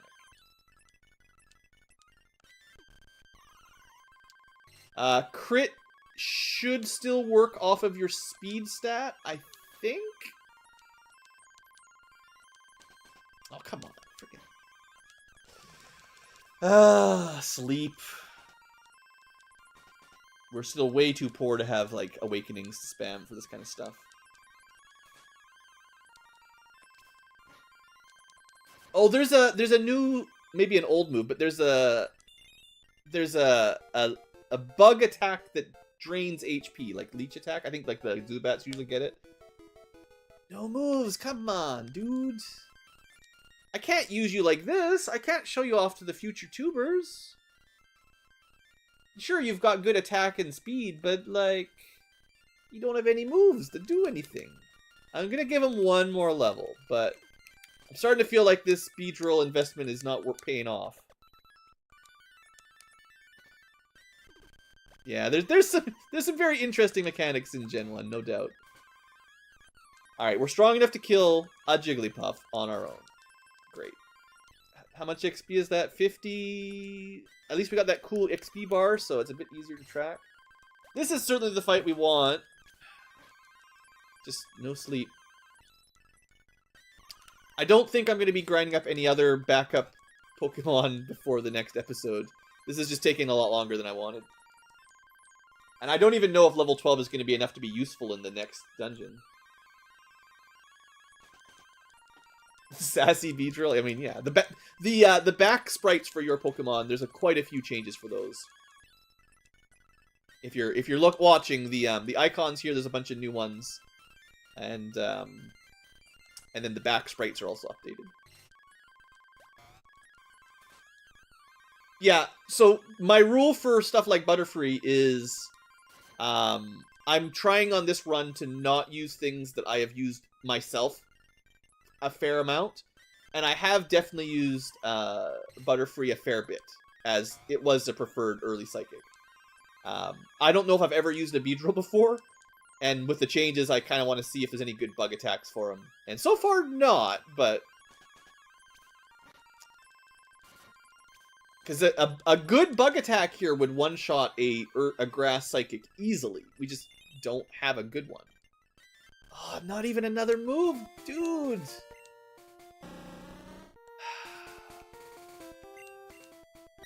I mean, I actually think his stats are good. Like, his attack and speed are great. It's just... I don't know. Let me look up real quick what Beedrill in Gen 1 usually learns moves at. I think the hack... you know, obviously changes movesets and stuff, so I don't know if it'll be much the same. But, I don't know if I'm wasting my time here, because I can't do too many more levels without serious time. But if he was like one more levels when he normally learned something cool, maybe I would try. Moves. Where's all your moves, dude?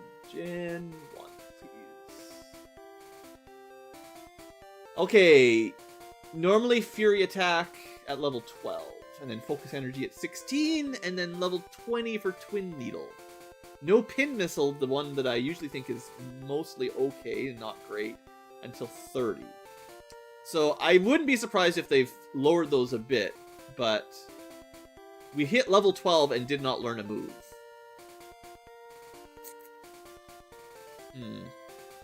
You can... Yeah, even the TMs for them were bad. There's not a single bug TM. It's so bad. Yeah, no attacking poison moves. Yeah. Beedrill is bad in Gen 1. Twin Needle and Pin Missile are his only stab attacks. Period. Sheesh. Yeah, it's a late stream for sure, but thanks for stopping by. Yeah, the only reason we have Poison Sting is Weedle learns it, so... And it's bad. I'll try a little bit more. I'll try a little bit more. It will effectively speed up, and I can turn... hold on here. We're on 4 times speed. We can go faster. Turn the music off entirely. I don't know if we can... Like, we might just have enough levels now that we can just spam our way through stuff. And that will...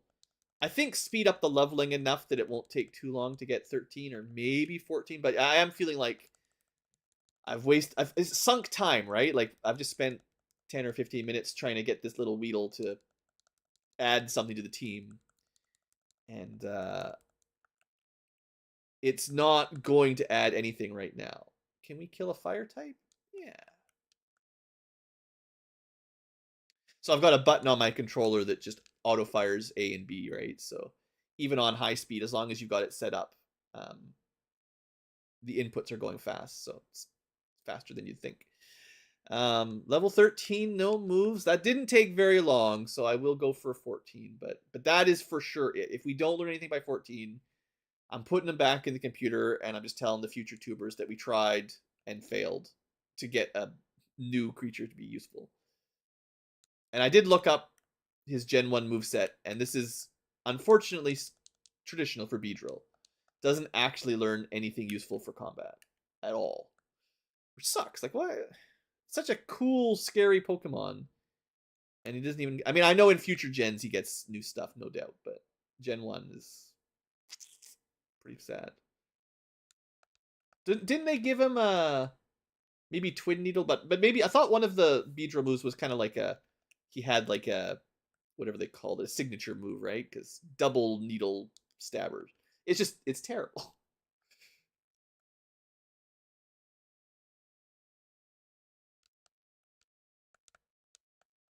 Okay. Honestly, this switch to the training, like, he is actually leveling up pretty quick. I thought this was going to go really slowly, but... that's not the move I wanted to see. I mean, it's better than String Shot and Harden, I guess. Light Screen. So I think Light Screen might be a little different than Vanilla. Let's throw it up so we can see. Maybe I'll check the move decks here. So, very handy feature here, the move decks. I'm looking for Light Screen. Because I'm not a competitive Pokemon player, these are not the abilities I normally would use in solo. Yes, so this only applies to the wielder. I believe the classic Light Screen usage is it's for the whole party for like 3 rounds to take less damage. Special or physical. There's, I think, 2 different moves. Reflect and Screen or whatever. I think. But this looks like it only applies to the caster. Half damage from special attacks. But only the person that... It doesn't transfer to the next... You can't pass it on. So, less... It's not like a party buff, right? It's just a self-defense. Is that any good? I don't know. I was really hoping we'd get something that did damage. For the giant flying bee. That should definitely have powerful attacks. Now, in Vanilla, Gen 1, why does everything in this friggin' session have sleep? Sing and lullaby. The Gen 1 level up moveset is when at level 16 he learns a new move. But that doesn't mean in this hack it's going to be anything close to that, so... I keep doing one more. And also, like, we just learned a move. Dang it. Yeah. Just too lazy to change. I keep saying one more level, and then doing it again and again and again. Because I want him to be useful. What's he going to do right now?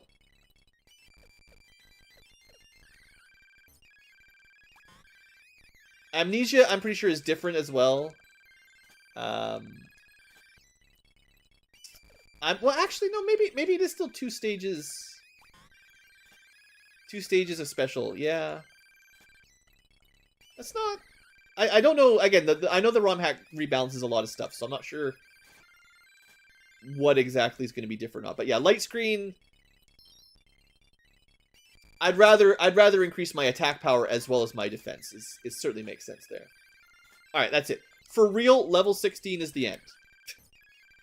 I was really hoping we'd get a new move.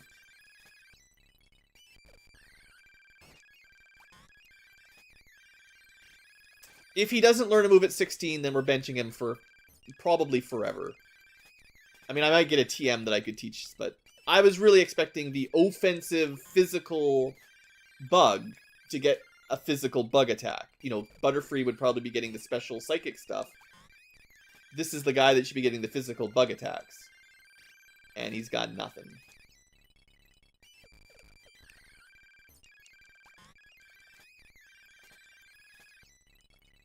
But he's almost level 16. The grind isn't really taking that long. I can't complain too much. Alright, here we go. Nothing. Just about release him, but if we release him, he's probably going to go start kidnapping children again, flying them off to his new hive. So we got to lock him up in the computer. Well, that was a gigantic waste of time. Maybe he gets a move in one more level, but I'm done for now. I guess we leave him in the party, but seriously, that's so annoying. Yeah, that's what I thought, right? I remember Butterfree, like, at level 10, learning Confusion as part of the level up, the evolve, and then getting all of its new moves, like, every level or 2, right? Like, it has so much utility, at least, for capturing Pokemon and stalling them and then killing them with Psychic, right? It's not the strongest, but Confusion's good. Beedrill, man, what a letdown. I really thought this would be one of the Pokemon that would get upgraded in the ROM hack, and I feel like they might have just forgotten about it. Because, well, this guy, boy did he get a power-up, right? Ground flying with a flying move, a fighting move, a ground move, and a normal physical. All of that. I think he got Stomp at like level 16 or 17, right? Like, same level approximately, and he had 4 different type attacks. And good stats, right? Like, man, that guy's powerhouse early game. I just don't value the support skills very much. Okay, well, I think I will still try the egg guy eventually. Grass Psychic sounds pretty good, but it is kind of competing. And maybe Fire later. This thing is, like, we don't really... The truth of the matter is, the bird and the plant could probably solo the next area anyway. But I just wanted to add one to the group, and it kind of worked. Yeah, no, I was talking about it earlier. It's just that you normally can't capture the duo till quite a long way into the game, right? So you get Pidgeys and Fearos pretty early. Most people probably use Pidgeys because he's the first one, but the worst of the 3, really. And then Fearow is just better than Pidgey, except in looks. But then you don't actually get the 3rd bird until very late. And yeah, it's actually better than either of the other 2, but it's pretty hard to add them in when you're already, I don't know, 4 or 5 gyms in. You have to have Poke-Flute or Bicycle. Well, you know, you have to be like way past all that stuff. You have to be through Celadon, so probably done the grass gym for sure. And then maybe one more. Anyway, point is, like, good Pokemon. But I've never used him, and I think he's even better now with some of the type changes and stuff. But anyway, pretty impressed. Okay, let's just start the next episode here. Take a new drink. Give the future tubers the bad news. Yeah, Pidgey, and the stats are worse too. If I remember correctly, Pidgeot's stats are basically just worse than Fearo's. And yeah, it starts with no flying moves. It just gets normal moves for a very long time. Whereas Spearow gets, like, the peck. And at least someone likes Fearow more. Good. The previous chat consensus was that Fearow looked gross, but hey. Beauty's in the eye of the beholder. But yeah. I always thought Pidgey was a trap, and you should probably take Spearow until you don't want birds anymore. But anyway, yeah, let's get back to the content. Hello, pointless grinding two-person. Welcome back to Let's Play Pokemon PureRed, the ROM hack, with me, Blue Ankylo. So guys, I did do a little bit of grinding between episodes just to get our bee fully evolved. And I was really hoping that this guy would turn out to be a nice early game powerhouse with a quick evolve. Having grown up using Caterpie into Butterfree a few times, and generally thinking an early Psychic attack on the bug was pretty solid. I was expecting Beedrill, who I haven't ever really used, to get some cool physical attacks, right? He doesn't. So we still have Poison Sting from Weedle, which is very, very weak, and no other attacking move at all, and we're level 16 now. So I did a fair amount of grinding, and I was really hoping we'd get a bug move, maybe a poison move that did damage to show off some of the new stuff. It feels like he was forgotten about. Focus Energy is a crit rate up. It is actually bugged in Gen 1 normally, but it is fixed in the patch, so Focus Energy does increase your crit rate.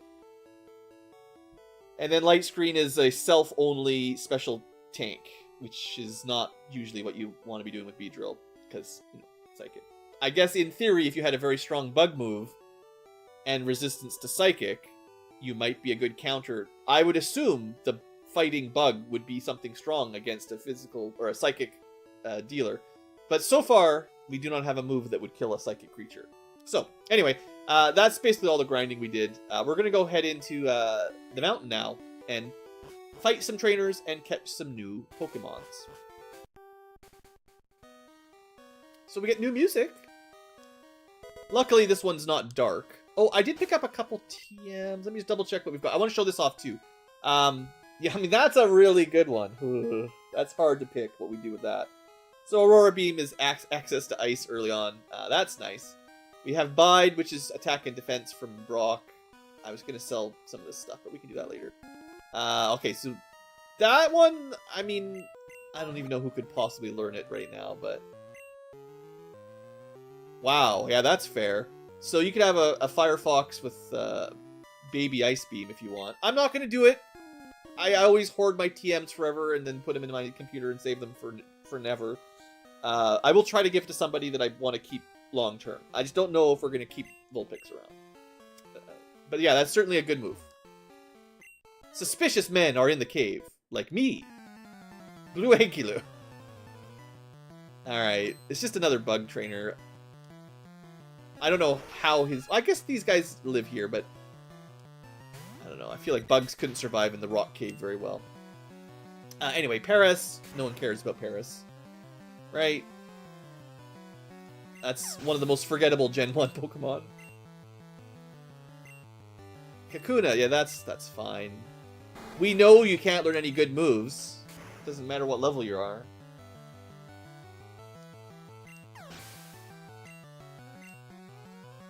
And this bird is getting very overleveled.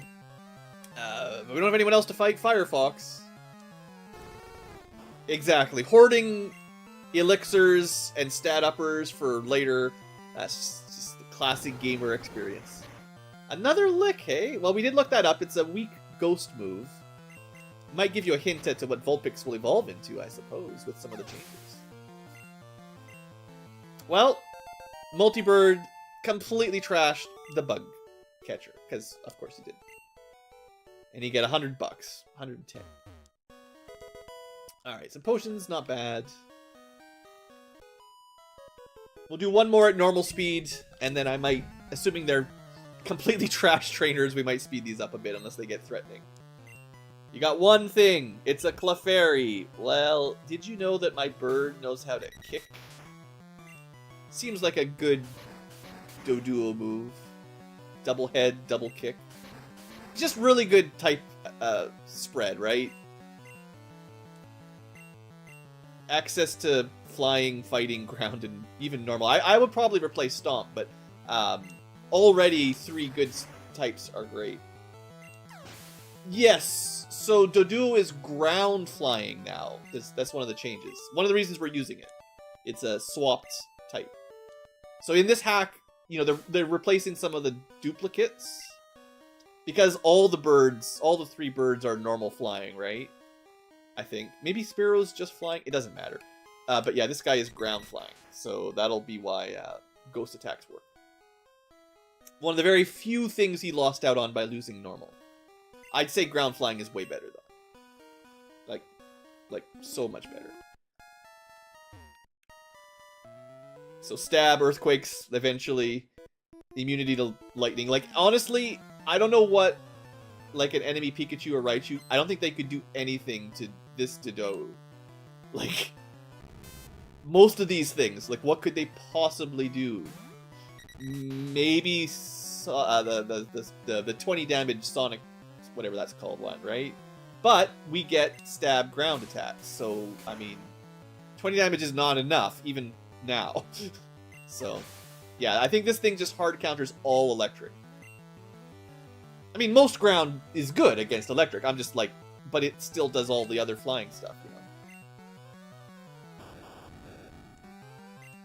Yeah, it's bad to ice, I gotcha. And if any of these electrics learn, well, Aurora Beam, that'd be rough. But birds are already pretty weak to special ice anyway, right? Most of the birds have pretty low physical defense, and ice... Or I guess it's special. So, most of the birds have low special defense, and ice, you know, it's trash. Ice just is, well, this is the standard Blizzard in Gen 1, right? Nowadays, Blizzard's, like, pretty low accuracy trash. In Gen 1, Blizzard's 90%, so it's, you know, gonna kill you. Yeah, Surf would help. I mean, I don't know, can Raichu even learn? I'm assuming you know what Mons can learn what abilities. I can never remember who can learn what HMs, but... Swimming doesn't seem like something Raichu should be good at. Anyway, I don't foresee any risk with bird versus bugs, so let's speed this one up. I could be swapping in to spread the XP around, I guess, but that takes more time than I want to spend on bugs. Oh, good.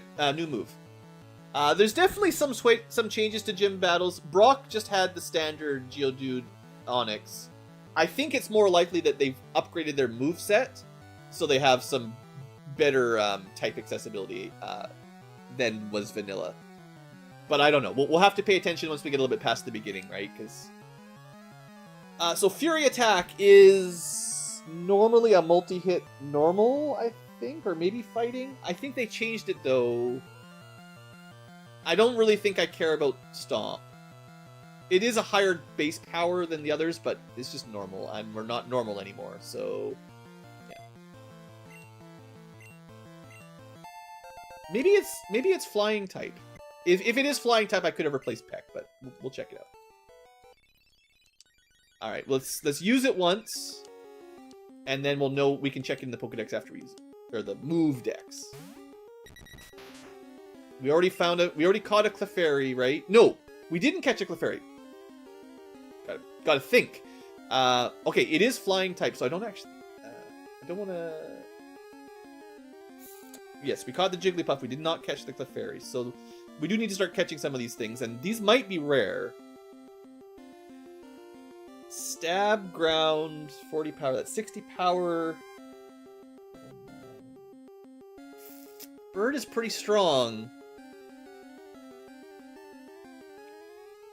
I think all of this one-shots it. It's neutral to grass. Well, one thing we know about our stupid bug is it's very weak.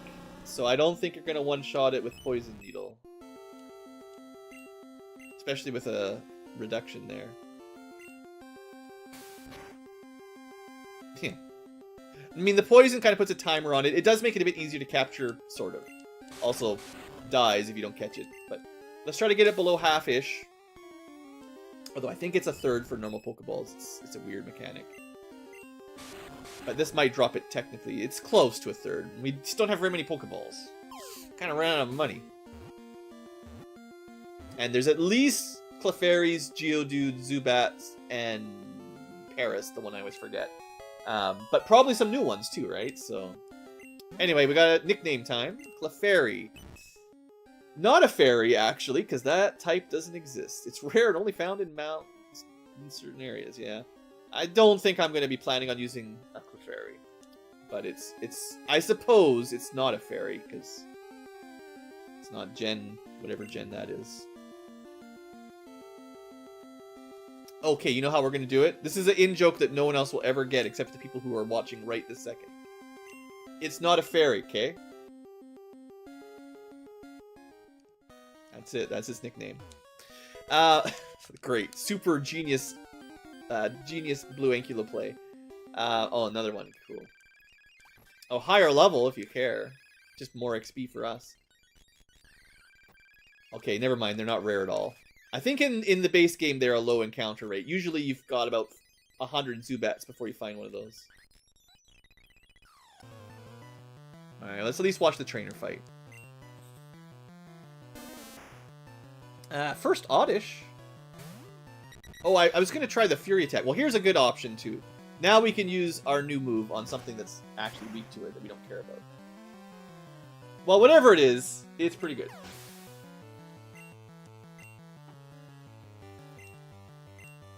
I'm really glad we caught this bird. Because, I don't know how... I don't think Bulbasaur would survive a lot of these... Unless we just out-leveled them tremendously. I don't think Bulbasaur would be having a good time here. I guess we should try to get him evolved, though, to Tier 2. Yeah, Pokeball, the math for catching is really weird. So it's kind of hard to explain. Status effects definitely work, and damage sort of works. But it works in a different way than you'd expect. Okay, so the bird is already level 20. It's definitely over-leveling. I would like my Bulbasaur to evolve, and we're almost there. Oh, poison. Right. Actually, this is a good opportunity. We didn't really get very far. We just covered some of the early, the trainer fights, right? So we got those out of the way. Use our cool Pocket Abra. And bam. Just a free teleport. No big deal. Yeah, I think... I think the Doduo is a bit too strong. Whether it's got vanilla moveset or custom ground types. I don't know what its vanilla moveset is, but it is real good right now. But I do think like a Pidgey or a Spearow would also be not carrying as hard, but significantly. I mean, you do have access to fighting with Mankey, same as the bird. Ground attack, not really this early. I mean, you can catch a Geodude now, but I guess maybe like a Nidorino might learn something ground-based. I don't know what level, but I feel like they might. Anyway, we should probably go get the loot first before we head to the end. Alright, well we don't really need to worry about this guy. I wish... Like, Vine Whip's okay. The Bulbasaur is not impressing me. And we should try to catch, I suppose. The bug attacks will actually be super effective. Let's see what we can do with the tackle here. I think if we just get him evolved, I'll be more impressed. Really high stats. I'll look at what their stats are again. I can compare him to the other birds. I mean, the moves seem... The thing for me is Doduo seems to have the best moveset of all the guys we've got right now. But first off, we've got a nickname, the Bat. Let's learn about bats. Forms colonies in perpetually dark places. Uses ultrasonic waves to identify and approach targets. Poison flying. Is that normal? That might be standard. I'm not 100% sure. I've never used a Zubat either. I think I've tried. I think one of the games, they had a third evolution. The friendship one. I tried that, but still didn't like it. So, ooh, cool little sprite there though. It's really just a bat. There's nothing to it. There's literally the Pokédex entry. Literally was just a bat. Lives with its friends in the dark. Yeah, standard. I figured that's... I mean, I haven't used them, so it's... The ones I never use are harder to know, but that did seem standard. Crobat. Yeah, that sounds right. But yeah, I've never really enjoyed these guys very much. Just frustrated fighting them. We never actually named one of the other ones Regular Rat. So we're just going to call him Regular Bat. Because really... There's nothing going on here. I should have named... This would have been a good option, too. We could have had Regular Cat, Regular Rat, Regular Bat. That's 3 at least. There's probably some more we could sneak in like that. Anyway, that's fine. Alright. This will be... First fight with Team Rocket. The Mafia. You can beat up their rat, but then they shoot you. Okay, this is one where Bulbasaur actually has an advantage. Hooray. Whip it good. I was expecting to fight some Geodudes, but oddly enough, no. Alright.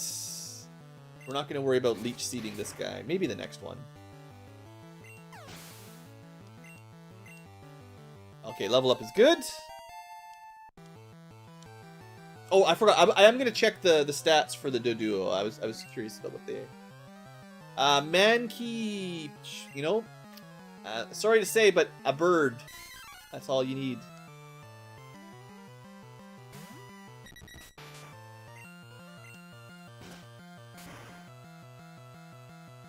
It didn't even need 2 attacks. The first hit killed it.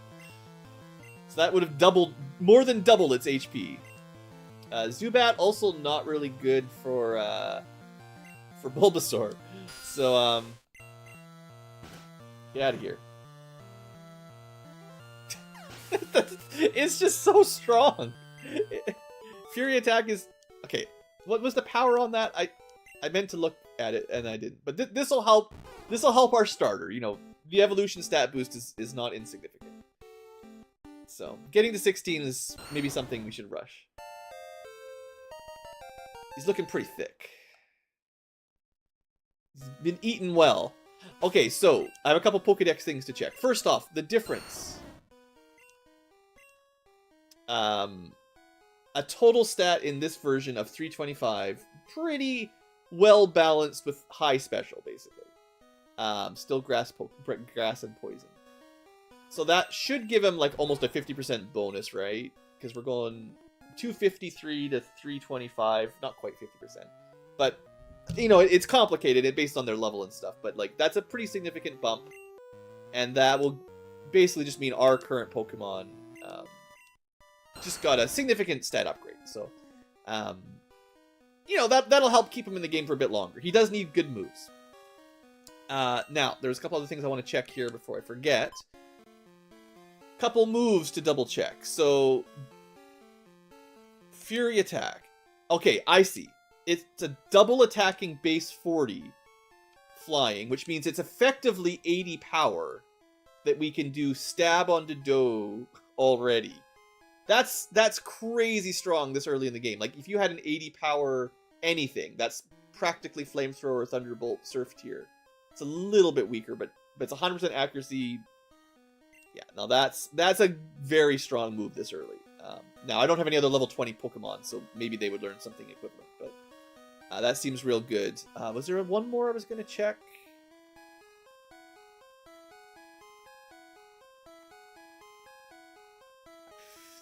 I think we've caught up. We've looked at Psywave. We didn't look at Bubble yet. Bubble's just super weak. Water, no big deal.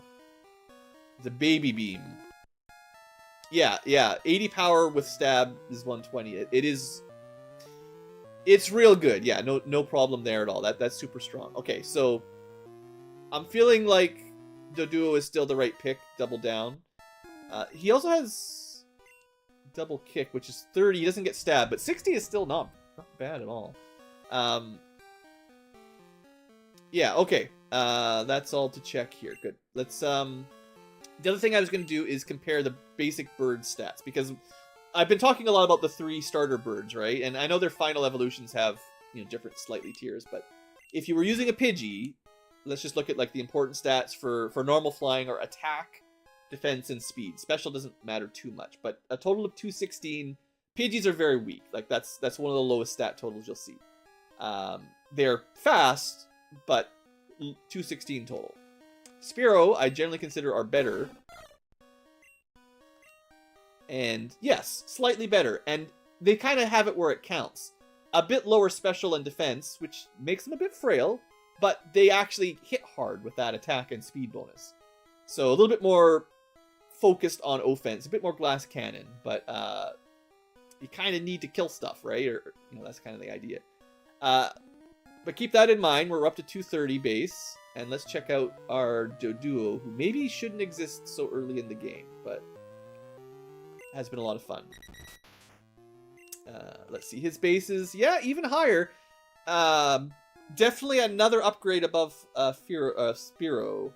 And again, where it counts. Attack and speed, very focused. So he's kind of got the stats of almost a tier 2 evolution. I think usually like low 200s is tier 1, low 300s is a midway, and then finals are usually a little around low 400s. So yeah, he's a bit higher than the others, certainly. I think Execute would be in the same kind of category. I bet you he's around 270 as well, right? Yeah.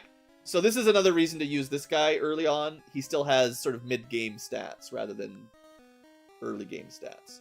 Now, that should be about the same as our Ivysaur. So, you know, once we're around the level 16 mark, anything like this guy, like, he's actually even stronger with 320, yeah. 85 base attack. That is pretty high. I mean, again, I've never used a Doduo. Maybe they're always like that in the base game. Because when you can recruit them, you can basically get trios at the same point as you can get Doduos, right? So you're already like level 30. So yeah, that's a very strong early game one, no doubt about it. It's got it very well optimized. But I bet you, wait, like Execute has... Okay, his special's only 60. He's definitely more tanky than offensive. So he's good, he's just not offensive-minded. And there's no one else really on my list of overpowered. Oh, we won't know until we capture the one. Growlithe is usually pretty high attack too, right? 70, yeah. So even a classically strong sucks with fire, but yeah. All right, okay. Just interesting. I haven't really compared these very closely in the past. Mankey is another like focused on. See, oh, there you go. This guy again. I don't know if this is base Gen 1 or slightly tweaked for the hack, but 80 attack. He would outspeed and crush a lot of things with fighting moves. A lot of normal things, anyway, and rocks. Yeah, interesting. Anyway, I don't want to spend all day in the menu, but interesting. Excellent encounter timing. Alright, let's just... Well, now that we're evolved, we should whip even hard. Right.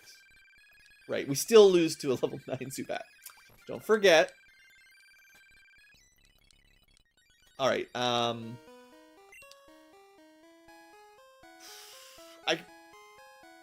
think we're just gonna run from Zubats. I have to catch a Geodude, and they're probably good XP for the flower. His sprite changed when he evolved to Ivysaur. And now he looks more like a flower. I think he looked different at Bulbasaur. There's probably some hidden items around here.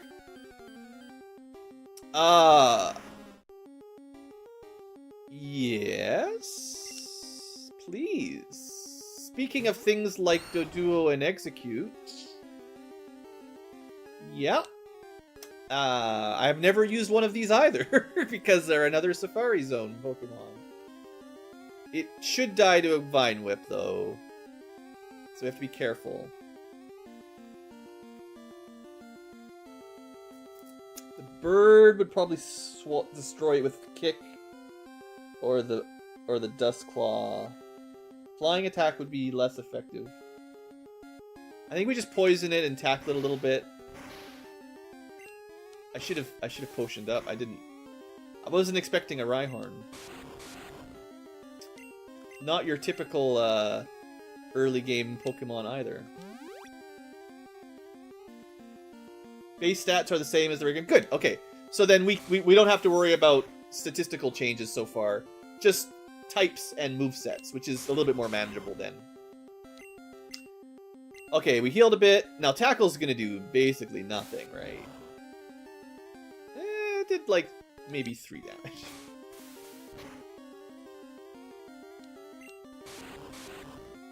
Alright, I will speed up a bit by putting a Leech Seed on. It means we have got less chances to catch it. But I don't want to be here for super, super long time. I want to get it below half or so. Still only heal 1 per turn off of that. Okay, let's speed this until it's right about here. Didn't take too long. I just want to be in the yellow bar. Oh, jeesh, we only have 3 balls left. We gotta go try to buy some more balls. I can't forget. There's only 3 chances to catch them. There's actually not even close to guaranteed. Oh, we're so good. I'm really good at Pokemon. Genius Blue Ankylo catches Rhyhorn first ball. Its massive bones are 1,000 times harder than human. I feel like the 10-year-old wrote that one. I don't know how you measure hardness of a bone exactly. But I bet you a real-life diamond is not 1,000 times harder than a bone. It's probably like 5 to 10 times or something in those sort of normal ranges. It can easily knock a trailer flying. Yeah, just trailers. So now we have a basically rhinoceros made of rock. Just the perfect thing to give a 10-year-old. Another 85 attack. Over 300 base stat. It is very, very slow. And it's very, very weak to water and grass. Very, very weak. But look at that tanky boy. I usually take a Geodude. This is a pretty solid Geodude replacement. Okay. How about we call it...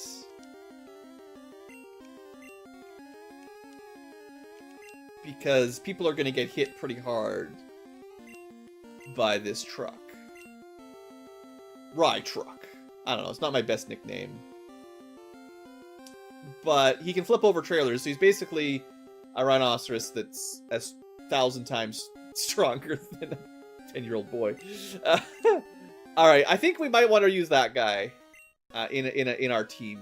That's a pretty good ground rock coverage. I think he can learn pretty good moves too, right? So another one your rival tends to pick up, I think. I think your rival gets right on. Yeah. Yeah, okay. Hard to turn him down. Let's just keep going. Oh, right. No. I forgot. I got to buy more Pokeballs. So we're going to speed this up. Oops. The menu delay. There's a... Sometimes the old Game Boy, a little bit of input delay when you click a button to the game actually recognizing it. Anyway, rambling on. We have to go back through the windy road here. Oops. This is a terrible fight. To buy Pokeballs and then do a little bit of inventory management to put our new Rock Boy in our team. So, I do have some money. I'm just going to spend it all on Pokeballs because there's so many new ones. Like, we've done, I would say, a really good job of catching them without having to throw like 100 Pokeballs in a row, which is certainly not that unusual to have to throw many in a row to get anything. But there's so many new ones that we're just going to burn through a lot more than normal. I should probably do the computering super speed too, because the menus are still a bit slow. So I never really wanted to use the Clefairy anyway. Of all the stuff we've caught so far, Rhydon, or Rhyhorn, Rhydon, whatever you want to call him, pretty high value. So what's he looking at for abilities here? He only has an Earth move. Alright. he definitely needs a rock move soon, or else he's going to be another Beedrill. But ground is better than a Poison Sting. Yeah, Safari Zone is, I don't want to spoil it until we get there, is revamped. Alright, well, let's head back in. We're about halfway through our episode. We could probably finish Mount Moon. I think I'm very tempted to start using my Safari Zone Pokemon that I never get to use, because, well, some of these guys are very rare and very difficult Safari captures, which is just not something I generally have the time or patience for. We've done all the dead end there. We still haven't seen a Geodude. We don't actually have a Psychic attack yet. So I think we're going to have to do this kind of the boring switch method if I want to get any XP on these guys, so I will. It's fine. There's also a Paris. We might find a Paris on these mid-floors here. Maybe? Okay, this is fine. I would like to catch him. Do you think Absorb will, at level 5, one-shot it? It is quad weak with no special defense, but we're... You know what? I gotta remember, Hypnosis for capturing, really good. I don't even need to do damage, I can just put him to sleep. There's 2 tiers of statuses for captures. Sleep and Freeze, I think, are the extra effective for Pokeballs. And then the other ones, Poison, Fire, Paralysis, are good but not as strong as Sleep or Ice in terms of catch rate, if I remember correctly. I'm pretty sure.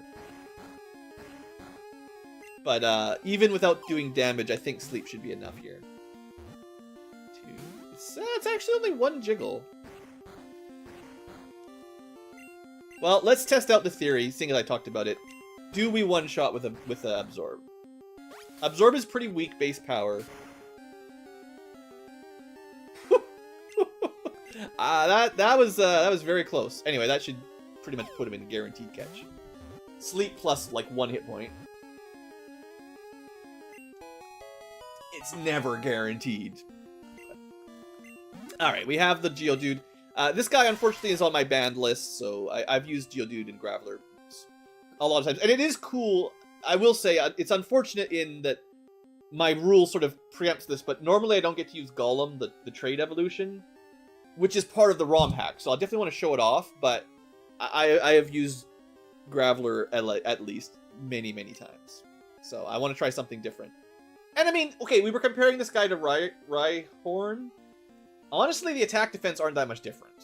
I was really impressed with Rhyhorn's, but honestly, Geodude's pretty much the same, right?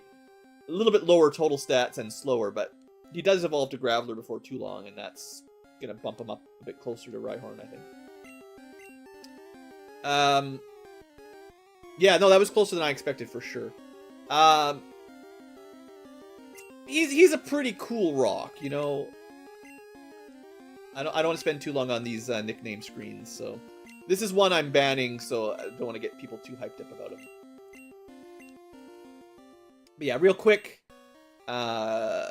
Geodude versus Rhyhorn, and Rhyhorn is, you'd expect to have an advantage in that you normally can't recruit them until, or capture them till quite a ways into the game. So the stats we really care about is, like, we could just say 270 total plus all of his attacks use attack. Like, he's physical attacker. So 40, 80, 100, 270 kind of.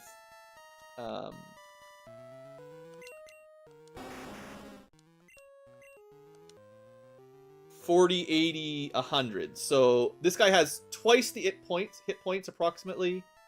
I'm not sure if it's linear, but it's about twice the hit points, which is a big difference. A little bit more attack, a little bit less defense, and about the same speed special. So he's got a higher stat total, but it's almost all hit points. So I think Rhyhorn is a bit bulkier. I would say 40 hit points is worth more than 5 defense. But, yeah, 1-on-1. That's pretty cool, too.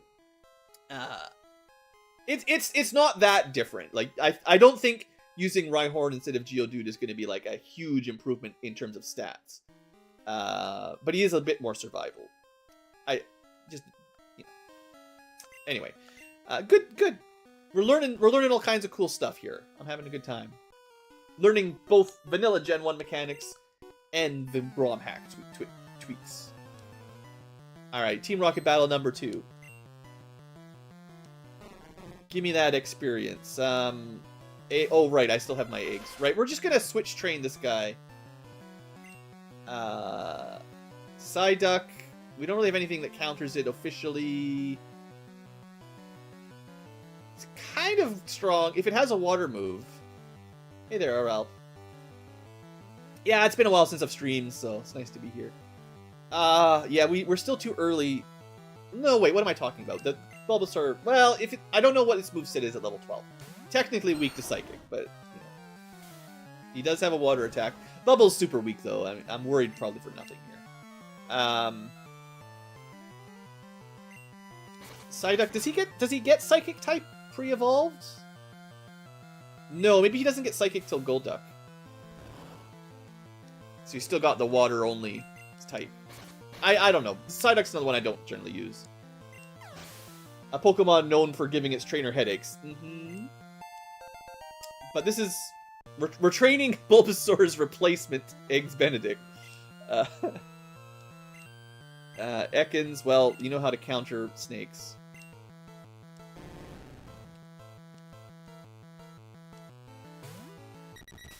But yeah, if Psyduck had strong confusions, that would have been a bit rough for poor Whippet. Should have used the Fury Attack. I thought that would one-shot him. Golduck is pure water too? Wow! Even though he, like, canonically learned Psychic attacks. Huh. I don't use... There's a lot of water types. So many water types. I couldn't really tell you the difference between most of the Gen 1 waters. There's just so many.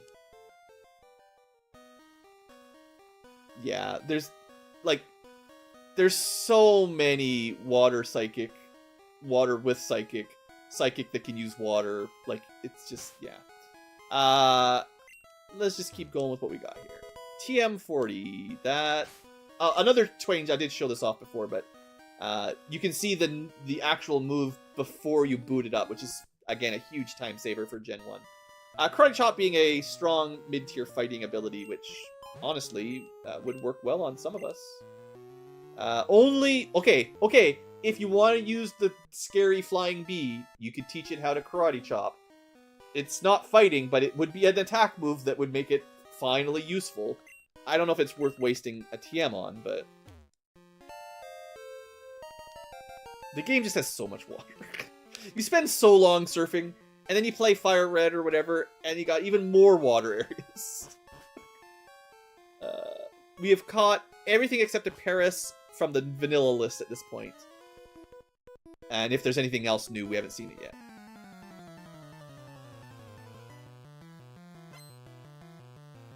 Youngster. Abandoned in the cave by his... Well, maybe he doesn't have parents. Maybe he had parents when he entered the cave. And now he's out. You know, maybe we can fight a Diglett. I'm supposed to be, you know, leveling these guys up. Hey there, Rashid. Okay, that's 2 failed hypnosis. I don't know what the percentage is on this attack, but... Sleep is good if you could just hit. It's probably like 75% or something is the standard for this hack as far as I've seen. But now we've got him asleep. He's doomed. Maybe you should have just done that rather than sleep, but... Seriously, that was like a 1 turn?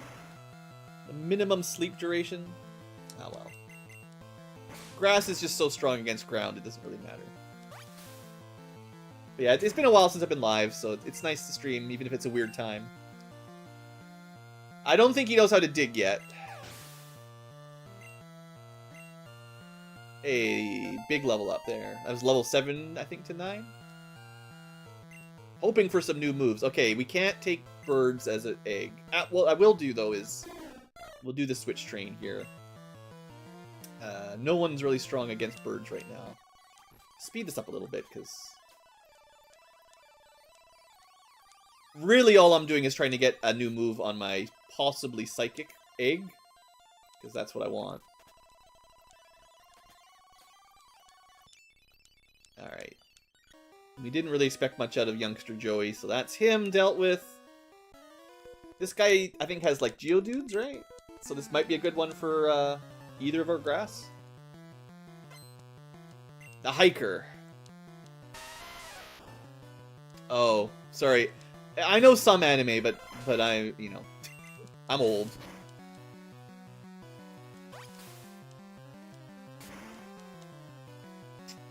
Almost one shots one level up.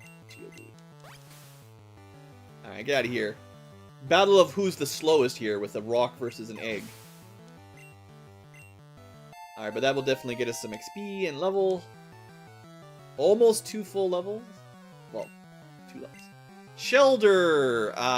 You know, I'm pretty sure that's a water type. And I'm pretty sure you did. Our low-level Execute, I'm already fairly happy with him. Hey, thanks for the super chat. I appreciate it. I feel like this guy is going to be almost as good as the ground bird, you know? I've never really had a chance to use one of these, and I feel like in Gen 1, Grass Psychic is a pretty strong combo. So, as long as he learns a move, like, I need him to learn a Psychic attack, and a better Grass attack, before level 20 or so, right? Because that's what really doomed Beedrill. I was going to use Beedrill, but he didn't learn any good attacks. Alright. Easy enough.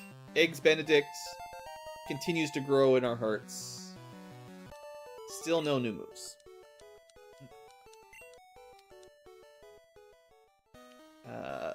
Pick stuff up. Hey, we could evolve. I don't have him with me, but we could evolve one of our moon fairies. All right, so we're just gonna. Right, that's not gonna work. We're just gonna fast forward through some random encounters here. I don't have repels or anything yet. Still no Paris. Okay, this is usually where you start getting a little bit burned out, running out of resources. This is an auto win. I did catch one of these, right? Yeah, I called him Cool Dude. Cool Rock. Okay, dead ends, dead ends. We'll beat up all the Team Rocket grunts. I know you can skip a lot of these, but that should be a lot of XP. 120? Yeah, that's pretty good for a random encounter. Little kids should leave grown-ups alone. It just pulls out a knife. Scyther. Yeah, that's another super rare one, right? Like, basically anything in the Safari Zone sucks, you know? It's just... ugh. It's a neat idea, but boy, are the catch rates just brutal. Okay, this is the point where Raticate is scary. If it has, like, Hyper Fang, that's gonna hurt. I don't think Benedict can handle this. Let's... I don't really have anything strong. I mean, rock, but not really ready for it. I mean, Benedict does have good defense as an executor. Execute. I guess we try. If I could get a sleep off, that would be pretty cool. It's just accuracy. That's not... it is attack up. Great. Alright, that's a little spooky. Especially if he does have Hyper Fang. Hopefully he sleeps for a nice long time. And hopefully Absorb does more than 5 damage. No, okay, we cannot kill him with Benedict. But he is asleep, so we got some value there. Now we go... I guess we just need damage. I'll pull Whippet because he's full health. I could Leech Seed him or something. Oh, he woke up again right away. What a punk. Alright, let's just see what... Oh,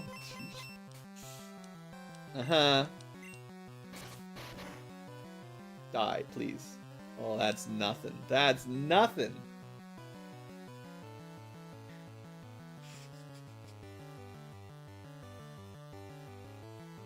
Multi-bird's my last chance, and I don't want to switch into it and take a hit. I'm going to try to leech him because he only has one, and he's charging up. Now, if all he has is bite... only 40 damage to a pretty tanky Ivysaur, huh? Maybe we just suicide... Oh, of course, he's got priority. It could have been nice if we leeched them and poisoned them before we switched into multi-bird, right? Okay, this is a surprisingly hard fight. I mean, he is normal. We will do a lot of damage with double kick. It's just, I think we die in one hit back. If this doesn't kill him, we're basically toast. He wastes his turn getting to +3. Hopefully he just gets kicked. We do get some free leech seed, at least. Okay. The overwhelming force of fighting type attacks still win the day. Okay.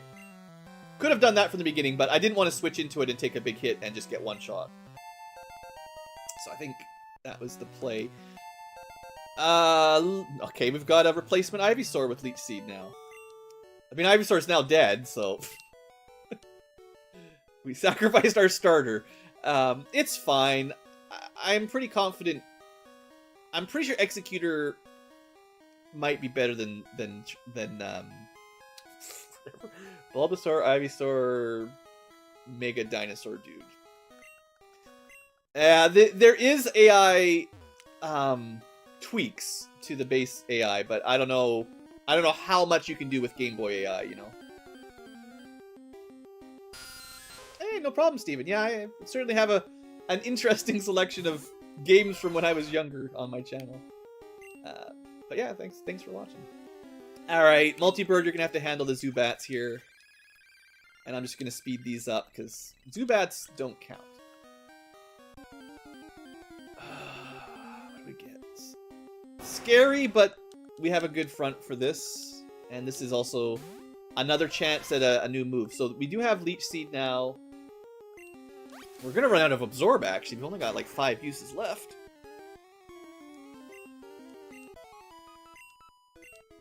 Alright. But we're almost done Mount Moon. Always a scary dungeon as a kid playing through. First real sort of... Well, Brock could be a run stopper if you pick Charmander and didn't find a counter, but this is a long dungeon for young Ankylos. I would like to catch this Paris. It is actually pretty high level. I think we just go for the Hypnosis and Pokeballs, because we bought a fair number of Pokeballs. Well, I say that. It's, the typing for this is going to be, what, Bug Poison again? Like, all things are Bug Poison? So Grass isn't going to do anything, really. We could switch out and try to do a bit of damage, but... I think they're also pretty weak in terms of stats, so I don't want to accidentally kill it. They might be a bit bulky, like HP defense, but... I don't remember Paris being particularly interesting ever. Literally might be the most forgettable, or contender for most forgettable Gen 1. I think, like, the Electabuzz Magmar are pretty high up on the list. Forgettable. Anyway, we got him on the second ball. There, a Mushroom. Cool. Bug and Grass? Ah, I was wrong. I thought it was, Bug Poison. Maybe that's a tweak, I don't know. A Bug and Grass at the same time. That might be a little different. Sure good against Psychic. I mean, it's interesting. Honestly, his attack isn't as bad as I thought. 70 attack isn't terrible. But he is super slow. Anyway. It's a mushroom growing on a plant? Is that the idea here? Or the mushroom's the plant, so it's a mushroom growing on a bug?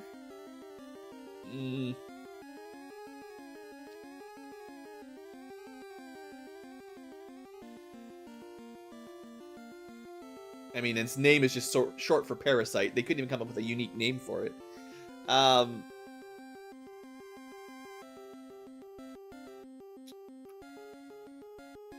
I got this is just like the worst one. I've got nothing. That's the same type as normal? Okay. Super weak to fire and fly. Yeah, I'm sure someone can find a use for it, but it just seems like a terrible combo to me, and I'm not impressed. But almost anything with bug or poison and a lot of grass is like that in Gen 1. We'll call him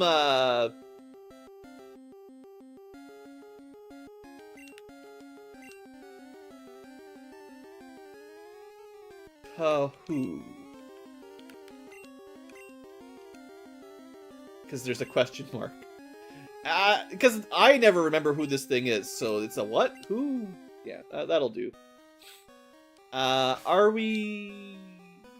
Yeah, we can probably keep going here.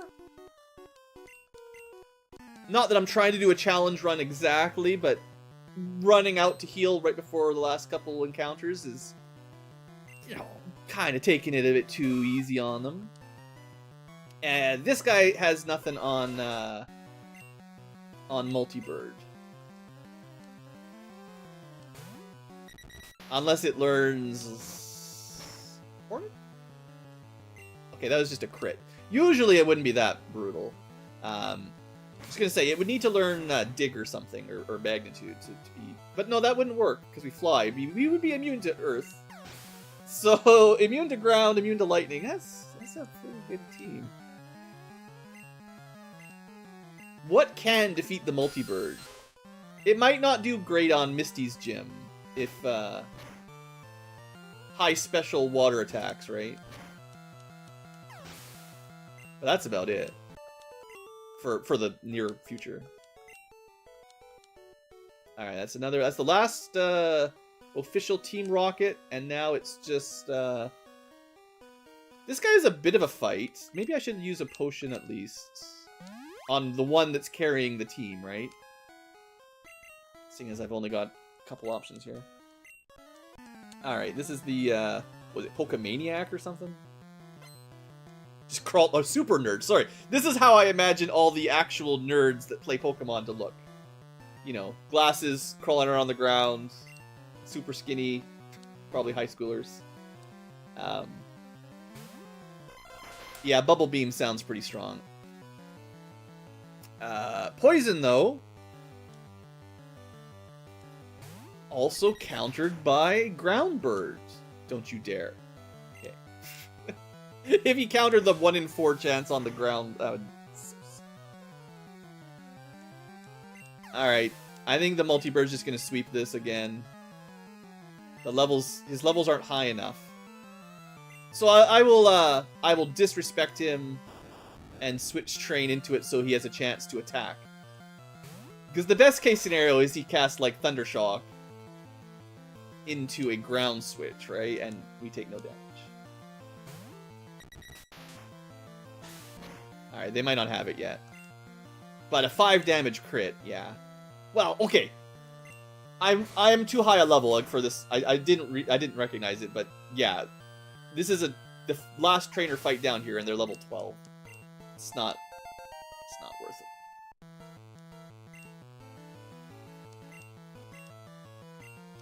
So this is pre-abilities. I know Coughings usually get Levitate, which makes them immune to ground, which is a nice combo when you're weak to ground and you can become immune to it via hacks.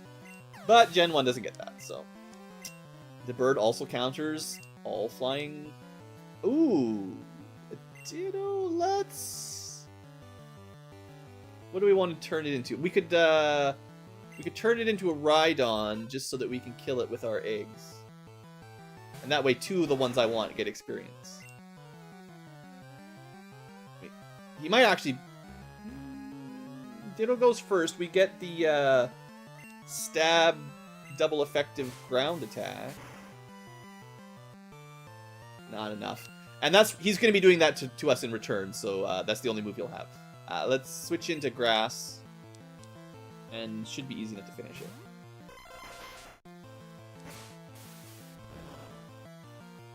Dittos are interesting when trainers swap into them.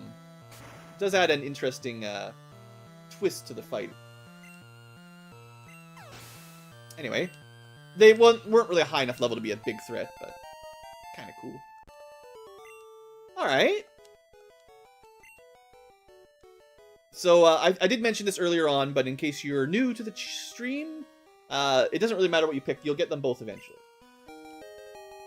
So, I don't know which one I like more, because again, I almost never would use them. But, eventually we can get them both if you care. So, good ROM hack. And also, you can get it a little bit earlier. So, if you give it to him now, you can actually get it to join before Cinnabar Island. I think it's... Oh, I forget where his house is, but definitely earlier than Cinnabar. Saffron, there you go. So, not too far away, you can get your early fossil Pokemon back. Again, I think it's a pretty good tweak to the story. And that's the path done. Not too bad. I mean, we did have a death, of course, but overall, pretty happy with that. Crazy units. Yeah, there was those days. It's been quite a few years since the great Twitch Plays Pokemon era, but so those guys are gonna want to fight me. We're in that. I think there are some tweaks to the routes slightly. 30 items. Yeah, your bag is a bit bigger. I think it's 20 in vanilla, so they upgraded your inventory a little bit, which is like. But yeah, once you hop that, you can't get back. This one here, yeah. Once you hop down, you're stuck. So we do want to take these fights before the gym, or before the before the Poke Center. Assuming you've got anything left in the tank, probably want to take these fights, steal their money. This is also where you learn Mega Punch and Mega Kick normally, right? Alright, I'm not going to respect the bug. Okay, Paralyze sucks. But it's not that bad. Alright, if all she has is 3 low-level mushrooms. It's funny, they outspeed you if you're paralyzed. Alright, like I thought. We're very close to the end of the episode, so I just want to see if I can get into Cerulean City or whatever it's called. No, Paralyze Heal, that's the one I want. And my sort of weird rule of not using items in trainer fights if I can help it. Which I've mostly managed to follow so far. You want a piece of me? Get in here. Alright, what do you got? You got a bird. I will say birds are pretty good against grass. If I had trained up my ride truck, I would be using him now, but he's not ready yet. We're gonna have to do some grinding in between these episodes in a bit. But for now, let's just get blinded by bird and lose. We missed, I think, 3 times in a row. Classic. Oh, a Krabby! Alright. Let's try to get Benedict to 16. I feel like 16 is like the magic number. You gotta learn a good move around 16. A lot of Pokemon evolve around 16 or so and start learning their good attacks. Wait. Did he just counter switch me? How dare you? How dare you? Sir, only the human player is allowed to swap and counter your enemy. Well, you're not... Alright, rookie. You're not really a rookie, are ya? He's got slightly more advanced AI than your average rookie. It's not enough to counter Multibird, but...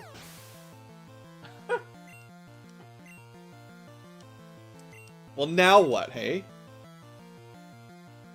I'm not even gonna switch this time. I'm just gonna take him out.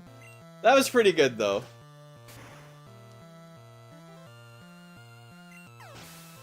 Alright. I'm impressed the AI was actually doing something smart. Doesn't happen very often. Alright, let's see what his friend can do.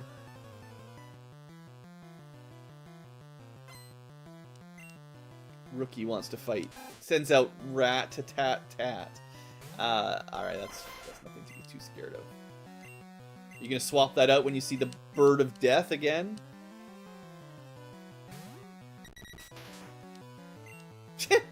What is he doing? I mean, Vulpix isn't specifically good against a ground bird.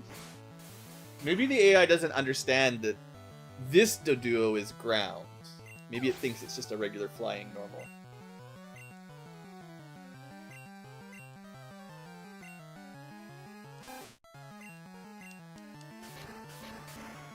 Sadly, this guy, this Doduo counters just so many enemies. Like, yes, water will be a bit of a problem.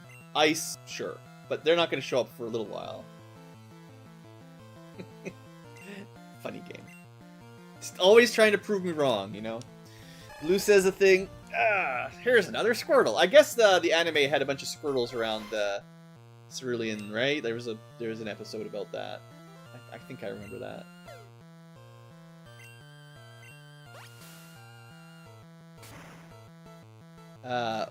That's not enough damage. I would like to get the XP on Benedict, because I think he'll get a level, but... An unevolved Squirtle shouldn't have the stats to fight me, but I guess he's got pretty good defense.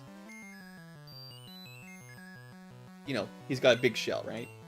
Anyway, well, I guess it's special, because grass... I don't know. Maybe Squirtle has good special stat, probably. Or at least reasonable. It doesn't really matter. Slept, leech-seeded, weak to grass. About the same level, approximately. No big deal.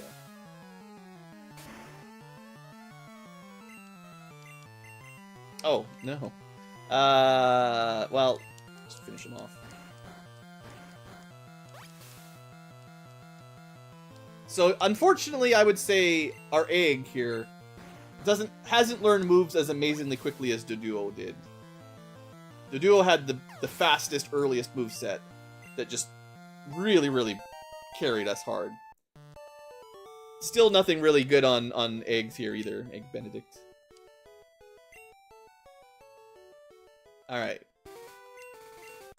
So no Mega Kick or Mega Punch, just a quick battle. Cool. I think that's it. Oh, nope. Don't forget that. What's in TM3? Oh, good. Well, you probably can miss that one and it's fine. Now you can get into this section, right? Yeah, so we can do some more captures over there. But we did finally make it to the city. An encyclopedia on Pokemon? Not really. Some teacher gave me this computer, but... where's the one that's like, welcome to... I haven't been showing them off, but I always like the little signs that are like, welcome to the city. It's... City of Blue. The Tomboyish Mermaid. Yeah, a lot of the little... You know, I don't know why the Pokemon franchise took off so fast. You know, there's a lot of similar kind of games at the time. RPGs and 10-year-old RPGs. Games for young... like, players, you know, people. And capturing monsters to battle for you. This isn't like the first game that did. There's quite a few all working at it around the same time. But I think one of the things is it's got a lot of, like, heart and soul in it, I guess you could say. Another reference for you, just for fun. But, like, you know, the fact that it's Misty, the tomboyish mermaid, like, you know, there's little flair like that I think helps. This is, you know, pre-anime, right? Like, it's, a mysterious blue aura surrounds it, right? So, there's one of these, I think, for every town, based on the name. Like, if you were a dumb kid like Blue was, you didn't really know that cerulean was a color. It's some weird word, right? I don't know what that means. And then it literally tells you, like, a mysterious blue aura. Like, all the weird colors, they sort of describe them. It's interesting. Anyway, things like that, I think, stuff like that, it's the intangibles that kind of capture the heart of people or whatever. Anyway, we are an hour into this episode. We definitely need to end it for the future tubers. So, it's a good break point. We made it here. I suppose next episode we'll explore the town. I guess I usually head north to Bill before I fight Misty. We do kind of hard counter her with 2 of our Pokemon. So we could probably just whip it or Benedict her, make an omelet out of her pretty quick, I think. Vine Whip especially should tear her up, probably. Unless she has new Pokemon. So maybe we'll try the gym battle first. I usually do it after, you know, the bridge battle and all that stuff. But, you know, Evolved Ivysaur should probably cover us. And there's a lot of random trainers to get to the Bill's computer. Alright, yes, so end of episode. Thank you for watching Future Tubers. I got a little bit of maybe a tiny amount of work between episodes, but mostly we'll come back and do the town. Thanks for watching. I hope you've enjoyed, and have a great day. Okay, live tubers. It's getting pretty late. I don't want to end it just yet. It is super late. Like, I'm up all night, whatever. Sleeping is for the weak. Yeah, ice move would be bad. I'm going to take a short break here, stretch and get a drink, but I'm going to do, like, maybe one more episode, I think, before I call it for the stream. Because it's been fun. I'm enjoying myself here. And I'd like to get the second badge, if possible. That'd be... Finishing up Misty and maybe Bill would be a nice point. You know, one stream, get a quarter of the game done. That's not too bad, maybe. Anyway, short break, stretch and all. I'll be right back.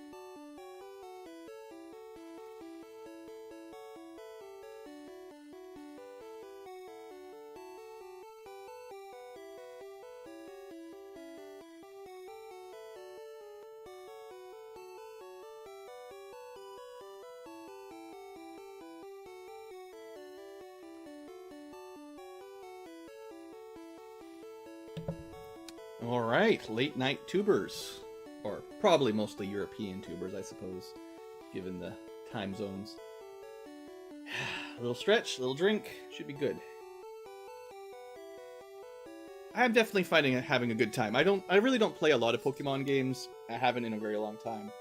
Every now and then I'll boot up either one of these old Game Boy ones or like the Game Boy Advanced ones. I played a fair bit, Fire Red and Leaf Green, Fire Red, and the Gen 3, Ruby and Sapphire, I guess. I like those a fair bit. That was still before the attack, the special, non-special type split, but it did have the special attack and defense split. And I think that they had Dark and Steel by then, right? So I saw, like, I'm relatively up to date with those kinds of stuff, but I know that's even that is very ancient at this point. And I tried to get into the DS ones a couple times. I think I even bought one of them. But everything, I don't know, it felt like it really slowed it down. I was used to playing on emulators a lot at that point, probably. And I don't know, something about some of these Pokemon games, I don't know exactly which ones, but it just felt like everything goes so slow, like just wasting your time almost.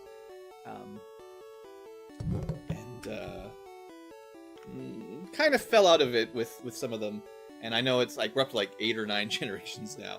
But yeah, any of the new mechanics, I might be vaguely familiar. I know they exist, but I certainly don't know them very well. So I kind of like just going back to the old ones and working through the ones I know. I've been sort of toying with the idea of playing through, maybe not all of them, but at least the first 4 or 5 generations, maybe. And actually, like, forcing myself to use new Pokemon, actually sort of decide if I like them or not, rather than just automatically being like, it's just another rat, so I'm just gonna use a Rattata instead of, you know, Bidoof or whatever, right? Like some of the other ones that are basically just the same, but new coat of paint. But, yeah, I don't know. I think with the ability to speed things up to a little bit of frame skip does a lot of work on me. Just the grinding and stuff, right? Like, I don't mind it. I don't want to spend it on normal speed. I guess, like, the new ones, they tend to do those EXP share mechanics, right? So it's probably not so bad. Maybe I should try them. But, I also don't like jumping, right? Like, going from, like, if I know the first 450 Pokemon a little bit, jumping from Gen, 4 to Gen 9, I'm like, there's just too many new Pokemon all at once. It's too much. Anyway, I can do a little bit more here. Is there any... There's not really any, inventory management. I'm actually pretty happy with the team, although we need to get rid of the bee, because the bee is bad. Unless it learns some moves really soon. And then, honestly, we've got 2 grass types, which is a little bit redundant. I'd like to have a water type, which we don't really have one yet. So probably, like, swap the Beedrill for something water. Keep at least 1 fire, ground. Flying ground and rock ground's a little bit redundant, so we might think about that. Grass psychic. Yeah, I'm definitely missing water. I don't have anything electric or standard, but electric type's not that important in this one. It's nice to have someone with Thunderbolt and stuff, but you don't necessarily need... There's a fair number of lightning ones if you're electric, if you count all the Voltorbs and stuff, but... Actually, we should look at Voltorb. I think it's actually electric fire in this hack. There's quite a few... Like, if possible, I would like most of my team to be Pokemon that are with a new type combo from vanilla. So, the Multibird is for sure a new swap. I'm pretty sure the fire one gets something new when it evolves. Technically, this is vanilla grass psychic. I've never used it before. And Rhytruck I've also never really used, but ground rock is nothing unique. In fact, anything that's kind of base. I was hoping Bug would be good. Maybe we'll try, like, I'm sure we'll find a Scyther or a Pinsir later on. Maybe we try a Scyther if we can find it. Jolteon or Zapdos? Yeah, I mean, Zapdos, sure. This is the best of the legendary birds. I can't remember. I don't think... if I remember correctly, at least, in Gen 1, the biggest problem with the evolutions was they generally didn't learn very many moves. So their level up moveset was just terrible. And you had to use TMs, but I don't think they even had the best TM selection. So, they were very much cast into the one thing they could do. So, you had your Dragonite that could learn practically all the good moves. And then you had, like, a Jolteon that could do Thunder. But, yeah, no, if you wanted someone that was good at sweeping Gyarados, that was the way to do it. Yeah, Fire Ghost, that's interesting, right? Yeah, I don't know all the difference, but I definitely want to try out some of the new combos. That's, like, my main priority, just to give them a try, see how they look. So I'll think about that as we get a little bit further. We're still pretty early for Team Comp, but just keep collecting them for now and try to find a... Like I said, I would like water... I guess I like the basic setup, right? I like having water, fire, grass, something for dealing with psychic, and then some combination of, like, electric, ground, rock, fighting, something like that. But, I mean, there's more types than Pokemon. It's just standard.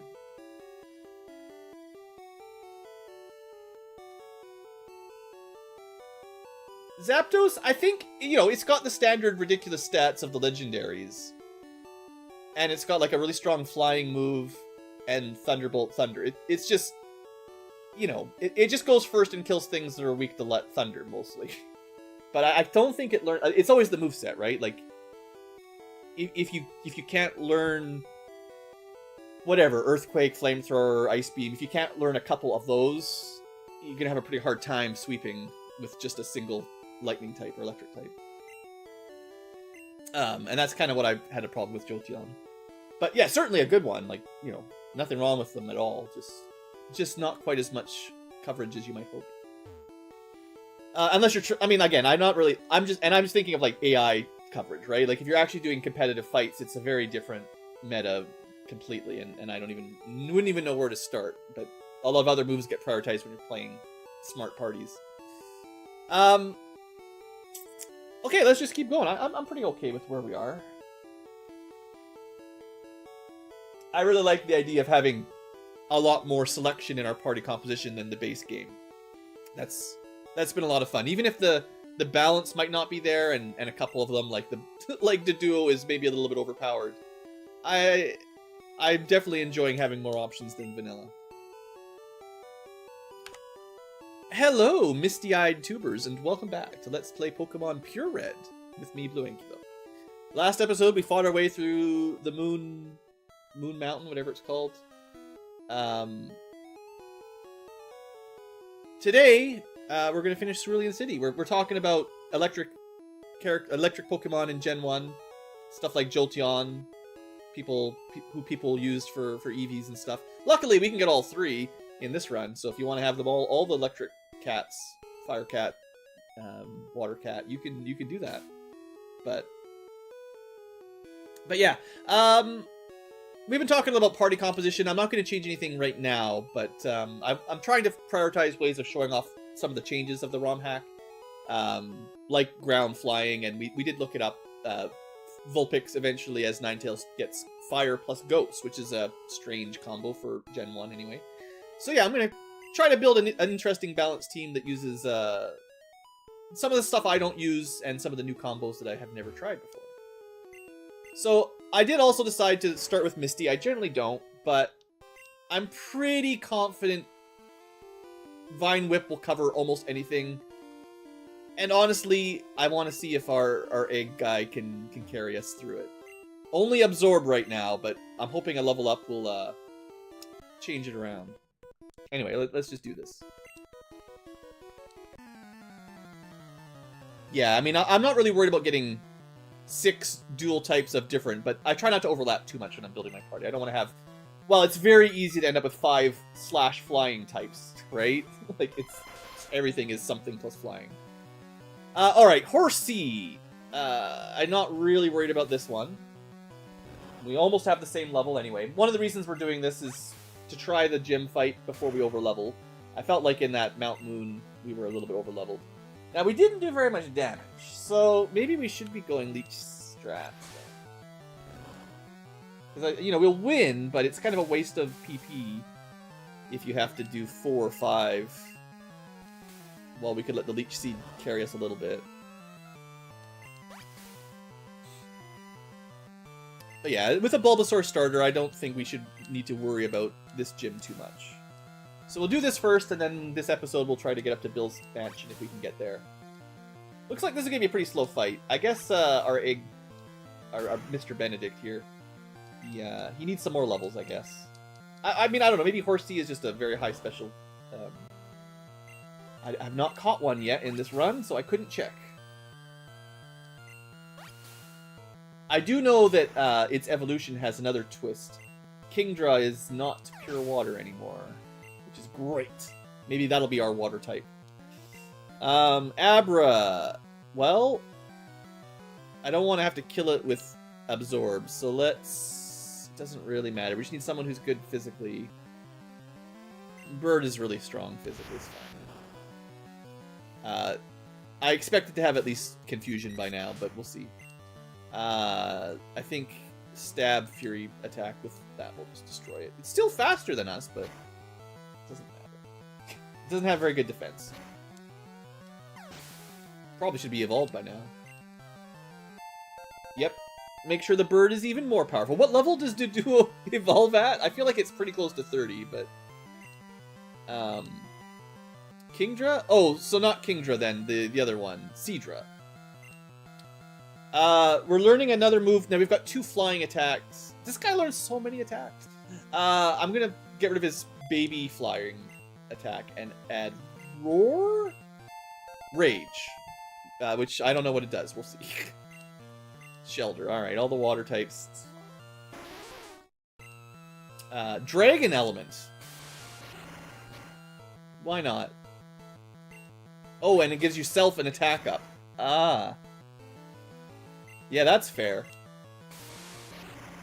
It basically, no one resists it attack. It doesn't do a ton of damage, but makes you stronger. It doesn't look like it's all the time. And we are getting swamped by the... I really should just focus it down. The water gun isn't going to kill us eventually. But I just wanted to see what Rage did. I forgot that we were in a trainer duel. I'll have to look up in the move decks. Let's have a check on some of our new stuff here. We saw Horn Attack. That's pretty strong. I think that may be vanilla. 65. I think the accuracy is higher. I think all the rock moves had better accuracy in this one. But 65... Actually, Horn Attack isn't even rock in vanilla. It's like the Nidoran line gets it. It's probably just normal. Or maybe fighting. Okay, you gotta remember that. That might be different. Horn Attack is rock. Fury Attack is flying. That's definitely different. What else have we got that's new?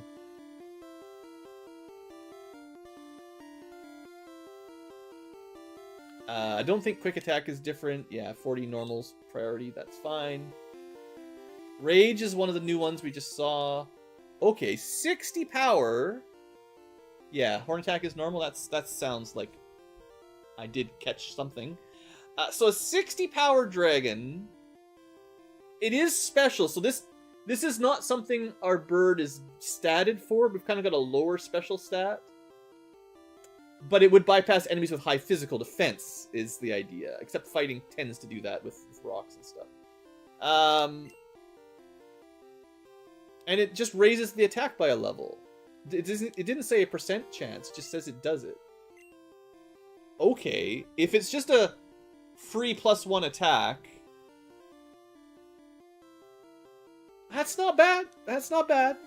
Glad I switched that with the old one. Anything else to make our bird invincible? I don't know how this works even. Something I've never used. All stats and moves are copied except hit points. Always goes first. Neat.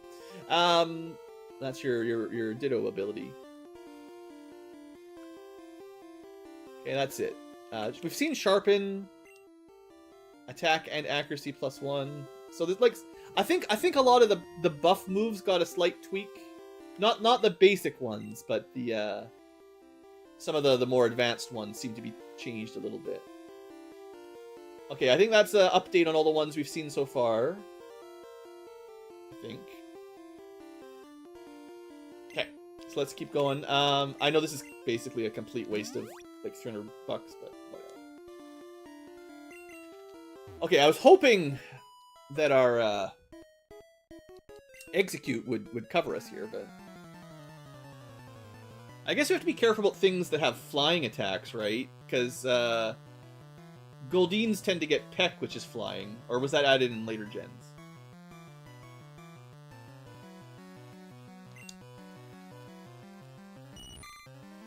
I guess we'll find out. We are lower level, so we'll prepare for a long fight. Okay, yeah, it does get it. 13? Maybe is not that much. I think we just have better special than it, so... If we can Hypnosis it, we'll be fine.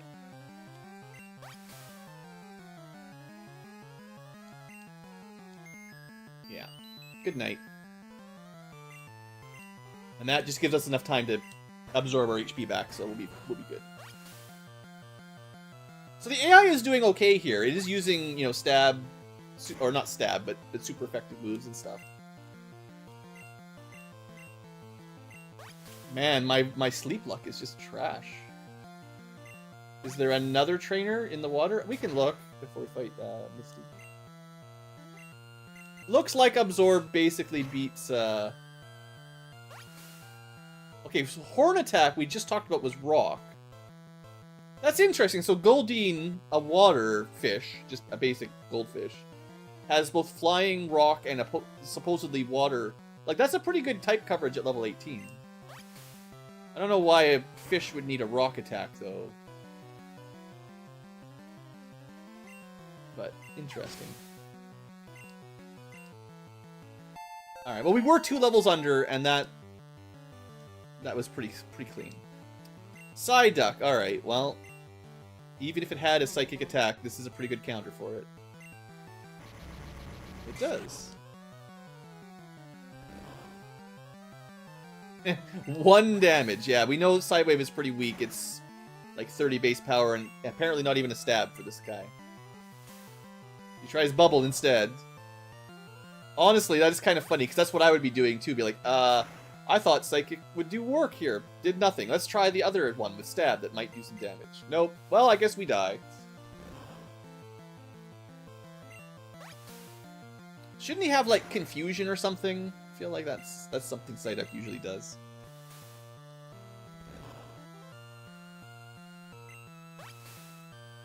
Alright, nice try, Duck. You're out of here. Maybe that's when we catch one, we should call it Try-Duck. I don't think I've ever used a Psyduck either. Alright, so someone asked if there was another trainer on the left side. I don't think so. No. Just the 2 trainers plus Misty. Alright, well, do I have any money for her to steal if I die? I do have some money. You know, okay, hold on. I mean, I'm confident, but not super confident, and money is pretty tight early game. So let's go spend. I didn't go to the shop first, which is something you'd usually want to do. Also, I forgot. Yo, it's me, the TM pirate, bringing TMs to the places they should be at any cost. Me and my dad travel, so you'll probably see me at marts all around. I'm selling TMs I copied from my dad's originals. He's only got the 1, but you can buy bides here. You know, attack and defense up might be good. Hey kid, you wanna buy some special stat? It's not really worth it. I just don't want it in my inventory, and I feel like it's cheating if you use them. So iron is worth. Okay, we don't actually want the money, right? I'm supposed to not sell stuff. We do have a lot of money in items that we can sell. You can obviously use these to give your stat buffs, but early on, I feel like they're generally just worth selling. Okay, let's see if there's anything normal worth buying here. Yes, let's buy a fair number of potions. Oh, we can buy repels now, actually. That's something I want a few of. I would like to avoid battles at certain points. And this is the first time you've been able to buy awakenings. I'm out of money already. I could sell stuff, but I'm just trying to get to 0 or close to 0 in case Misty bodies us.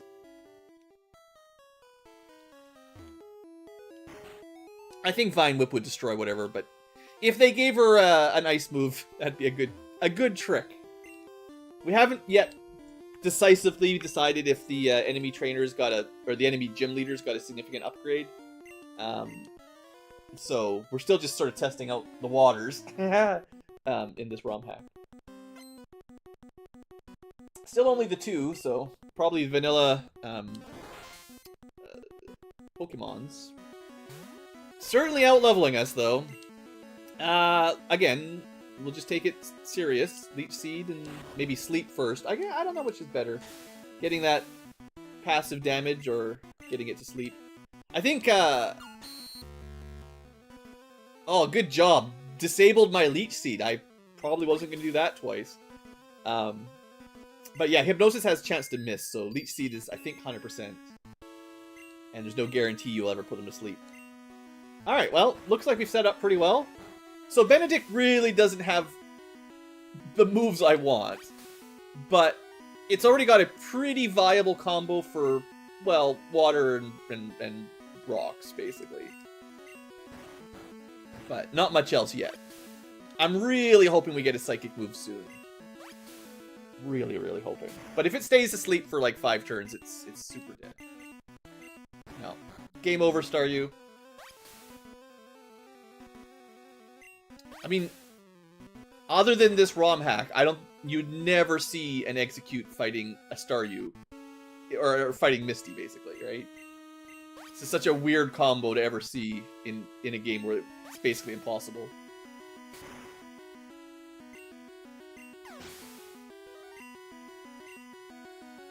But, I mean, you could go catch a Bellsprout or an Oddish and do basically the same thing, right? So, maybe less stats, but...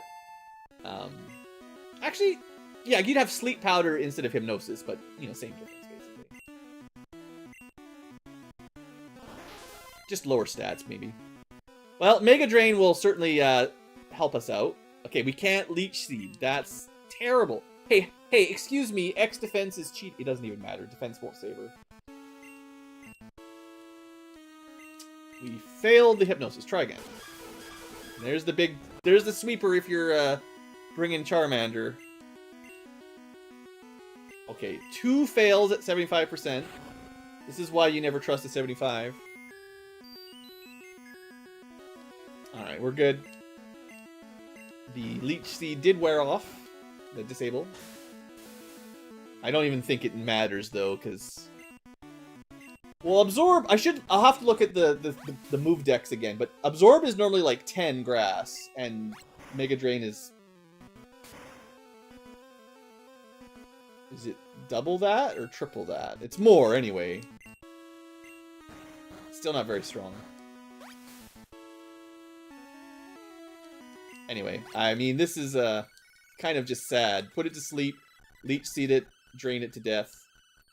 I almost feel bad for it. But I didn't see anything unique about Misty's defense on this PureRed fight. Maybe she had some slightly different moves, but that seemed pretty chill. Yeah, X defend and it has Harden. I mean, I don't know what she's doing. Against an enemy that only has special attack that it's super weak to. What else is she supposed to do? Probably just Bubble Beam and hope that she gets a crit. Alright. Pokemon Obey. Oh, I did read that. There's a change here, too. Usually, the level cap for Disobeying goes up 20 levels every second badge. I was reading in the Romhack that now it goes up 10 levels every badge. So it's more consistent, which is probably smart, honestly.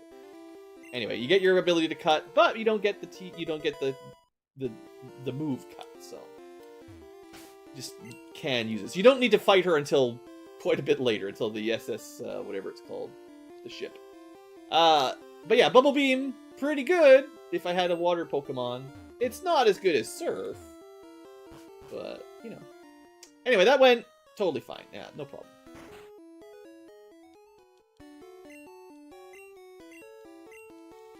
Alright, so if we go north... I guess I should finish exploring Cerulean. There's probably a couple houses I've skipped that I should show off. Just want to get a little bit of action in here at the beginning of the episode. But we will head to our next rival battle, and then the bridge fight with all of Team Rocket. Because we want to go visit the Pokemaniac. Just double checking if there's anything new, because we did have there's been 2 separate side quests already, right? Like we got the move decks with the wallet. Thought there was another one somewhere too, but what are you doing? Slowbro, use Sonic Boom. Right, so this is just teaching you traded Pokemon don't always listen. It's a fine mechanic. This is the bike shop, right? How much money do you think these bikes cost? They're so cool, but they're so expensive. Here, have a bike just for you. $1 million!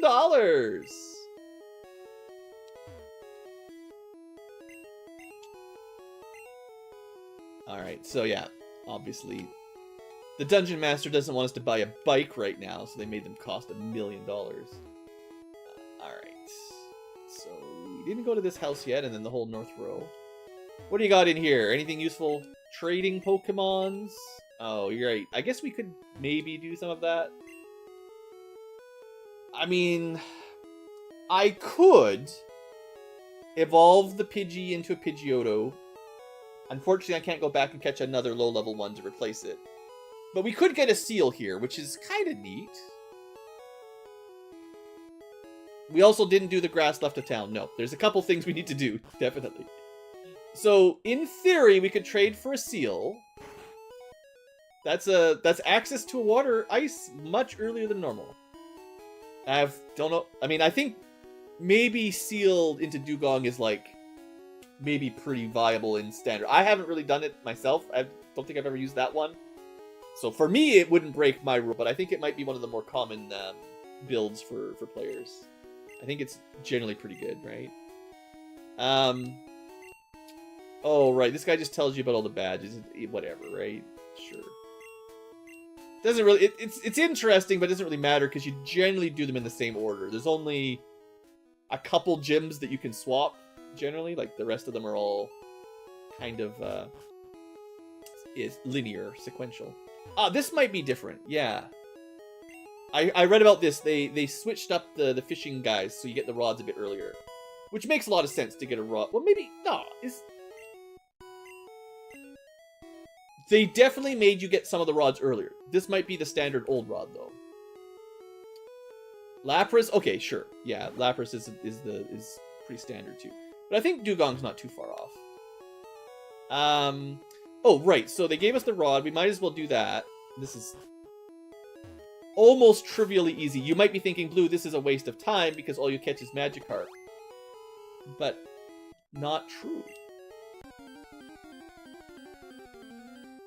It could be a Magikarp. In which case, I already bought one. I could catch one at a higher level, but it also remembers your place in the menu, which is really nice. But no, there's one other thing we can catch with the old rod, unlike vanilla, which gives it some value. There you go. I was reading about this in the patch notes too. So it does give you access to an easy early water Pokemon. Next town is the old rod. So we did get it one town earlier. Well, that's fair. Because I do think it's smart at Misty's town to let you at least get a water Pokemon at this point. Because, I mean, I don't know why water Pokemon would be impossible to catch. I guess Magikarp. But you'd have to grind to 20 to get a usable Gyarados, which I guess you could do by now, but it's pretty slow. Absorb's weak enough. It's not going to one-shot it, right? Just want to not waste Pokeballs. Never mind. Alright, now we know. It was probably worth it to try to find out if I could save some captures. Also, we're just going to speed through this a little bit. I got things to do. Okay, we got the sleep. We got 17 Pokeballs, and I got stuff to sell for money. It woke up. Of course, we catch it after it wakes up. Funny. This is not the water Pokemon I'm expecting to use, but I figured we should catch it. The Goldfish Pokemon. Its tail fin billows like an elegant ballroom dress, giving it the nickname of the Water Queen. Water normal? Was it? I feel like it was just pure water. This is probably making its horn attack better. If any of the normal, or whatever's normal type fish attack. I don't know. Maybe bite? Whatever. I don't know if that doesn't sound like an amazing combo to me. This looks to be just a fish, basically. It's specifically a girl fish, though, right? So, you know, it's pretty boring, but it's also pretty late. And instead of goldfish, I feel like girlfish kind of rolls off the tongue nicely. So girlfish it is. Pretty unlikely it's going to get much use. And now that we've basically finished our time with the old rod, we can use another cool feature and send it away. But yeah, usually you can only catch Magikarp with the old rod. So yeah, water normal doesn't... I mean, what good is that, right? Okay, those two houses. I'm going to finish the houses if I can open any more. No, we got to go talk to Bill here before we can do this one. And do the dig stuff. And that's it. Can't leave town. Because of a random ridge you can't get by and a random plant. Because there's no way past bushes and small ledges. We are only 10 after all. Okay, so we got a big bridge battle. But let's do this grass section first. There's usually... What? Sandshrew? Yeah, that guy. Very low level. You just go sleep Pokeballs again, maybe?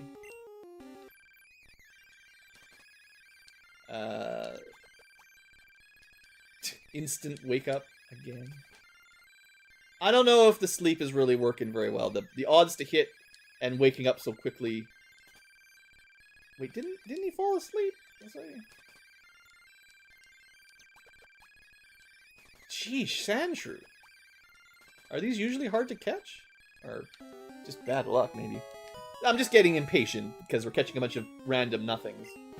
Alright, so Sandshrew, you know, a shrew. It's basically just yet another random small mammal. Burrows deep underground in arid locations far from water. It only emerges to hunt for food. Or eat small children, basically, I guess. Also, a tweak very similar to Goldeen. I think it's normally just ground. So ground normal is, I don't know if that adds anything. I guess it makes it better against ghosts. And it would make Slash better, which is a strong move. Actually, Stab Slash, you know. I guess.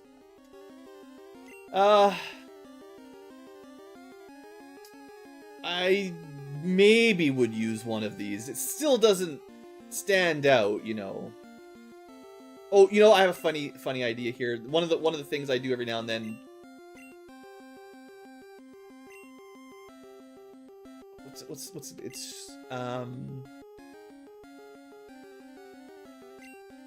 I think you guys will get it. At least those of you that are old like me. Yeah, we'll call Sandshrew Shrewish. We'll just rename all the Pokemon to vaguely sound like a different Pokemon. Alright. Right, time to change boxes. Okay, I mentioned that a couple episodes ago too. Usually you have to go back to a computer and change boxes so you can continue catching. Somewhere in here, I swear, there is, maybe we can't do it yet. There is a way to change it from the menu, but I think we have to get to Bill's first. So I think we just filled up that box too quickly. Dang. I wanted to show that off, but I think we'll have to wait until we get to the next plot location here. Yeah, because we don't know whose computer it is, so we haven't really learned how to use it, even though we're filling it up pretty fast. Alright, so Box 1 is just random junk. Box 2 will continue to be random junk. And then as we ban stuff, I'll move it into the other one, or have alternate main teams and stuff. Okay, so we caught one Sandshrew. Let's see what else. That's definitely new. Poliwag. Normally you can't get these until you got Good Rod, I think. I wonder if they can survive and absorb. I feel like I gotta do some damage without killing them, so I don't waste so many balls. Nope, not even close. Alright. I'm sure we'll find it again. That one's even weaker. I have 9 more balls. I guess I could just get more money. Wait. Turn 1 wake-ups? Maybe they changed the sleep mechanics in the hack. Because I feel like normally it was 2 to 7 turns. But I'm getting turn 1 wake-ups here. Anyway, we got the combo there that time.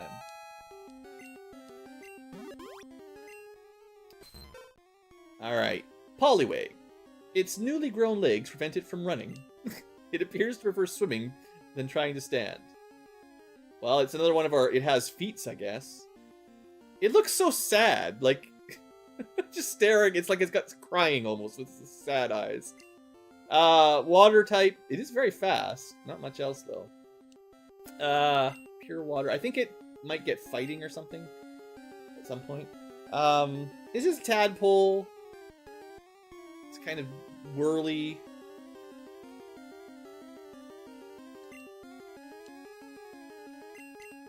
Another word we don't use very often.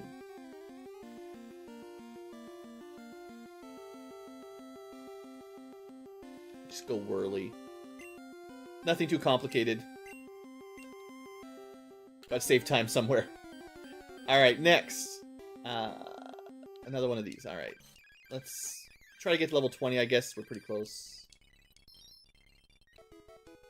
Trying to learn Stun Spore. I guess Absorb is mostly redundant if you've got Mega Drain. Oh, I was going to check the power of Mega Drain, too. Stun Spore, I mean, it's good for capture. Another option. I mean, we've already got Hypnosis, so it's... You can't get both at the same time, so is there any real use? Drop enemy speed enough that it might outspeed them. I'd rather have the PP for Absorb, honestly. Leech Seed is not incredibly valuable, but I think as long as you've got one Sleep/Paralyzer, and Sleep is better for capture, you don't really need two at the same time. It's like, that was one of the funny things with Butterfree, right? Is you'd get Sleep Powder, Poison Powder, Stun Spores. And it's like, yeah, but you can only have one on at a time. Stun Pour. I don't care about it.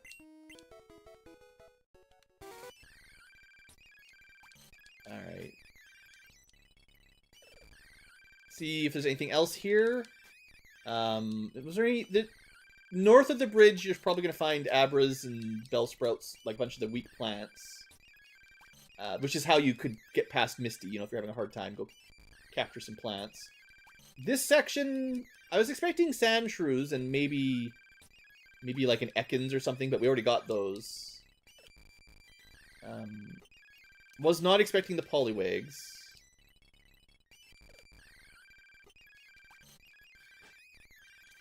But it doesn't seem to be much else here.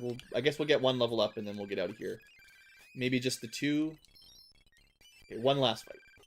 Yeah. Okay, well, feels like it can't be too much more. Either we got really bad luck or that's all there is.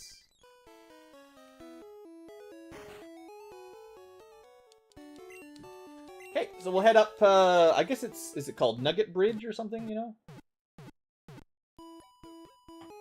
And there is better Pokemon. Actually, the post-bridge Pokemon, it's a nice power-up usually, because, you know, Abras, if you can catch one, is pretty awesome. And if you don't have a plant or a grass Pokemon, it's also first chance to get those, right? But Stinker! Still struggling along, yeah.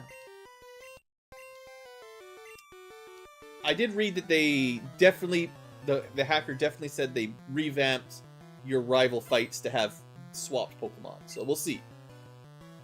Beedrill, that's no Pidgey. I mean, if it has a real move, I'm gonna be mad, because my Beedrill learned nothing. Plant's not really a good combo here, though. I'm sure Multibird can deal with it. Unless it has some secret move. Wing Attack? That's exactly the kind of move I wanted it to learn. How come my Beedrill doesn't have Wing Attack? Maybe it's just levels 18 it learns Wing Attack. Anyway, die. Almost die. I mean, I do have Light Screen, so that's interesting. Sadly, it doesn't protect his team, so it does nothing. Okay, first, no problem. Krabby. Well... So am I really just benching Bulbasaur already? Nah, we gotta use him a little bit.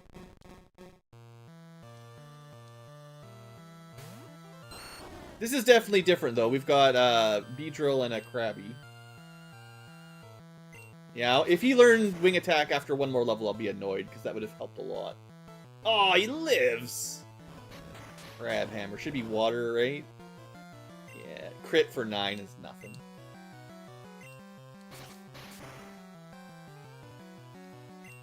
No big deal. Bad news for Diglett. This is definitely a different team. Usually he's got a Rattata, a Pidgey, his starter, and I can't remember what the fourth one is at this fight, but definitely not what we're seeing here, so it's kind of neat. Not that these guys are very dangerous, just neat.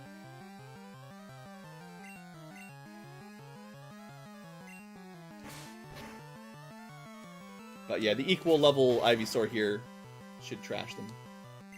If I was a couple levels higher, we'd be one-shotting, but I'm not too worried.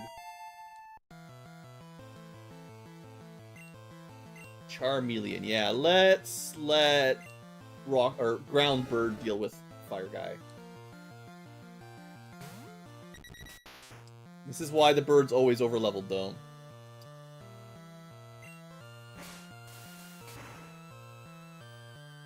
Yeah, I think Krabby will have the same problem. I wonder if they made Crabhammer stronger because it's a physical statted special attacker, which is unfortunate. Abra, right? Yeah, that makes sense.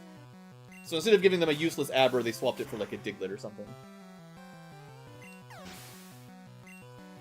I'm pretty sure he'll get a Kadabra later, but it's kind of silly throwing that at you at this point, right? Before it learns anything. Anyway, another quick rival fight. Not too big of a problem. I do kind of not sure, like, if Bill showed him his Pokedex, like his library, he just copied it. Is he cheating? Like, he didn't actually go encounter the Pokemon himself. He just took some photocopies out of Bill's bag. Alright, bridge battles. Still not sure if I'm going to use these two. This Charmeleon had a ground move. Oh, I didn't even notice. I wasn't paying attention. Yeah. Yeah, isn't like Earthquake on Charizard pretty standard at high levels, right? But starting with that like Dusk, like the 40 power one, that's pretty good.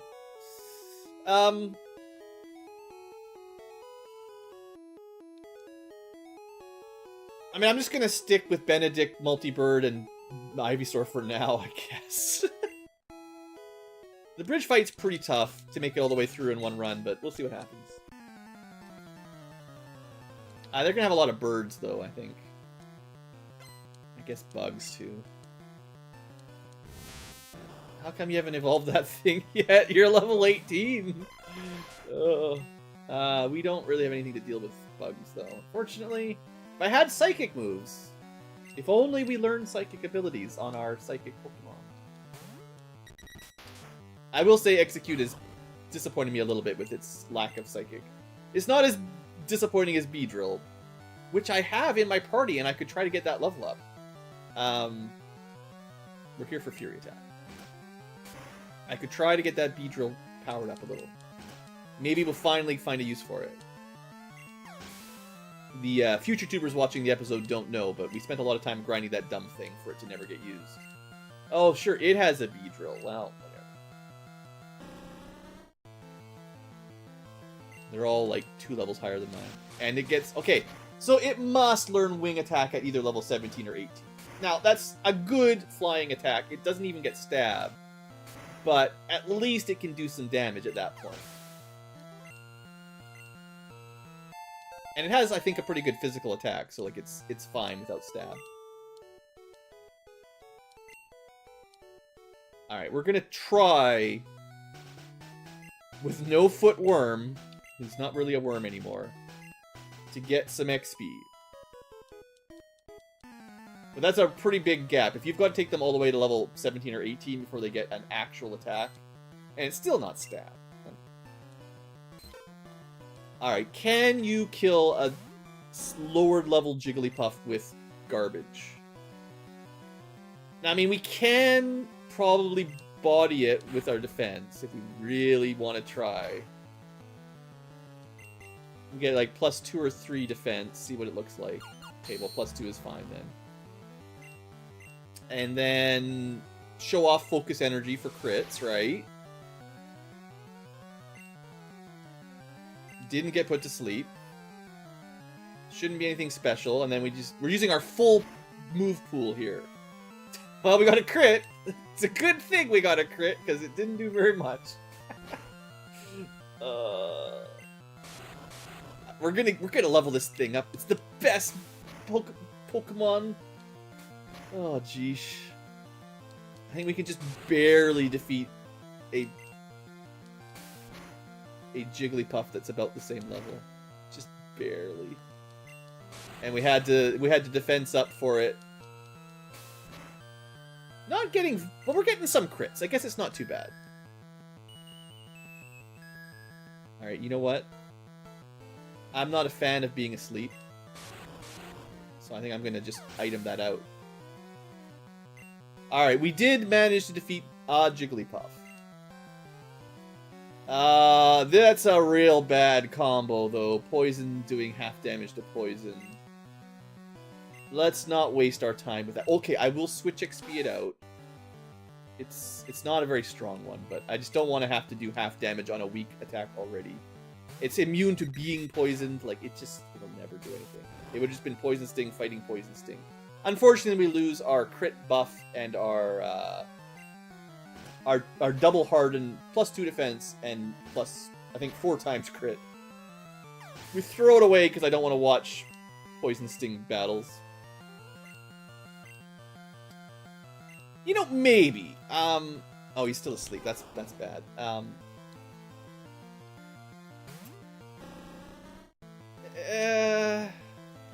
This is why we bought Awakenings, just so I don't have to watch him doze. Let's see. Bulbasaur shouldn't do much. Yeah. It's like 4 times, or 1/4 or something, right? I think. So if we just... I just want to see how much this does. Oh, good. Well, crits it is then. Re-up.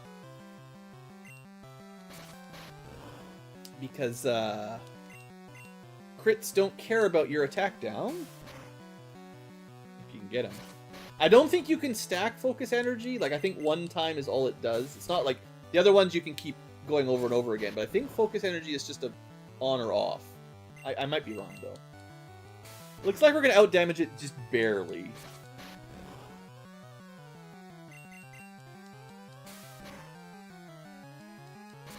It's kind of disappointing.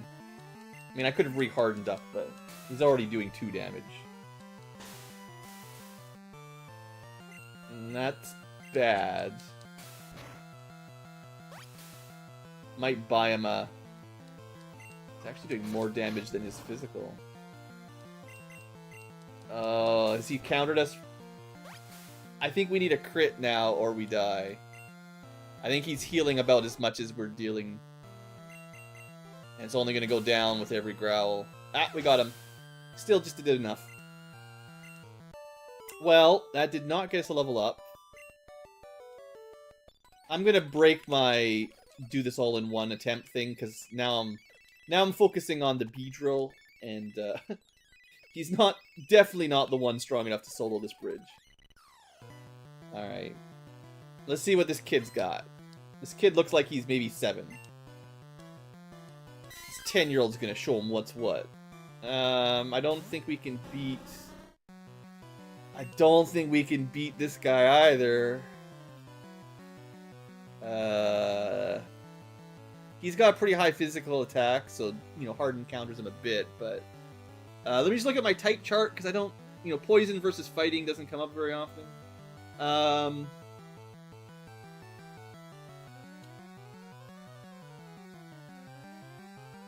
Yeah, so he'll do half damage to us. No, he'll do quarter damage to us. Dang. But...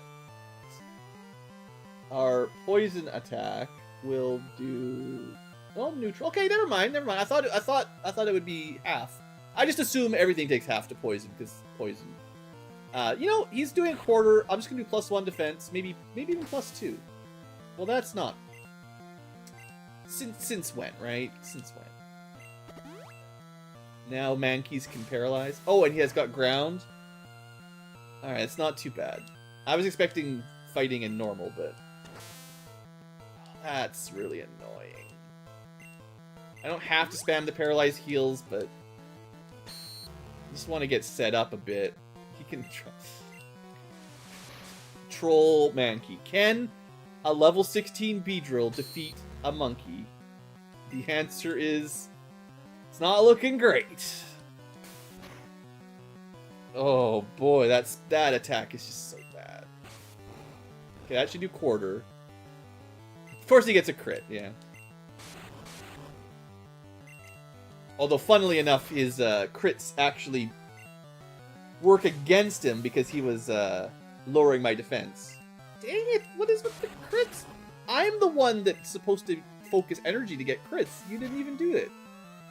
Thank you. Just gotta complain more.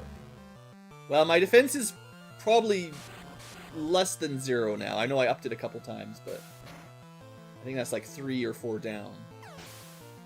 Alright, not very impressive. Come on, level 17.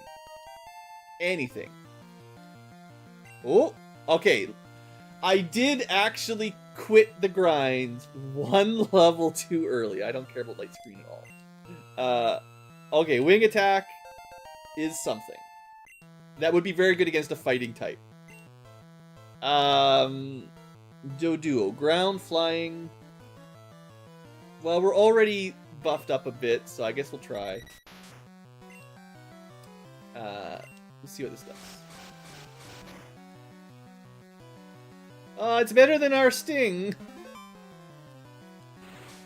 If we could get a crit on it, I think he'll just finish him. Well, -1 defense is okay. Well, no. If he does a flying type, we're probably dead. But hey, it doesn't really matter. If we die, we die. See, look at them crits. And he almost go to the earth to do still stab, but I love double team span. It's my favorite. Sand attack and double team are just great moves. Super smart addition. Alright, well, one more. Krabby, hey? We're getting pretty low. We are buffed up. Well, at least we're criticaled up. Krabby is definitely a physical attacker, though. I'm just gonna stay in to swap, basically, because I'm gonna try to get that XP.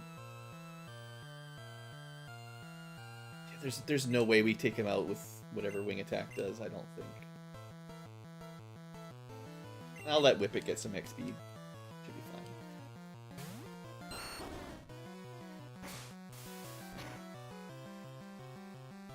Yeah, if it had been a crit, definitely for sure Beedrill was dead, so this will cover it. Honestly, Beedrill, it's not really. Wow. There's the Crab Hammer. 8 damage crit. Yeah, it's just not. I don't think Krabby's gonna be very good in this hack either, just looking at it so far. Just the fact that he's low special water, just real rough. And I guess, you know, once they do the split, Crab Hammer turns into a physical water move, he's fine, but until then. You know, I said I didn't want to, like, that was one fight, we're going back to the Poké Center, but hey, I want to save my money, basically, right? I don't want to have to drink a whole bunch of healing potions. I'm already going through paralyzed heals. Alright, 4, there's still 3 left. Maybe we'll try to get these last 3 all in one trip.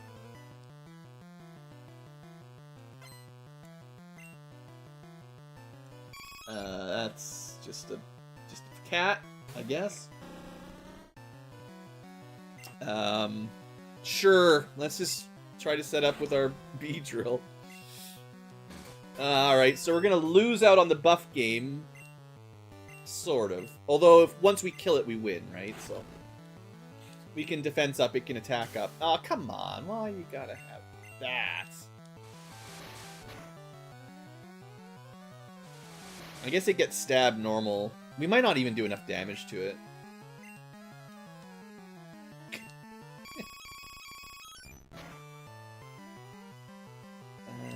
Drops my attack. Yeah, this is going great. Well, we got the poison. That was the reason I was trying for that. I just want to see how much damage wing attack can do. Of course. We're probably like -2 accuracy, so basically 1% chance to hit.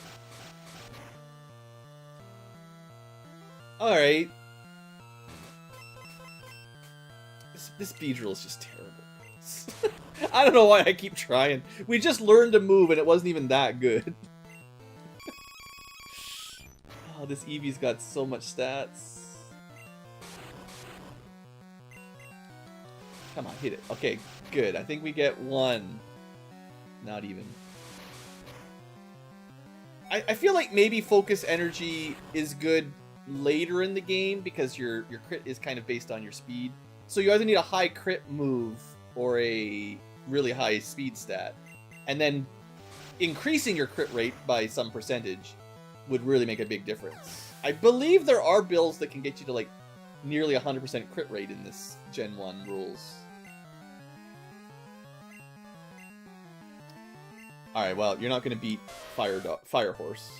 We'll just take out the turn. Yeah, Beedrill, I think I'm done. I tried. I really tried. I even got him a new move, but I don't see him really having any place on this team. We should have tried Butterfree. Might have been more useful, but it's fine. To show off Pokemons, you have to try out some duds, and then bench them once they prove themselves useless. I'm sure it learns Twin Needle and some bug attacks that are maybe good later, but... No Footworm. Yeah, I'm done. I tried. Let's give Eggs Benedict a bit of XP for now. Figure out a good replacement for a terrible bug. This has made me fear Beedrills in the wild like almost nothing, because what are they going to do? Same thing Weedle did? Oh no. Alright, unfortunately we still don't have any Psychic stuff. Yeah, alright. We basically just have one Pokemon that can kill everything, and a couple others that are like very niche use right now. Ugh. I think the hack has given a lot of status affliction moves out to more enemies, or more Pokemons. I feel like I'm just constantly getting put to sleep or paralyzed or whatever, all the effects. Oh, why did I do that? I should have used Fly. That's silly. I think I saw it use Dustclaw, and my brain was just short-circuited.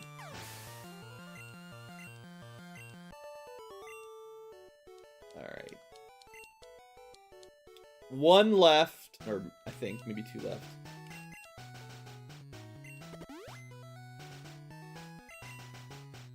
Yeah, this is the last guy. Congratulations, you win!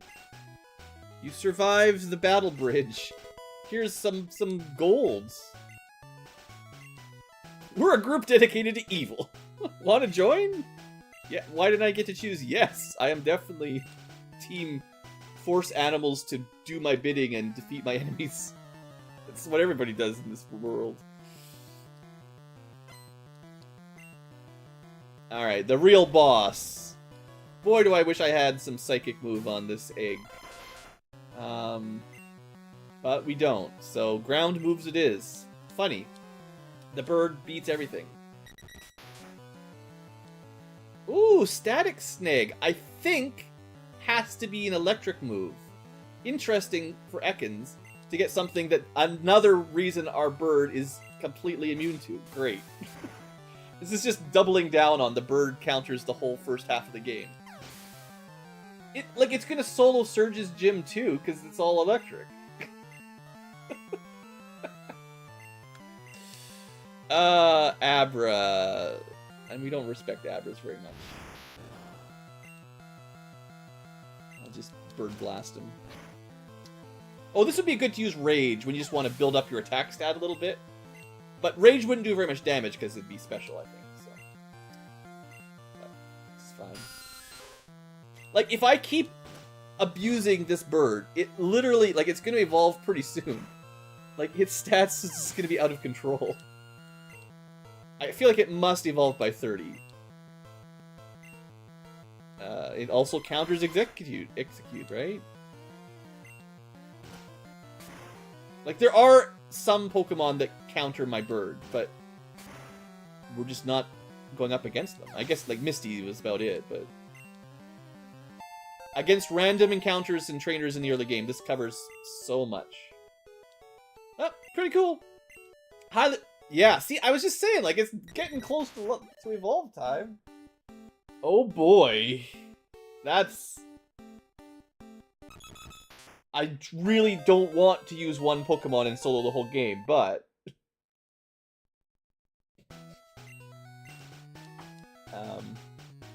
So... Remember the talk about how it already had kind of ridiculously high stats, and now it's stolen all the experience? We used to think this guy was pretty scary with, you know, 85 attack and 75 speed. A total of 275. Pretty low hit points, you know, at least it had some weaknesses. Low special. Well, now it's fully evolved. Triple Bird uses its 3 brains to execute complex plans. While 2 heads sleep, 1 head remains awake. Yeah, now we have 420 total, which is pretty average for final evolutions. Still ground plus flying. Over 100 in attack. No longer has any big weaknesses. Normally it evolves at 31. Oh, wow. Maybe the guy that hacked this, or girl, whoever, maybe the developer for this hack really, really likes this specific Pokemon. Maybe this is their favorite, and we just lucked out to get, hey, this looks good, and yeah, they were just given everything. So 6 level early evolution. Its stats are, well, end game viable. Like this isn't the strongest Pokemon in Gen 1 with 115 attack and 105 speed, but it's not bad. And you could certainly keep that on your team all the way through. Easily that. That's, yeah, like literally, I mean, I can't show them all off because we're not far enough in the game, but highest attack stat is going to be like 120, 130, right? I don't know if anything in Gen 1 gets above 130. Maybe, no, because like Mewtwo would be all special, right? So this is a not much higher available physical attack. You probably look at like a Machamp or something, maybe. But yeah, no, that's pretty good. I'm not gonna let him carry us the whole way, though. I like I said, it's in my rules. I have to make a full balanced team, and he's doing great right now. But Thunder Wave, sure, Double Beam. But yeah, we're gonna use other Pokemon. That's for sure. He's a good backup carry. All right, we're at oh geez, 55 minutes into the video already. I don't have enough time. There's like 1 or 2 more trainer fights over here, and then we got another grass accessible zone, and then there's like 20 trainer battles on the way to Bill. It's gonna take a while. I need to speed things up a bit if I want to get this done. Yeah, okay, Dragonite is busted in stats, sure, so that's fine. Pidgeotto, okay, that is something that counters this guy pretty hard. It does not... Okay, I need something other... Okay, maybe after this episode is done, I'm gonna have to do some grinding so I have something other than this bird that we can toggle in. Because right now... There's a lot of Pokemon that... Well, the bird is the only thing that can tank it, right? Like everything we're fighting, basically. Okay, this is gonna be the plan in between episodes. Maybe even in between streams, I might do a bit of grinding. We'll see. I'm gonna try to catch the new stuff in this grass for this episode, and then I might do a little basic grinding in between, just to, before we go up to Bill. Not really needed. We could use the bird to carry us, but I need something else to soak experience, so I don't just always switch to this thing. I want to use it, I just don't want it to always be the only option. And right now it's like the only option. Okay, yeah, Mewtwo special 150 is ridiculous, right? Like, a 154 special is like literally off the charts. Okay, Abra is good. It can probably still teleport, but we actually have the counter if it goes first. It failed. Interesting. Then we failed. Okay, well, I could have thrown a Pokeball, I guess. But yeah, we're going to catch an Abra, and then it's banned because I use Kadabra way too much. Hey! It's a big-eyed crab! Well, it's nice. There's lots of water Pokemon you could use. You've got your choice of Goldeen, the Poliwhirl, and a Krabby. All kinds of early water Pokemons. Only got 8 Pokeballs. I don't know if I would ever use a Krabby either. It really is just destroyed by its stats, and its type to stat combo, right? Like, let's have a quick look. River Crab. Its pincers are not only powerful weapons, they are used for balance when walking sideways. So pure water, I mean, as a tier 1 with 300 stats and 105 attack, that is very strong attack. But its special is like nothing. So the stab water moves are very weak. Now, if this hack gives it a lot of very powerful physical attacks, like, I don't know if it gets anything rock, ground, maybe fighting, could get like pincers, some sort of thing. Those will still be very good, they just won't get stabbed. So like he could be a good physical attacker, but it never takes advantage of his type. And his special defense is so bad. I can't really imagine using him. But, oh, you got little pincers there. That's cool. Sure, pincers, right? There's no other Pokemon with any kind of name like this. Alright, Pinchy the Crab. Probably pretty classic. Alright, that's one. There's at least an Abra here. Probably a Bellsprout. Maybe an Oddish. Oh, you want to get all the water, guys? Here you go. Just keep catching water Pokemon. Well, this one's at least more classically powerful, right? So we'll speed this up a little, because I think you know the drill for catching Pokemon by now. Alright, that was quick. Staryu. An enigmatic Pokemon that can effortlessly regenerate any appendage it loses in battle. I should look at, before we close up, how strong Crabhammer is. But yeah, no physical this early on. So Staryu, much lower total stats, but they're in speed and special, which definitely helps. Very low hit points, though. Yeah. Yeah, unfortunately Thor has it correct for Gen 1. In Gen, was it 4? Yeah, Gen 4 was when we split them. So this is just a water, I don't know, maybe they'll give them Psychic in tier, once they're Staryu, okay, that does it. Because this is live streamed, right?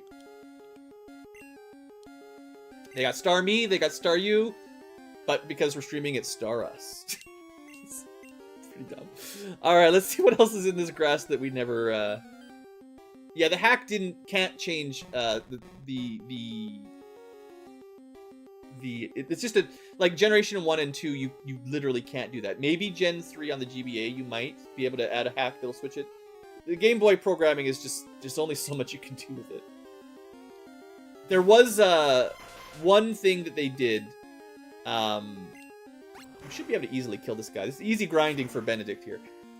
They made Ghost dynamic, is what they called it. And I don't know how they did it, or if it even really works. But if you read about it, if we look at one of these, I was going to check one of these Pokedexes, or move dexes anyway. We only have seen one Ghost move, but I'm pretty sure they all count. Where is it? There we go. It is, rather than special or physical, it's dynamic. And what the hacker wrote was that this will use whatever the higher stat is between special and attack. So I don't know if that applies to the defensive side.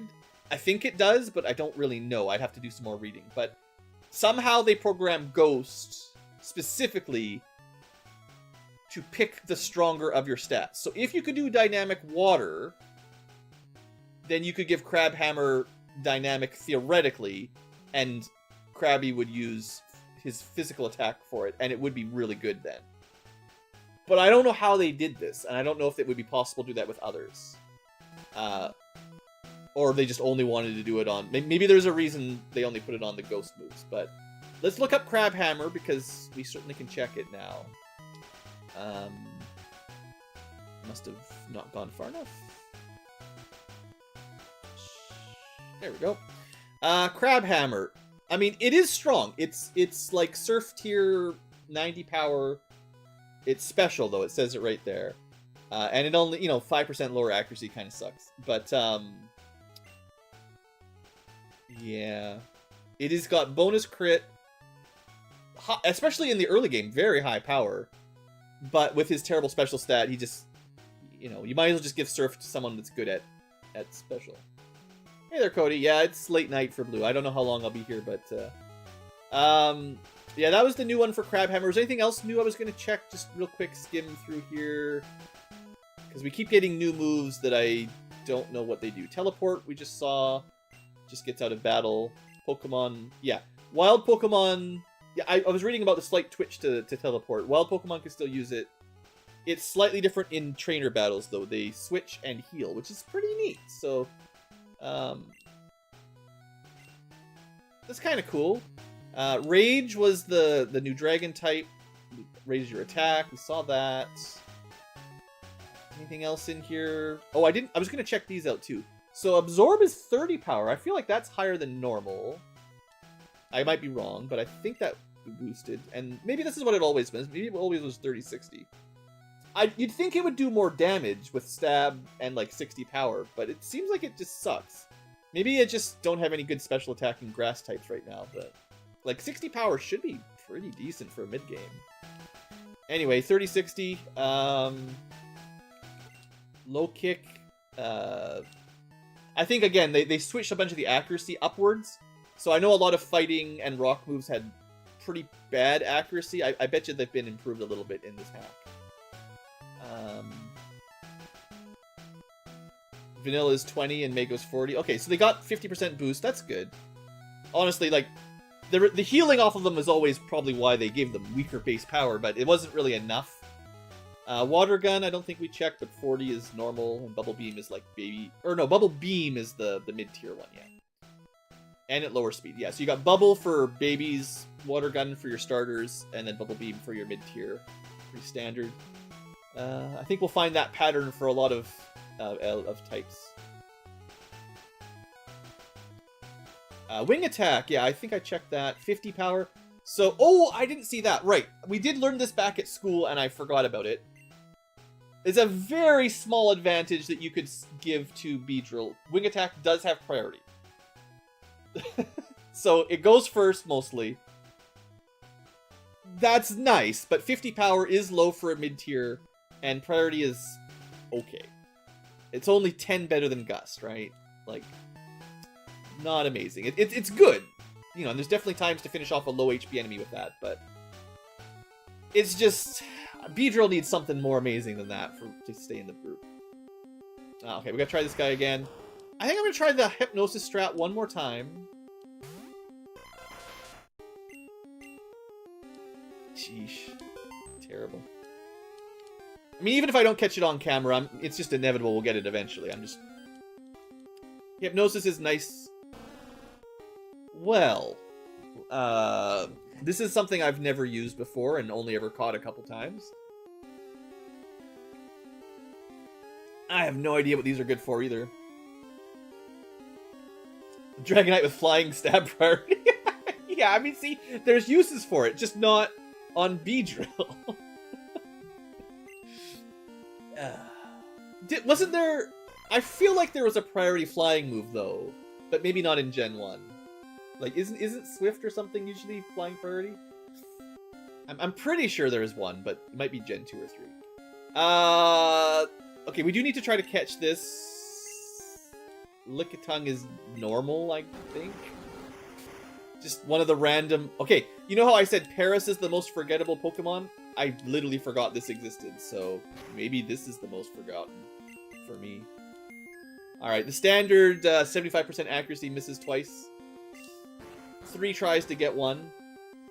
I'm gonna try full health sleep. We'll see. I don't know how... Just one jiggle. Would be nice to get 2 jiggles before it breaks out. So maybe... a little absorb. You know, if I kill it...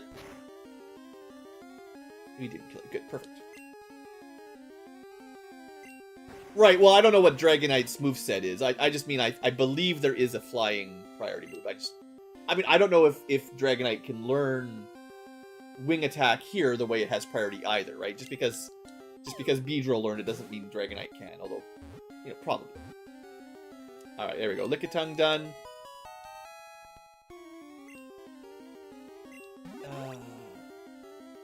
Extreme speed, right? Yeah. That's one too, for sure. Okay, its tongue can be extended like a chameleon's, leaving a tingling sensation when it licks enemies. Right. There's probably a reason I blocked this out. It's a humanoid, almost 4 foot tall, 144-pound thing. It weighs more than the child. It's almost as tall as your 10-year-old. It weighs more. It's got this gigantic tongue and loves to lick people as they get numbed.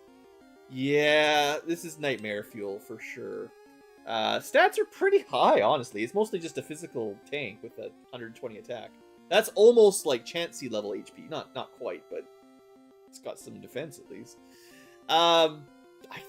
Normals, right? Like, phew. We're gonna call this guy, I feel like it's just one of the many goes to jail Pokemon. So we're gonna call him Jailamon. Because that's where he should be. Because whoever invented him is probably criminal. Alright, let's see what else is in here before I'm already over time. Speed it up. We've already caught one of those. I definitely need to end the recording very soon. So we haven't caught a Abra yet. This might be the only one left here, honestly, but how come they break out of sleep immediately? I guess it's classic Abra being a pain to catch, you know. Okay, it is asleep. I don't have very many balls left. Come on. Come on. Dang it. Alright, well, I'll catch him off camera then, I guess. It sucks. Lickitung was annoying to get. Yeah, there's a reason why I've never used them. Alright, well, future tubers, what I'm gonna do is I'm gonna end the recording here. I guess I don't have any balls left anywhere. I'm gonna use I do have an Abra technically. And don't forget that technically I have a Pocket Abra. We just can't use it in combat. And it doesn't count for the Pokedex. But, you know, it's funny. Yeah, so we're gonna end the episode here. I'm gonna buy some more balls and I'm gonna capture the rest of those Pokemons. Whatever I've been missing in that last couple grass sessions. So I can do some double checking off between episodes too to, you know, to revisit them and make sure I haven't missed anything, rather than taking precious recording time just randomly going at super speed like this for too long. And then I think I'm also going to start working on the team a bit because I need something other than the bird to swap in. We're going to swap out the bee for sure. Maybe Ivysaur, and I just gotta find something that will work for now. One of the water types. Unfortunately, there's no Pidgeys around, but I could level the Pidgey up and trade for a Seal. I might do that, because then I could have a Seal. But yeah, I'm gonna do a bit of work between episodes this time around, I think. Because this guy's being a real punk. Oh, let's move that up a little bit. Oh, he does have an attack. Usually, Abra only has Teleport, right? So, they gave him a physical attack right from the beginning. Or, well, a special attack, but, you know. Pretty neat. Anyway, that's it. Thanks for watching, future tubers. Hope you don't mind the longer episodes. I know most of you don't, but, this is the wrong one. I wanted a cool new move, too, to end the episode, and we get Reflect. I don't know. Reflect, I think in this hack, it's like the light screen, except for physical, so you just take half damage to yourself from physical. It's good setup if you're trying to tank, but I don't really care, you know? Anyway, that's all for today. Thanks for watching, future tubers. Hope you've enjoyed, and have a great day. Alright, live tubers.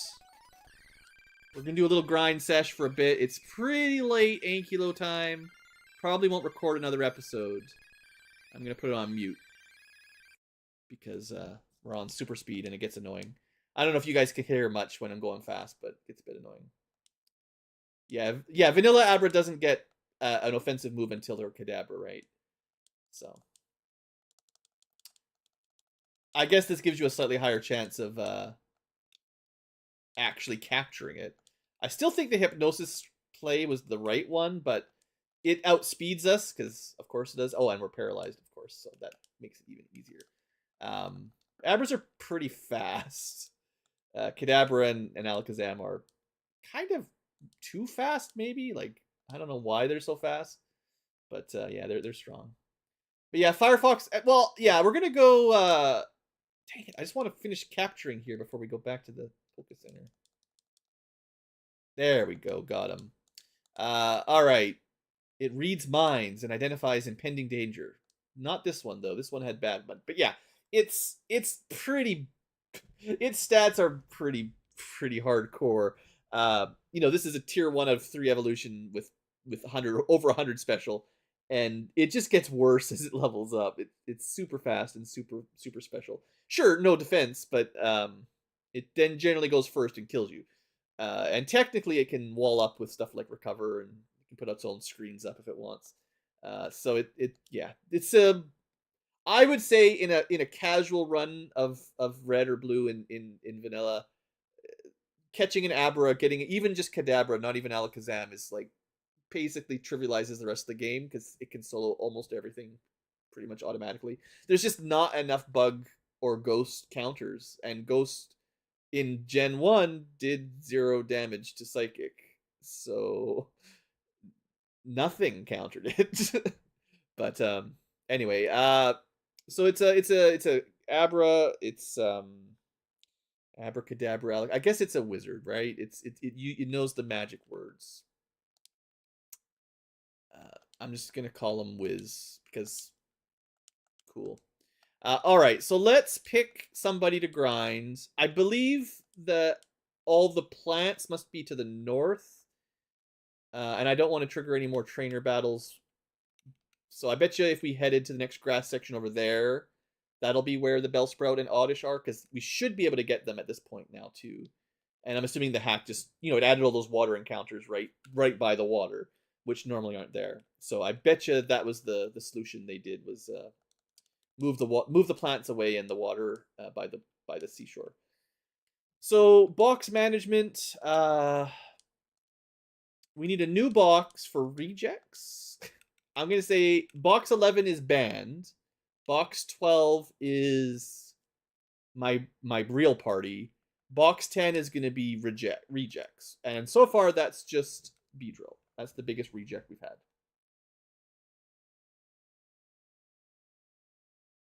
Yeah, Alakazam was no. I mean, sure, you can throw out the legendaries and Mewtwo and stuff, but as far as like any casual thing you would get, very little could deal with Alakazam. And sure, Jolteon might have Pin Missile, but it's still not that good. Like, I feel like I don't even know. I mean, I guess Alakazam's got low physical defense. Jolteon's got pretty good physical attack. It's still mostly a special attacker though. And it doesn't get stab, and Pin Missile is still pretty weak.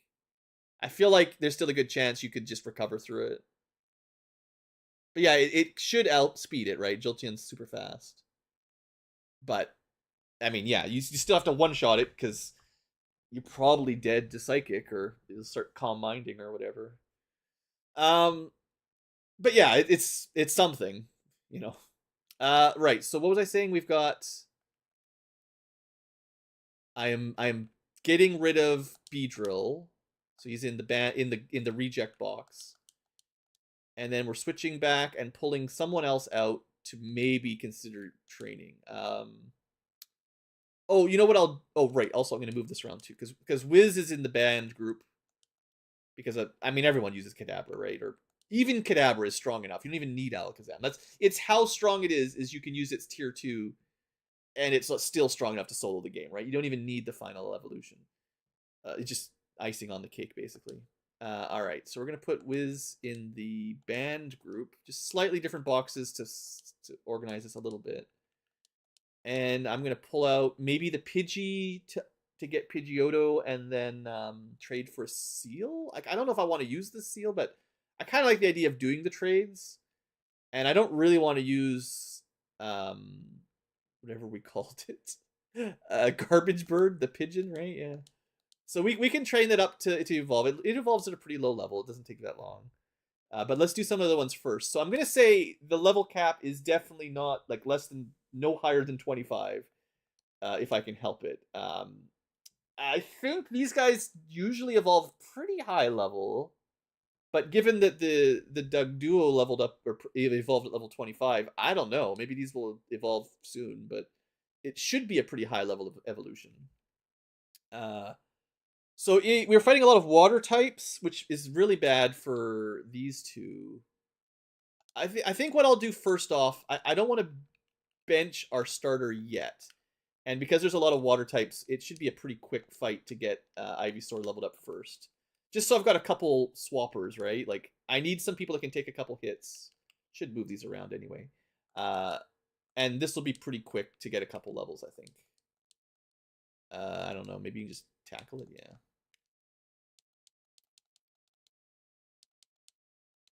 We'll say maybe just get it to like level 20 or so, which should be enough. I don't want to I don't want to over level all the enemy or all the not the Pokemon, but all the trainers basically. But I definitely want to have enough base levels to not worry about swapping into it just instantly dying if we're doing like switch training and all that.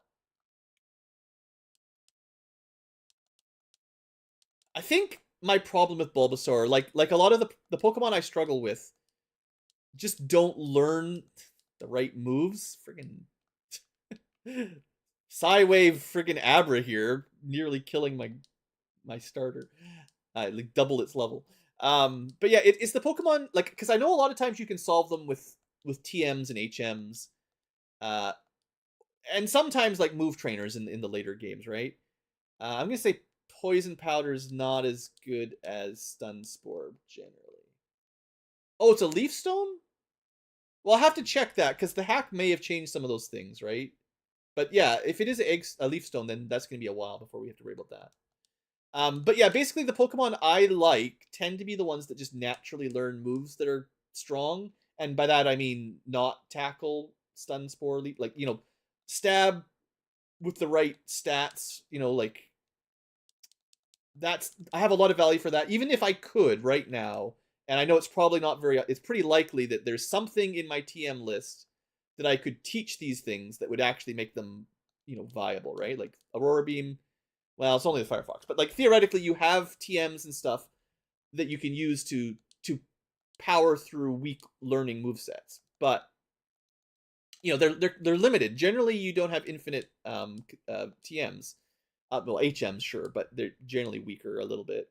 And then the TMs that are good, well, either they're like super expensive, right? Like a lot of them you can buy flamethrowers and stuff, but they tend to be like super expensive. You can't just have millions of them, But yeah, that's the thing, right? Bulbasaur is Razor Leaf, which is fine, and then eventually Solar Beam, which is really good in Gen 1 because there's no charge up. So like, sure, eventually he's got like the ultimate grass type clearer, but grass type isn't that good. Like as if that's your only type attack, I mean, grass is only good against what? Water and ground and rock, but that's basically the same thing. Water and rock and ground, right? Like it's kind of the two general types. Um, that works. It's definitely a good core, but it needs a little bit more to stay in. That's why our Doduo was doing so good. It had flight, fighting, like flying, fighting, ground, and like one other as well, right? Like that. It's just so many times you can just get away with that. You don't need to worry. Can you even hurt this thing? I guess I'm slightly higher level than I meant to get to. Is there any way to kill stuff with no Vine Whip, or are we just done now? Basically. I'll get to 21 and use the last of my PP if I can. I actually don't know about this fight. This is silly. This is definitely a waste of time, but Leech Seed's so bad. I should have just been going for the attacks. Looks like we just barely win. We got the paralyzed stun. Alright, good. We didn't get any new moves, but I didn't expect Bulbasaur to get anything that good. That's one of the reasons why I kind of want to swap him with some other grass type that has... Because, well, like, right, I'm really hoping, because of the poison swap with new poison moves, that one of the starters for Gen 1 in this hack, they gave them some poison moves that are good, right? But he's already level 21. He has not learned any poison move yet. I don't think. Poison Powder doesn't count. So, time's a ticking. We're already in the 20s, right? We're getting into the mid-game. Evolves in the 30s, mid-30s, right? You gotta learn something for your type, or why are you bothering with poison type? You know. Anyway, let's start working on. I don't even know. It's gonna be kind of hard here. What was in the other group? Like it's all Abras. So we got annoying psychic, normal, and a bunch of water here. What was in the other accessible area? 32. Yeah, that's right. Bulbasaur evolves a little lower than the others, right? The other two are like 36 maybe, and he's 32. Like that's a small advantage to Ivysaur, right? You get him evolved a little quicker. So Sandshrew should be Earth is ground is good against fire. It's also normal, so fighting would work against it. I guess Firefox just has nowhere to go. Let's try Rydtruck for a bit. Oh, that's what I want even. Okay, hold on. That's a surprise. I didn't know we fought here for quite a while. We didn't see any of those. All right, well this is shortcut mode. Not Whippet, Benedict. Put to sleep, please. And it is strong against absorb, so it shouldn't do that much. Yeah, we can just chip it down. Maybe one more before my accuracy is gone. We are taking bonus damage from gusts. Come on. There we go. It is a tier 2 evolution, so they're generally harder to catch, right? We don't have great balls yet, which is usually, I like to think, you know, tier 1 evolutions, you're fine with Pokeballs. Tier 2, you want to use great balls, and then tier 3 Ultra. I know that's not how the balls actually work, but the difficulty to capture does go up, and the Ultra Balls technically have a better catch rate. It's just the math is really weird. Anyway, we'll see if we can get them. Yeah, no problem. 3 tries, that's totally fine for a tier 2. So that's your level 2 Pidgeotto. Stats are still not as good as some of our tier 1s. That's just how it is. And honestly, nicknaming it's kind of silly because we're just trading it. So, bye-bye. And our box is full, so it's a good time to go to change all this. So I'm not going to show this off for the future tubers. It just doesn't matter that much. But yeah, I'm having a hard time. I think the next grass spot with all the plants is probably where you want to go to grind your fire Pokemon, if it is actually full of plants. And we're not quite there yet. So temporarily, this is the worst when you're out of spots and you can't withdraw or move because there's no move yet. So I don't actually need to level up Garbage Bird. That's good. We can not do that because we accidentally found a Pidgeotto. And did I not change it? No, there we go.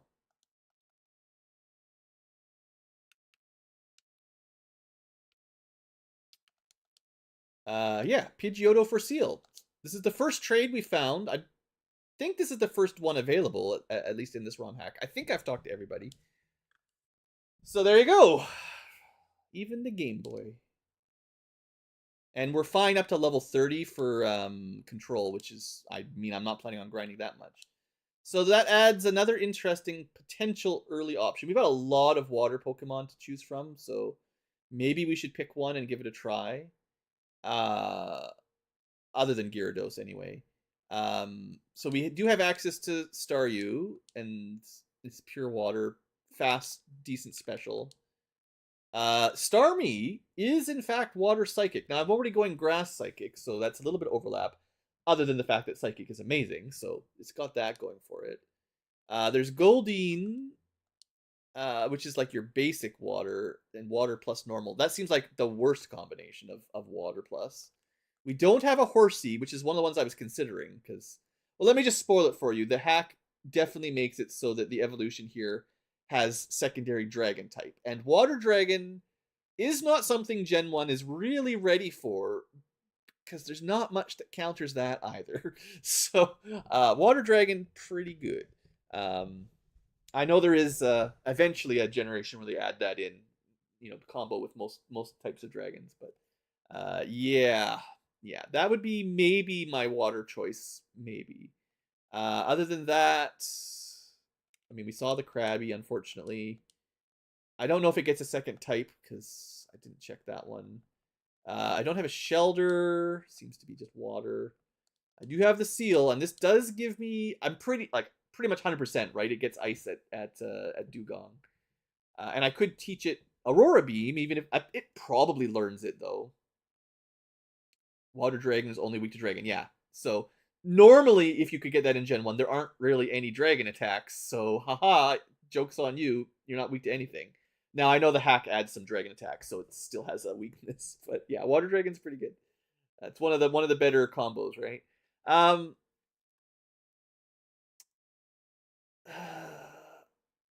don't know. I don't know about Seal. Poliwag? Water plus, I think, fighting later? But that's a bad combo because fighting is physical, water is special. You generally want to team up if you can. It's not always possible, but you definitely want to combo in Gen 1, 2, and 3 the type bonuses to be the same as your priority stat, either special or attack. And water special and fighting is physical. I mean, it is a good versatility, and if it's got, but yeah, it's special. It's kind of almost as bad. Okay, never mind. I changed my mind. Poliwag special is almost as bad as the Crab, so it's probably going to have speed, really good, and some physical attack, but not as good physical as the Crab. And even if it gets fighting moves, it's just not going to work. That doesn't look great. We don't have a Psyduck. Doesn't really matter. Huh. I mean, at some point, you just have to pick stuff and start leveling them up, but... Oh, one thing you can check is area, right? So, like I said, you can get all the starters. So I think this means that there's a rare Squirtle encounter in the grass section to the left. So we could keep trying for that. Because this is where it was in the anime, right? There's the... I don't remember the first gen anime very well. It was cartoon back in my day on YTV or something. But I'm pretty sure there was an episode with a bunch of Squirtles that bothered Misty. Where is the Charmander? That'll be on the way. Is that in right before the mountain or right before the dark cave, right? Because the circle, the dot is by the power plant. So this is on the way to the power plant before you go through the cave, I think.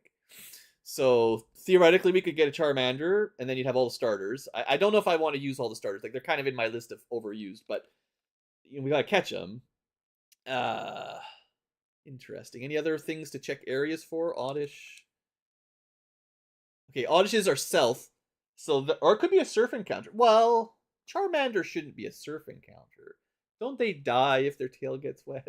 But yeah, you get a general idea. So Oddish is around the Pokemon Daycare. We can check some of this. Diglett, well, we know the cave where he is, right? Yeah, down by the Electric City, whatever it's called, Surge's place. That's standard. Psyduck. Oh yeah, that's that area north of the Electric City. Yeah, I think that's vanilla, or at least I think it is. Bellsprout. Okay, that one's to the north. Okay, so we can get access to Bellsprouts now. Ponytas are inside Pokemon Mansion, yeah, or the burned down mansion. But there's also a couple other spots, so that's fine. Magnemites, well, you know they're by the... Of course they're over by the power plant. So that's probably the tile on the map. Oh, you're back on Squirtle? Squirtle might be a surf encounter. Yeah, it's possible. Sorry, yeah, it's hard with chat delay to keep up on what you're saying. Yeah. So that one is Magnemite, probably at the power plant, or at least the grass around there. Grimer, sure, that's on the way to Cerulean, or Celadon is that one, right? I sort of know the names. No shelters? That's the first one we've had an unknown.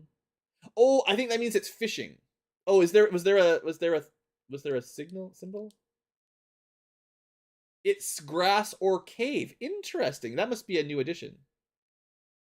Okay. That's a really good detail. Wow, yeah, good catch. Very cool feature for this hack if that's in there. Wow. Okay, let me double check on. We fished out the Goldine, right? Let's double check that. Where is it? This guy. Surfing. So surfing must be surfing or fishing, and there's also the fish symbol. So that's really cool. Very nice quality of life. I like that. Or sea, you've got to fish it. Like there's one to the north, but you have to fish it or surf it. Cool. This is really good, actually. I'm quite impressed. It's definitely nice that you can check all this stuff and it gives you a little bit more information. Okay, so that means we almost certainly. Well, we can't get Charmander right now, but once we have Cut, we can go get it. So after Gym 3, and then Squirtle, theoretically we can get one right now. And there's not much else nearby other than the Bellsprout. Okay, cool. Well, let's try to do that.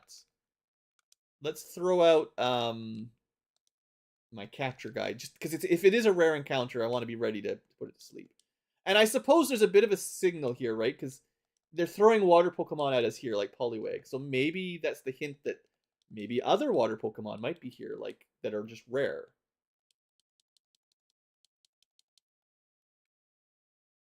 Okay, well, I don't want to level up this guy too much. We don't really have a solution to that either.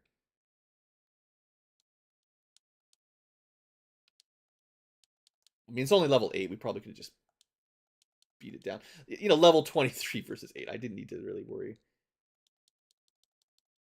I wonder how long it will take. If it is, I wonder if this is like one of those 1%, 2% kind of things. Yeah, there he is. Okay. It took a little while, but not that bad. I really wish the base games let you catch the starters. Like this still might be a little early at finishing gym, like around gym 2 and 3 for 2. We could check where Bulbasaur is too, but maybe they should be after gym 3 or 4, like about halfway through the game. But I really like the fact that you can catch them. It's definitely nice. I don't know how hard. I feel like they might be in a difficult capture group. I don't know. Oh yeah, that. Let me slow it down. Let's see if I can get him to sleep again. I want to count wiggles here. 1 wiggle. Okay, it's not too bad. If there was no wiggles, I was going to try to do some damage, but this is not looking great. Oops. Okay. I think we saw it that time. When he's not asleep, it just like missed, which means it's very low chance. So I think we do have to do some damage here. I'll try to. Oops. Oh, that's the wrong one. Okay, I'm glad it failed because I didn't want to do that. Oh no, we did hit him. Okay, he's gonna drain out. Ah, dang it. Okay, I'm gonna just wait till he's at about half. Just gonna try to keep him locked down.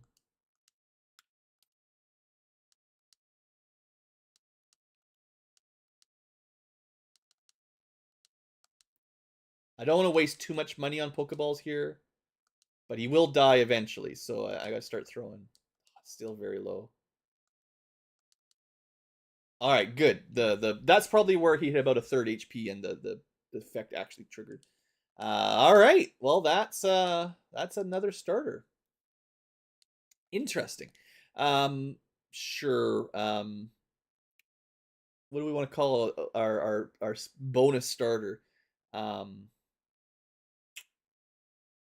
Squirtles are pretty cool. Like Wartortles are all right? Like these guys are. It's not bad. Not bad at all. Definitely better than Bulbasaur. Sorry, Bulbasaur lovers, but definitely a stronger starter. Wonder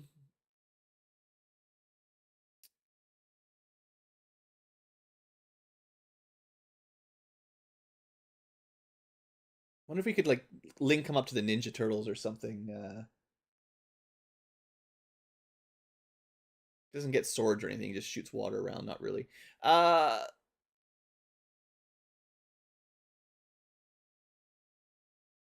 don't know. It's too late. I've been on too long now. My naming ideas are gone. I'm gonna call him Turt Bro because he's Turt. He's kind of broy. It's cool. All right, we're out of Pokemon space again. I don't know if there's much more to catch though, so we might be fine.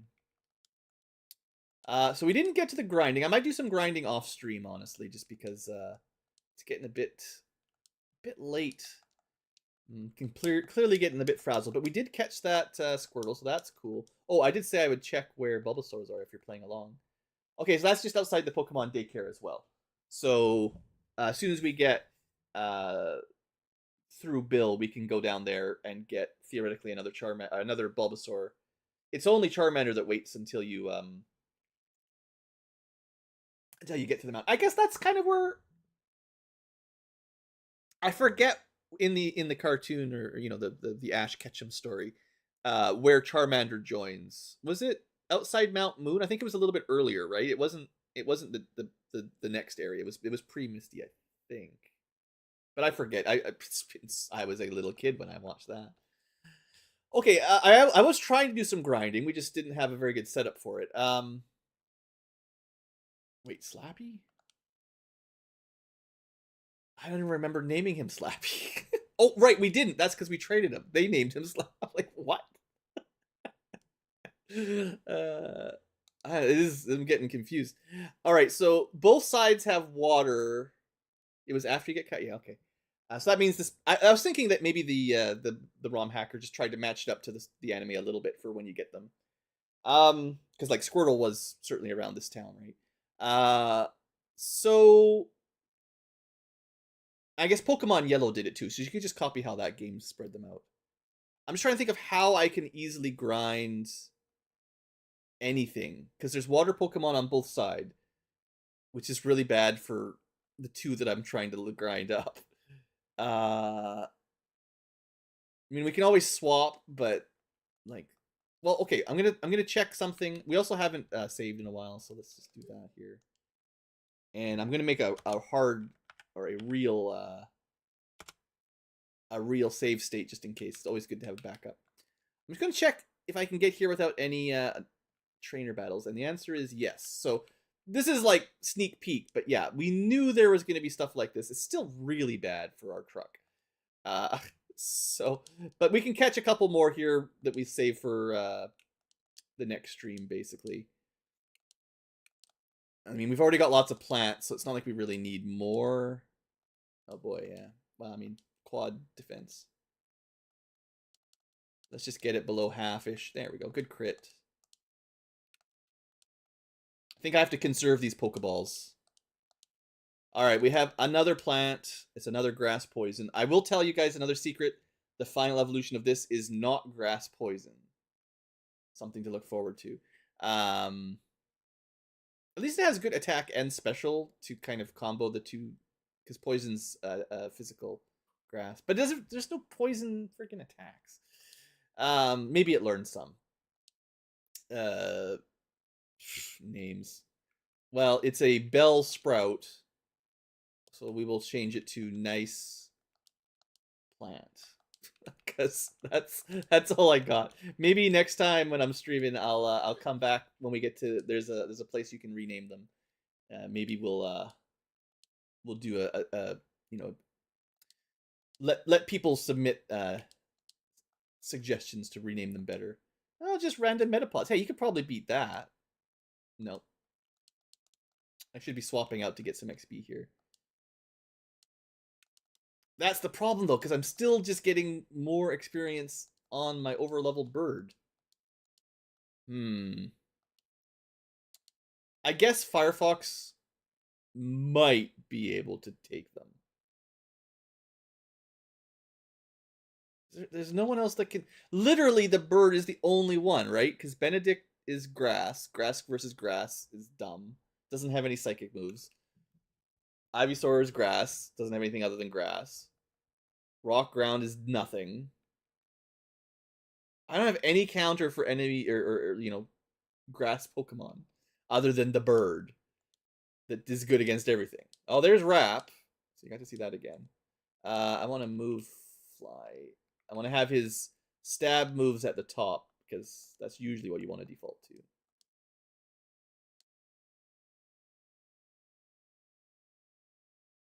have to bench Go Bird until Surge. Well, yeah, okay, I'm definitely fine with not using it as much. But what do we use? How do we kill a Bellsprout? Tackle? like like okay, it did more damage than I thought. They don't have that much, like, you know, the 9 levels gap is not nothing, but jeez. Okay, I have an idea. Seems to be a fair number of Bellsprouts. Let's try Firefox. I think it's got Ember. It does have Ember for stab. It's 40 base power, so 60.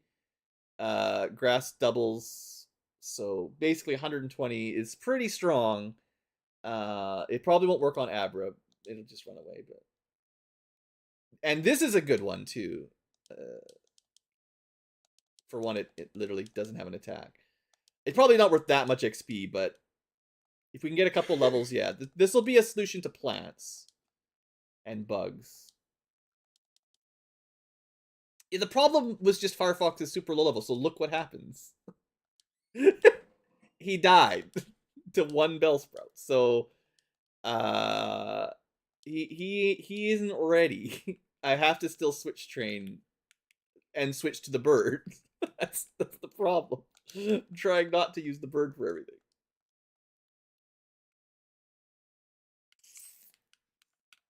Maybe that was a really high level Bellsprout, but I mean, the problem is we're just level 6. We have to just... We have to use this bird a little bit longer. I can't... Like, maybe once he's, like, level 8 or 9 or something, he'll be fine. This will probably just teleport away, but, yeah. Okay, this level gap is smaller. Maybe we're fine. Yeah, we're good. Barely. Did we miss our Ember? Ugh, even 100% moves. There's a great Generation 1 bug which maybe they left in because it's smart. But there's always a 1 in 255, I think. Mischance even on perfect accuracy. Good old Generation 1. Final Fantasy 1, the NES, you know, we do that same kind of idea, I guess. It's same general idea with coding. Where's this dumb thing? I'm looking for my Vulpix. Why am I doing this? There's something I was going to look up. What its stat spread was, maybe. Not very good. Like, the Vulpix is not very strong. Its base stats for tier 1 are pretty weak.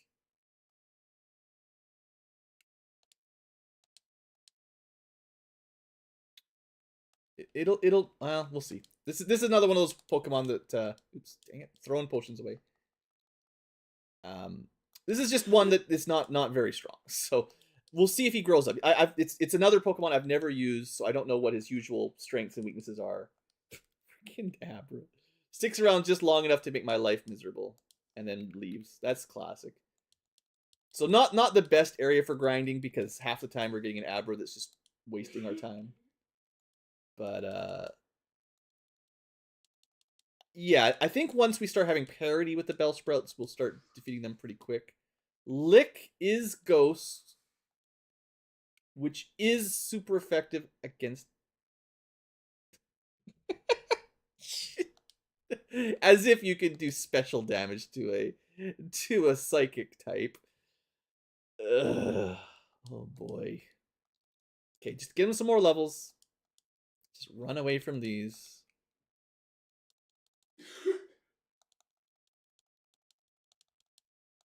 Should put some music on in the background while we're doing this. Let me see what I can find here. Just a sec. Just want to do at least a chunk of our grind session before I move on. We'll do...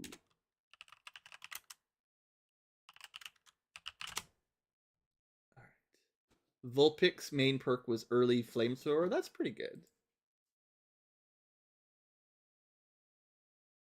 I'm hoping... Alright, that's reasonably volume. You tell me if that's too loud. I'm just playing the OST. Thematic, at least. I'm hoping the ghost boosts being also special... We cannot... Well... I mean, while we're collecting rare stuff, sure. A level 7 pincer. Interesting. Very low level.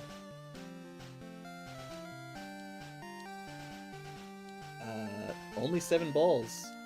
Youch.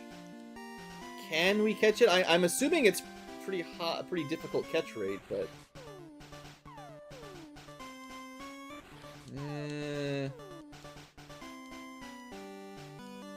4 balls? Dang, it's not looking great.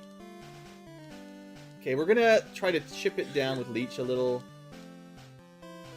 Because I'm almost out of balls. I really gotta go... I wasn't expecting another catch here. Get it to sleep. Use my last couple balls and then go buy some more. Come on. Come on. This is a very rare Pokemon. It's not gonna work. Try to get it to sleep. It's gonna die while it's binding us. Alright, we got one last throw. It's asleep. It's low HP. I'm just really good. Alright, interesting. I mean, I would have preferred Scyther, because, you know, classic, but I've never used a pincer either. Well, yeah, it's bug and fighting. That's an interesting combo. Special's pretty rough, but it doesn't use it to attack. It just gets the 125 attack. Pretty good physical wall, just reasonable speed, bad special. Interesting. Another terrifying 5-foot-tall bug. Nice little sprite there. Okay. We'll say, for now... Just gotta leave myself a way to remember this next time. Maybe this is the savior for bugs. Yeah, kind of like Heracross. I don't know what Pinsir did normally, because I don't know if I ever even tried to use it. I will want to check its moveset out that it starts with. We could swap out Slappy for now, and give him a look. Oh, I did it again. Okay, let's get out of here. I can save a little bit of time by... Let's move Pocket Abra up to the top. Just reorganize this a little bit. Oh, come on, double tapping here accidentally. So I want Pocket Abra, and then Potion, and then whatever. It doesn't really matter. Pokeballs when we buy some more. Right, I have to go buy some Pokeballs.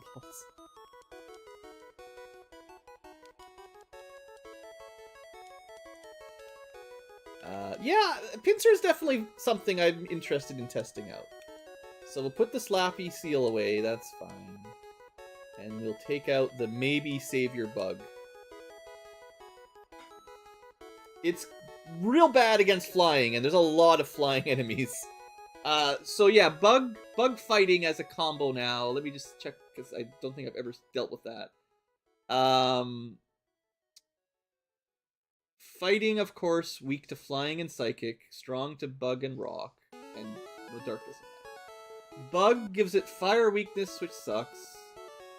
Resist grass, resist fighting, resist ground, quad weak to fly, double weak to psychic.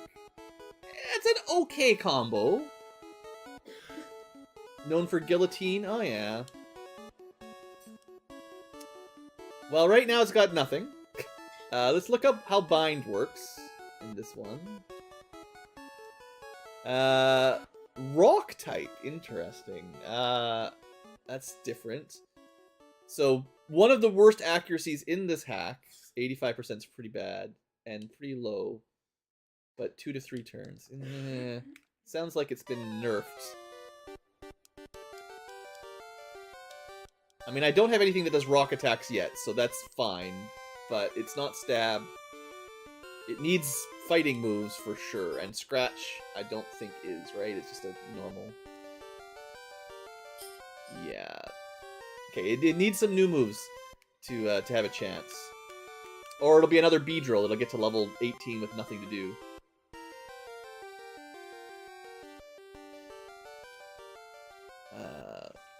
Maybe we're high enough level. Not even close. Super effective still doesn't even have a chance. Let's just run away. Stupid. The Abras. I can't believe how much problem the Abras are giving me.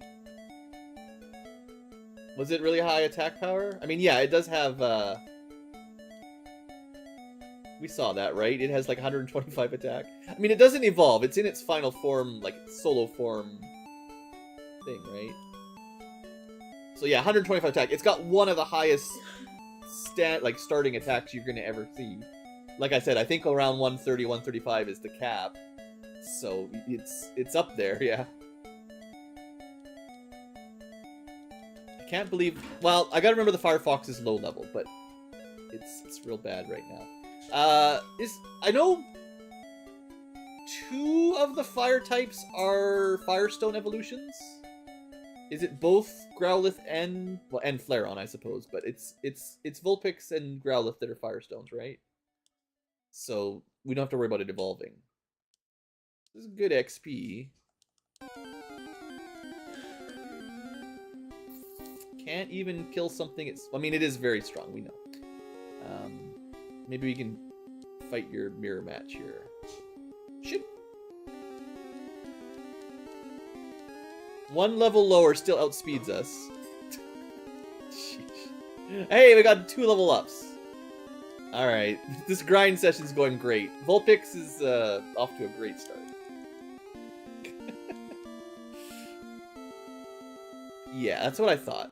So we don't have to worry about it evolving accidentally, but that's kind of unfortunate. Because no Firestones, I don't think, for quite a while. And it's specifically, its stats are pretty bad, right? Like, the problem is, it has just a regular attack move, and its stats are kind of trash. So it is really struggling against these grass. Oh man, it can just barely defeat them.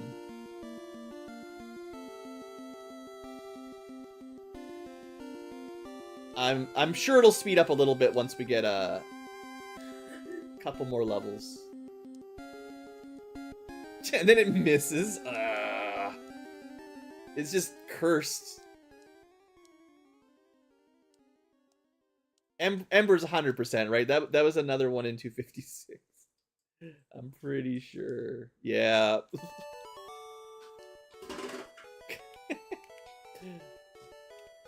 I think anyone that has 100% move and we're on a grind session and they miss their 100% like 2 or 3 times, just auto-benched. Yeah, Celadon's where you buy them all. I know there's some drops. I think you can get a Thunderstone earlier, right? And obviously Moonstones, but unless there's an earlier Firestone in this hack, it's gonna be a while. Alright, at least we're 2-shotting. We learned Disable. That doesn't matter. We're not too far away from 1-shotting, and once we 1-shot these things, it'll go pretty quick. The wraps though, gee. It's because it's got a new type, right? Like Wrap is usually not rock. I guess it's no wait. Okay, Wrap is normal. 85%, 22 power now. But Bind, oh man, it's gonna be so hard to remember. So Wrap is normal. Bind is rock. They both basically do the same thing. I think there's a fire one that does it as well. Jeez, alright. I'm gonna waste some potions just to save time here.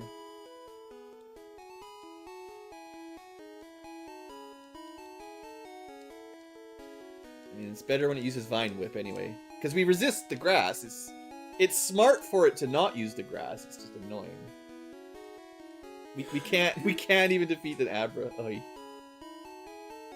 I've got a bad feeling about Vulpix. I'm feeling the same kind of thing I felt with the Beedrill.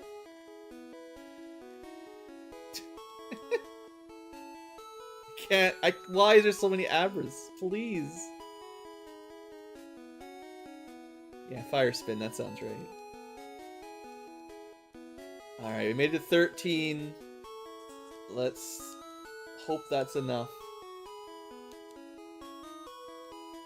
Yeah, I wouldn't be surprised if there's a new fire move, but I don't know.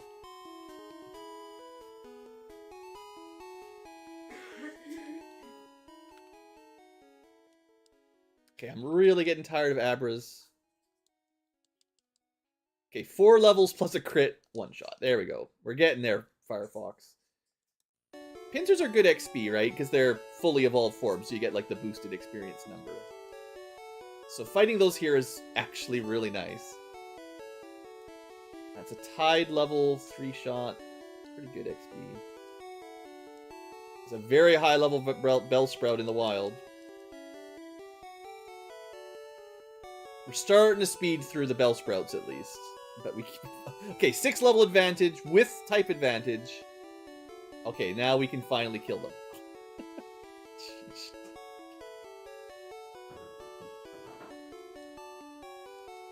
At least you can try. Don't have to run away. So yeah, Ghost, I don't normally use Ghost types. I don't have much experience. I have to remember that anything with normal type is completely immune, which is not something I normally have to worry about. Other than that, Ghost is what? Bad against poison. Very also can't do fighting either, right? So, what is Ghost good for? Not much. In Gen 1, not much. I mean, seriously, what is Ghost even for? Clearly not very good against Psychic. This is going to be a problem with Ninetales if Fire Ghost, but Ghost is useless. Normal damage to fighting? Oh, am I misremembering? Oh, maybe it's the other way around. Fighting, right. That sounds right. So they do resist fighting types. And normal, it's just you can't damage normal. So that means Vulpix is immune to normal attacks if it's Fire Ghost. But that doesn't matter much. It needs to move. It needs to learn a move pretty soon. Like I'm gonna keep grinding it a bit more. I'm not giving up just yet. I'd like to give it a spot on the party to have a fire type. But it might just not have anything they can learn, you know. Ember is okay, but its stats aren't great. And Lick is, well, if Lick's job is to counter Psychic, it barely does.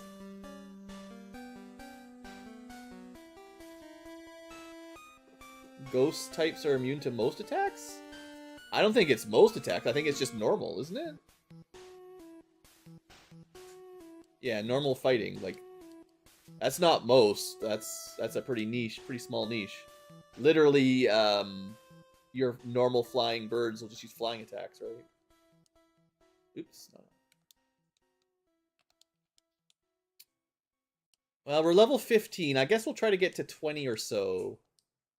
It's gotta learn something better than Ember and Lick, though.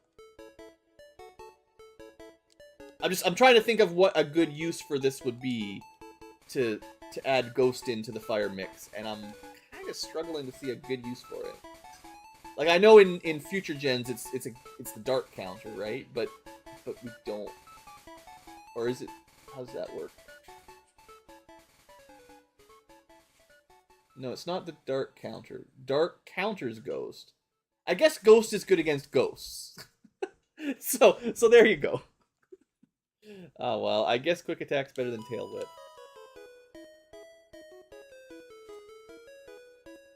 There are trainers that don't have anything. Well, sure. I mean, I don't know the enemy moveset, but sure. I guess if there's a large number of, I guess actually Quick Attack's okay here because it'll have low physical defense. Sure, yeah. There's that aspect where the enemy moveset is boring. If all they have is normal fighting, then yeah. But I just mean in the terms of the total moveset, that's not really very much. You know, like that's just a couple types. But maybe. Again, I haven't really used them. So if I do get a chance here to use a ghost of some sort, maybe they'll impress me. I mean, maybe we'll just get a Ghastly and get a Gengar eventually, because I've also never used that. I've tried, but never successful.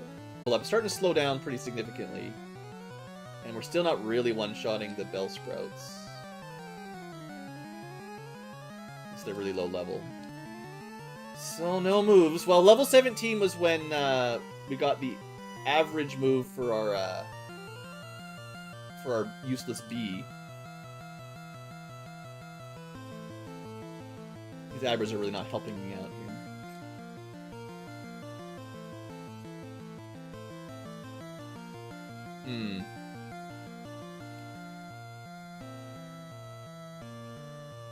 What level, does anyone know, or I mean you can look it up, but what level did Vulpix get Flamethrower at in Vanilla?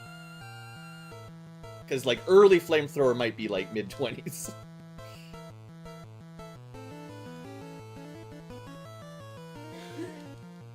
Still gets smoked by Rap. It's the, it's just a bad stats, I think.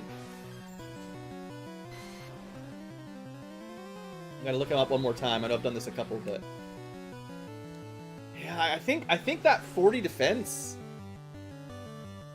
The base Vulpix stats are really not good. I mean... We can't see it, we'd have to go catch one, but... Level 30... That's not even early Flamethrower. Jeez. Level 35 is about... Let's see...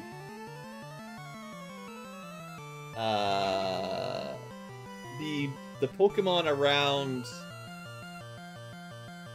What, like, the bike route is, like, mid-30s to 40, I think? With all the biker gangs, right? Somewhere around that? So that's, like, post-Pokeflute-ish? Yeah, you could grind him up, but...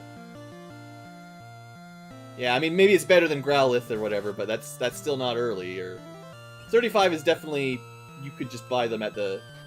You could probably buy the TMs at that point. Or, I guess it's, Flamethrower is the gambling, right? In Vanilla. So you gotta spend ridiculous amounts of money. Do I go for 20? So there's no way we're gonna get Flamethrower by 20, but...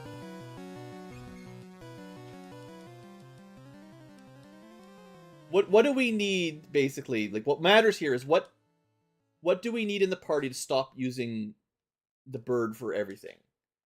And the answer is, like, enough stats to not die instantly, and some strong enough moves to cover a good variety of enemies. And right now, we can't. Like...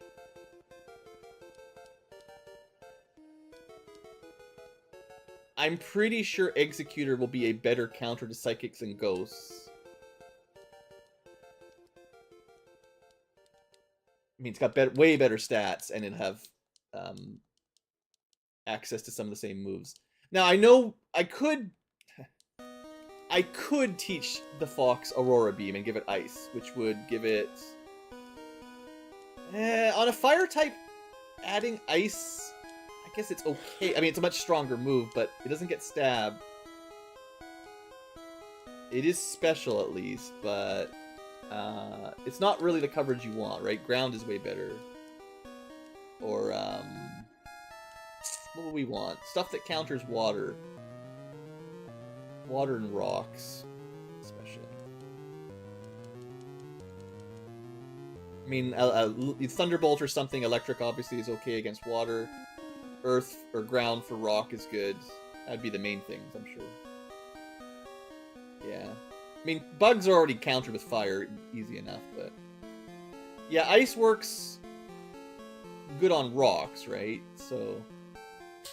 Ice would help, but... Only so much. I mean, okay, technically fire works on ice because of the Gen 2 mechanics. I can show that off again. If you're looking at the original Gen 1 type chart, this is something we did at the beginning. You can change basically from left side is Gen 1 and right side is Gen 2. And I just went with Gen 2 because, I don't know, it seemed fair. So we're working on ice not being strong, or like ice being weak attacking fire, Bug actually being weak attacking poison, and poison just normal attacking Bug. So we're using like the Gen 2 style. You could make Psychic even stronger and go to immune to Ghost, but I mean, you don't need that.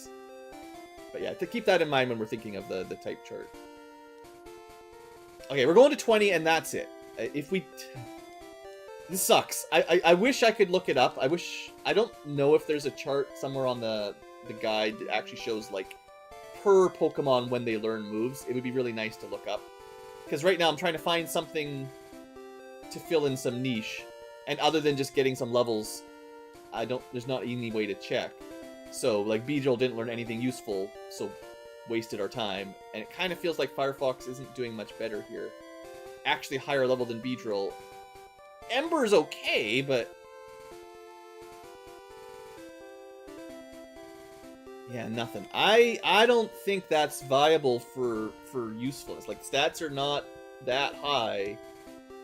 And movesets are pretty weak. Like, maybe better than Beedrill, but not by much.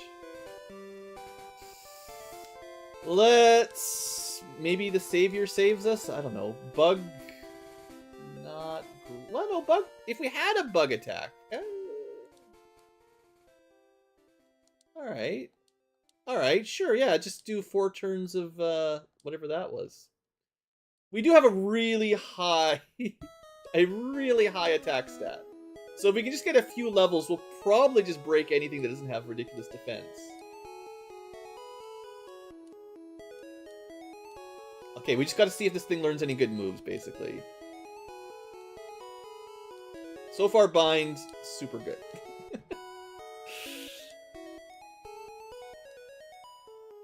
We outspeed everything, and just get 4 rounds of binds, you know. Even just regular Scratch is still doing tons of damage, yeah.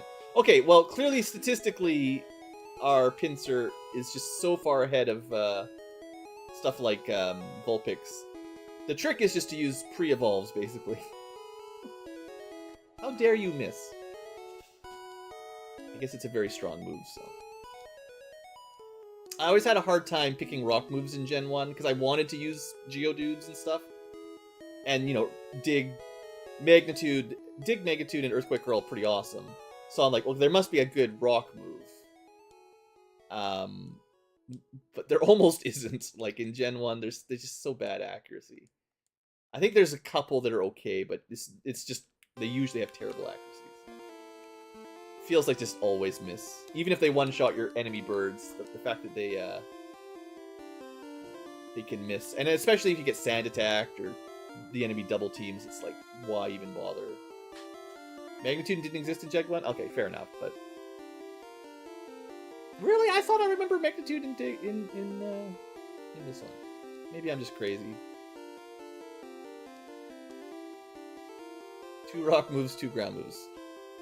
Rock Throw, Earthquake, Dig. Yeah, I thought Magnitude was in, but maybe that was later. Maybe I'm just thinking Fire Red, because, you know, they added a lot of stuff in Gen 3 remakes.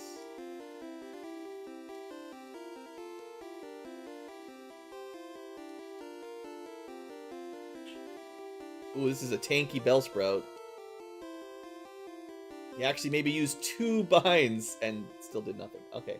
Well, this guy is at least growing much quicker. And we know his stats. Because his stats are so high, it's easy to think of those as your stat growth. Every level up is worth more because he's gaining more stats than on the Vulpix.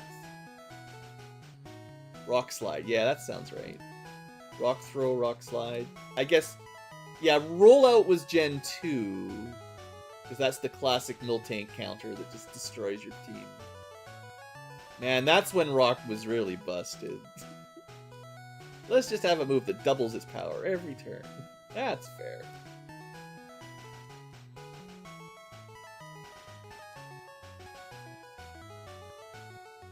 Now, we haven't learned a single move. I want to point that out.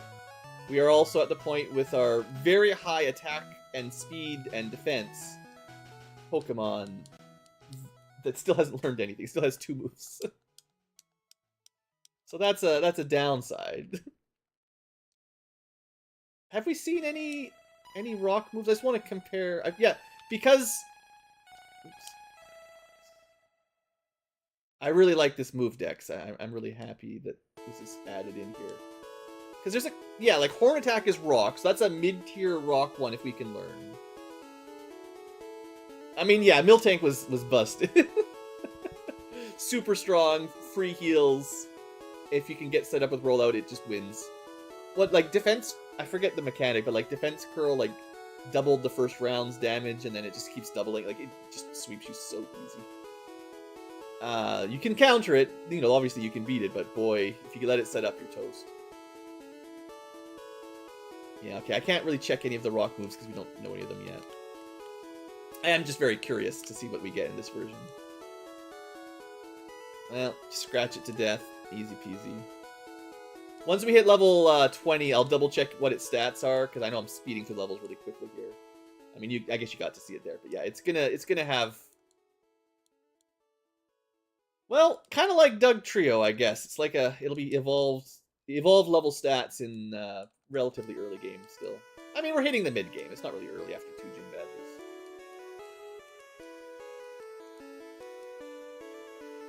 And like, normally I don't think Surge's gym is very difficult.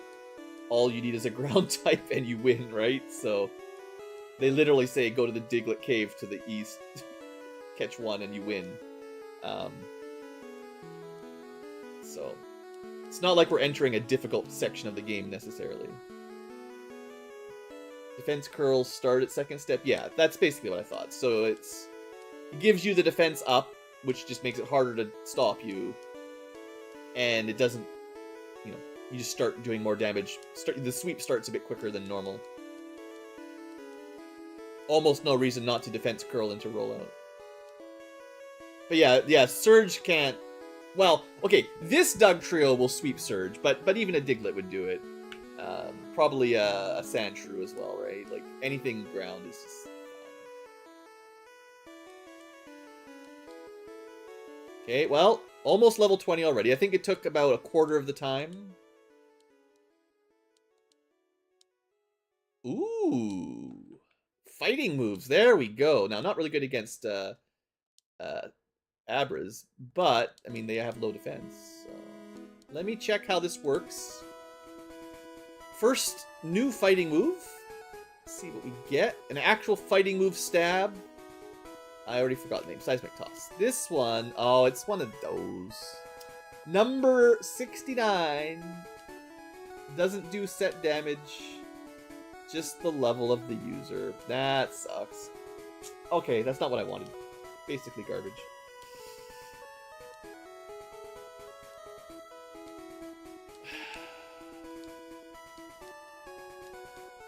I mean, it's not literally trash, but I mean, can you even get stab on something that does fixed damage like that? Yeah, I know, but I'm trying not to use my Dodrio to win everything. I want to have a balanced team. Well, we learned a move at 19, so the odds of learning a move at 20 is very, very small. I'm going to check my TMs after this fight to see if we have anything that we could possibly throw at these to make them a little bit more viable. Like, I think the stats on this guy is just so good that we could certainly use him for a while, but he does not have a bug move. Just, yeah, it's just flat damage to your level. That's what I thought. It's not very good. Yeah, I mean, 63 attack, though. He's almost got as much attack as the bird, but yeah, he's a little bit slower. His special defense is a bit weak, but interesting. Right, I was gonna check TMs. Thunderwave, okay. Bubble Beam is very strong. Mid-game tier, but no one can learn it in this group. Leech Seed mostly sucks. Karate Chop, we could go for an actually good fighting move if I want to keep him around. I don't think he can learn Aurora Beam. That would be a bit much. And he doesn't have good special anyway. Bide would be okay on him. Attack and defense up at the same time for a physical fighter. Gives him a little bit of setup, and that'd be alright. I did buy... I said I was going to buy Pokeballs. I didn't. We're gonna go to the shop. Yeah, I don't know this. I don't know how strong the karate chop is. It's normally what, base 40 or 50 power. It's kind of your standard low tier fighting move, but maybe it's a little better. I don't know. Want to check what we can buy. Just bide still. So there's almost no cost to giving someone bide because I can buy more if I need to. So that's an option. But I definitely need some more Pokeballs. So we're gonna sell some of our not all that important items.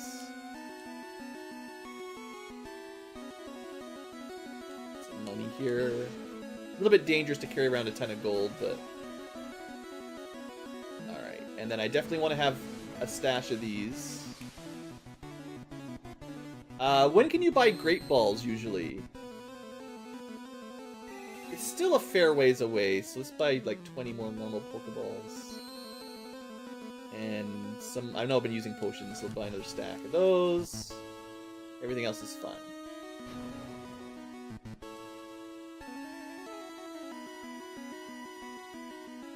I feel like he should learn it. Let me check what Pinsir normally learns. I don't want to teach him something he'd learn anyway, but I wasn't expecting the first fighting move to be level damage rather than just a normal weak fight attack.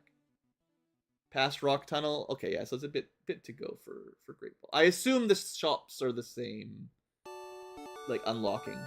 All right, Pinsir's typical skill set in Gen 1. Right, because he doesn't join at a low level. So yeah, he normally gets Seismic Toss at 25. Oh. Don't you love Gen 1? He doesn't learn any fighting moves other than Seismic Toss. Just Guillotine, Focus Energy, which doesn't work, Harden, Slash, which is normal, and Sword Stance, which is good, but whatever. He can TM learn Seismic Toss and Submission. He can't even learn Karate Chop in Vanilla. Oh, it's so bad. He doesn't learn any bug moves. He doesn't learn any of the good fighting moves. I guess Submission, well, too low accuracy. Gee. That's brutal. He's pure bug and sure, but he doesn't learn any bug moves. You can only give him like the standard garbage. I mean, he learns Seismic Toss and can learn Submission via TM, so he's closer to fighting in Vanilla than Bug, because at least he can learn some fighting moves. He doesn't learn any bug moves. I don't know what Game Freak was smoking when they were making this game. I don't know who else I would teach Karate Chop to. You can have it. Let's see. We got to use it in battle to see what stats are once. So let's go ruin something with physical fighting with stab. Sure, you resist it. That doesn't matter. Critical hit, yeah. Yeah, I mean, Bug is just useless. I feel like there's no reason to use Bug, right? Like, you can just do something better that's stronger. The very rare weak to Bug is just not that good, I don't think. I mean, it is strong against a couple things, but other than Psychic, everything else has a better counter anyway. Pokedex, movesets. Need to check Karate Chop. See how it's doing here. Oh, there was low kick. So that's like somebody else had that. That's a good one. 100 accuracy, 50 power, 30% flinch. That's a good flinch chance. That's as good as like Bite or something. Or Crunch or, one of those. Seismic Toss just sucked. I wish he just learned slow kick. That would have been fine. But there's got to be a Karate Chop around here somewhere.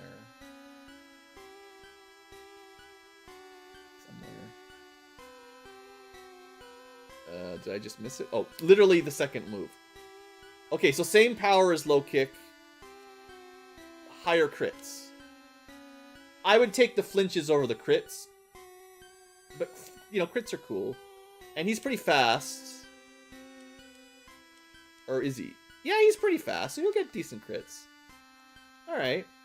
Well, it's not what I was expecting. I could give him Bide still. I mean, maybe I just will. We'll just invest everything in Pinsir because I need a new character. Then he's just going to turn into the new bird. But no, he'll still have lots of big weaknesses. He can't... He does cover some stuff that the bird doesn't. And he's at least someone that I can swap to that's useful. Let's just... I don't want to carry these around. There's limited inventory space. I don't think Bide is that good. And we can buy more if we care. It's certainly... I don't care about Seismic Toss. So that gives him a bit of a build-up. I mean, you could imagine him sweeping a lot of enemies just by taking a couple turns to boost your defense and attack, a couple tiers, and then stab some fighting and maybe bug moves. That can cover a lot with the crits. Obviously, we don't need it fighting these things, but... Alright, I think that gives us one reasonable option that I wasn't expecting. Bug fighting is definitely a weird type.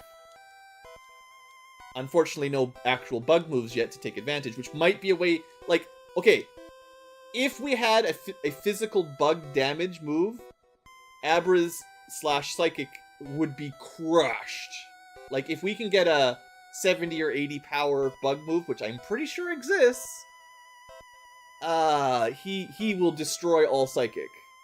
I'm very confident, right? Like, there is no chance Psychic holds up to a stab bug strong move if they exist. Because most Psychics have pretty low physical defense. So that's the game. I gotta remember bug works on grass.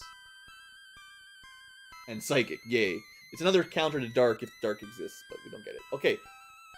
I'll give him one more level. I'm kind of enjoying this guy right now, and my brain needs a moment to reset. Is there anyone else we've captured that is worth pumping a couple levels in and deciding whether or not they're worth it being on the A team for now, right? The goal is to not just have one that we rely on, and we're already at that point again where he's just so much stronger than everyone else, it's very hard to compete. I've already leveled up. I've got the egg, the grass Psychic, I think I like. Ground flying, very good. Bug fighting seems workable. Still don't have a water or anything good on fire, unfortunately, but maybe we're just going to be stumped for fire for a while. We don't really need a fire one anyway. I mean, the only gym that fire is kind of useful on is the grass gym, but I mean, the flyers, the birds will take care of that anyway. Alright, that got him to 22. That's pretty good. So those three are my mains. I could try Rye Truck. I mean, he's got good stats.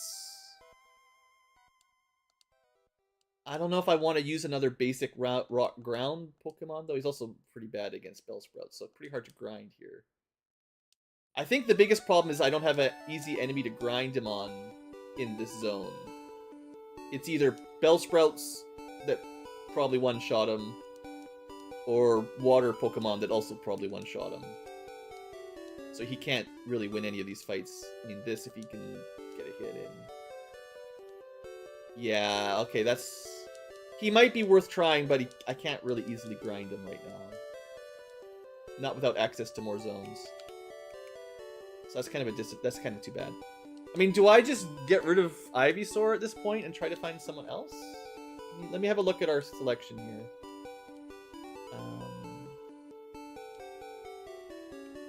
Firefox has not impressed me. Let's just think about... Oh, it's actually harder to do it. Like, it's probably easier in the Pokedex, honestly, because you can at least see which ones you've caught. And then check their stats. I mean, we could go pick up... We could get a... We could evolve a Butterfree, but it's kind of in my banned list. We could train up the Pidgey. We could train the Rattata. We could train the Spearow. None of that matters. I don't think I care about Ekans. I guess we could do... We could do Sandshrew instead of the rock ground combo. But I have ground on the bird, so ground is not as important. Don't care about Nidorans, Clefairies. This guy let me down. Bats.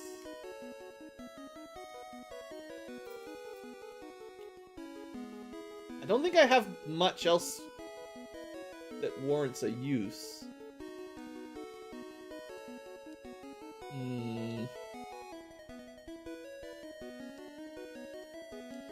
already looked at him, didn't like it. Got enough plants. I mean, Bellsprout's interesting. I mean, I'll spoil it for you guys. The few people that are still here this late. Victory Bell, final tier, is Grass Dragon. Would you believe it? So that's a weird combo, but neat. Maybe not the best dragon combo, but neat. And at least it's not Grass Poison, finally. Because Grass Poison sure gets old quick. Not using Geodudes. I could...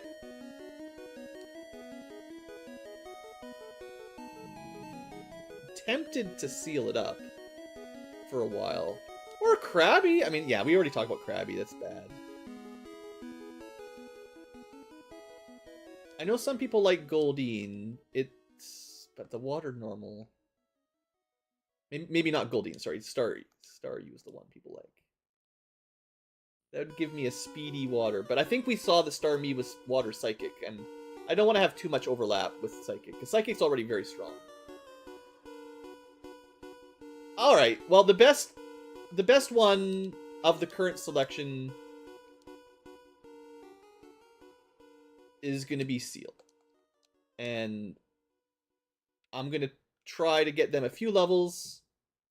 Maybe Rhytruck's really hard to grind right now, but we can at least kill Sandshrews. Actually, I don't know what moves it has. It has Water Gun, that's fine.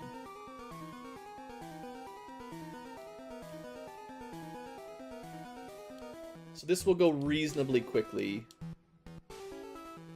Oh, right, boosted XP too. Because it's a trade, it does get is it 50% extra XP? I forget exactly, but it's a significant amount of extra XP. So it does actually level up pretty quick.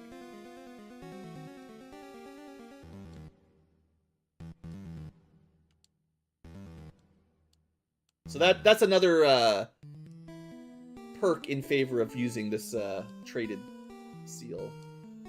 I'll have to try to make sure I get all the trades. I don't, I know you can catch everything without doing the trades, but it's one of those, like, interesting mechanics where they give it to you, you might as well try, right? Not very good against Poliwag, but that's okay. 50% bonus, yeah, that's... Look at me remembering stuff. That's pretty good. It's mostly a guess. I knew it was a pretty significant bonus, so hey, 50, sure. But yeah, that's a... Well, 50% faster leveling is not small. That's a big bonus. So we can get this thing to level 20 or so pretty fast. But once again, it does need to learn some moves. I betcha... Let's look this one up too. I'll just take a little bit. This is probably the last one for the stream. Because I don't want to do new content other than the grind here. Seal... let's see what moves it does learn. Learn set. Tier 1, or Gen 1.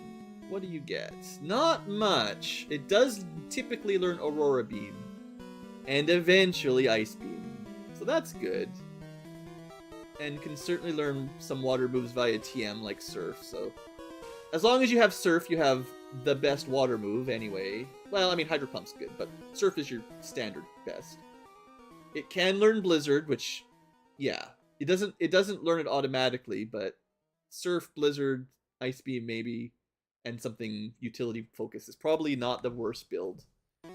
It's still only 2 offensive types. It doesn't really get anything else. It's got some normals you could learn, but who knows what it does in the hack. But yeah, normally it doesn't learn much until pretty high level, like 30 for Growl and 35 for Aurora Beam. So if the modder hacker dude hasn't changed them enough, and I think the fact that they've got these guys joining really early, they're treated as if they're late joining high level Pokemon that don't learn any moves until, the point when you join them, right? Like you find these in the water cave after you've got Surf, which is basically the end of the game. After like 6 gyms, I guess, you get access to this one. So you're already pretty high level by that point. Turtles have pretty high defense. Interesting. So at that point, the enemies are probably all level 40 or higher anyway, right?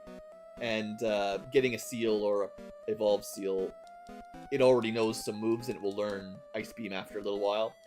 But when you get them to join at level 10, that's a long way to wait. So they have added some moves. Headbutt is not a normal seal move.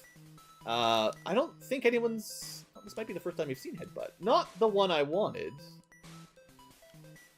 It's kind of like... I think it's normal, but higher damage, right? So Pound 40 is your standard. Headbutt, let's see, 75. That's pretty high. And it flinches. That's not bad. That's not bad. It'd be better if you could get normal attack bonus or stab, right? If you get a normal type as well. And there's also the problem that it's physical rather than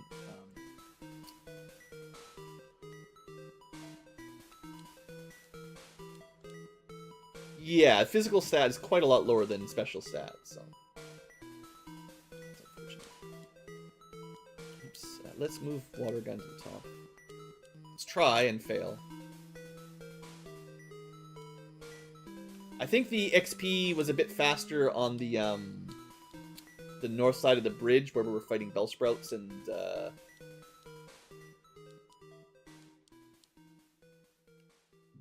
and pincers. One more fight is level up. I think we can pull it off. Ooh, that's a rough one. At least we have Headbutt now, which is pretty good damage. Pretty high. So I think my goal here for the stream is just to get this one to 20. Hope it learns another something. Maybe one more move. I don't know what the average is. Like, do most Pokemon learn one move every 5 levels or 4 levels? Like, I know there's probably no script for it, but you generally don't learn a move and then level up and learn another move very often, unless you're Butterfree, I guess. But generally, it takes there's a couple level gap, right?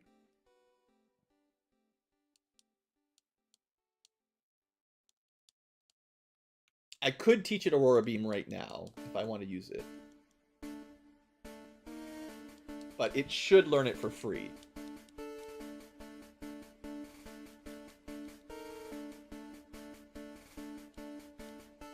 So I'm going to get it to, like, I don't know exactly what level, but I'm going to get a bit further and hope that it learns something. But even just Stab Water Gun it does give us some coverage we didn't have, right? Gives us a counter to fire and ground. I mean, we could cover ground with grass, but...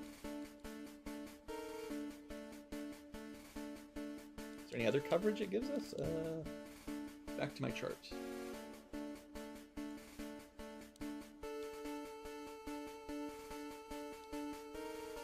I guess it doesn't cover much. It's just something for fire.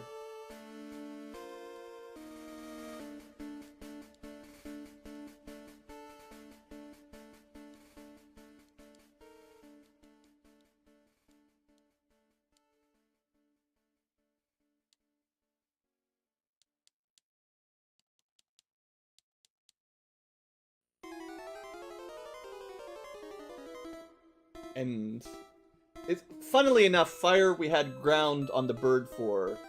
Ground and rock we had grass to destroy. So adding water to the mix right now isn't super necessary. I mean, there's double combos where it's still very helpful, but I suppose it's lower priority than some attacks. Like, I don't have anything electric, which would counter water, but grass counters water easily enough, generally. What else is there? I guess we're not missing too much. We've got a pretty good spread of abilities. Just between, you know, the grass psychic and ground flying, that covers a lot of stuff.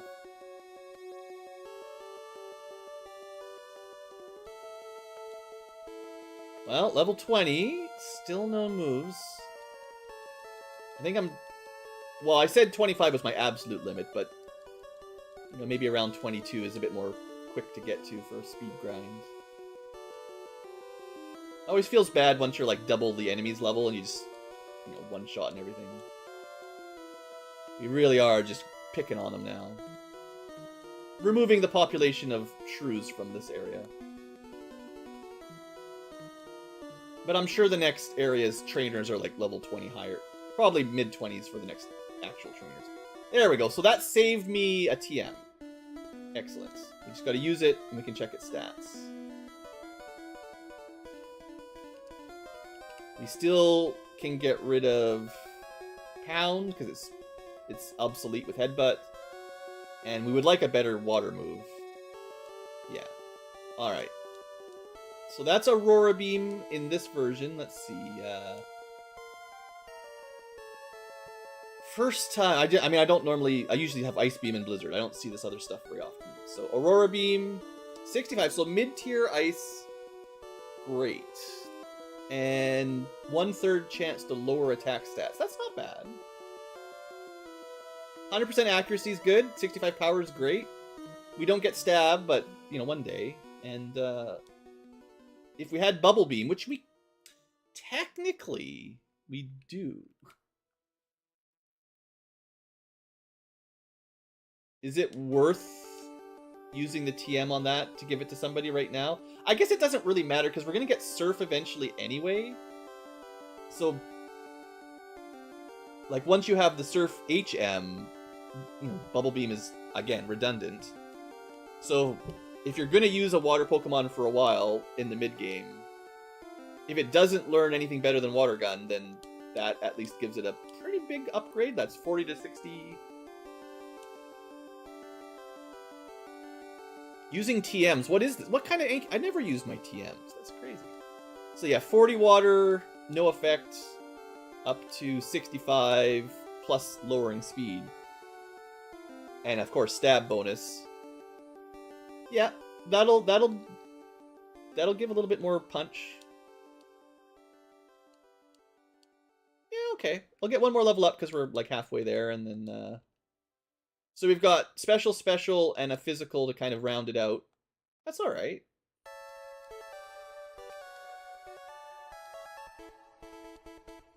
Can fit a couple good moves onto this seal. And the ice, that does extend our coverage a fair bit now, because ice is good against grass, which is something we struggle with a bit.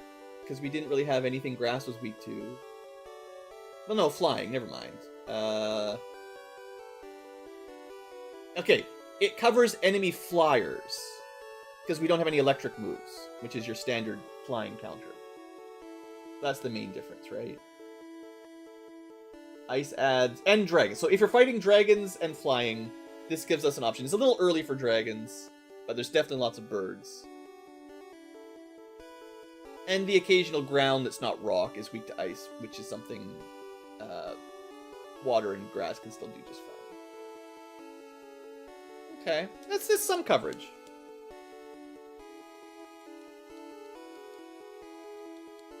And a big stab water certainly isn't going to hurt to have. Maybe I will have to find a weird fire cross for somebody. Like fire plus electric, because that's what Voltorb has.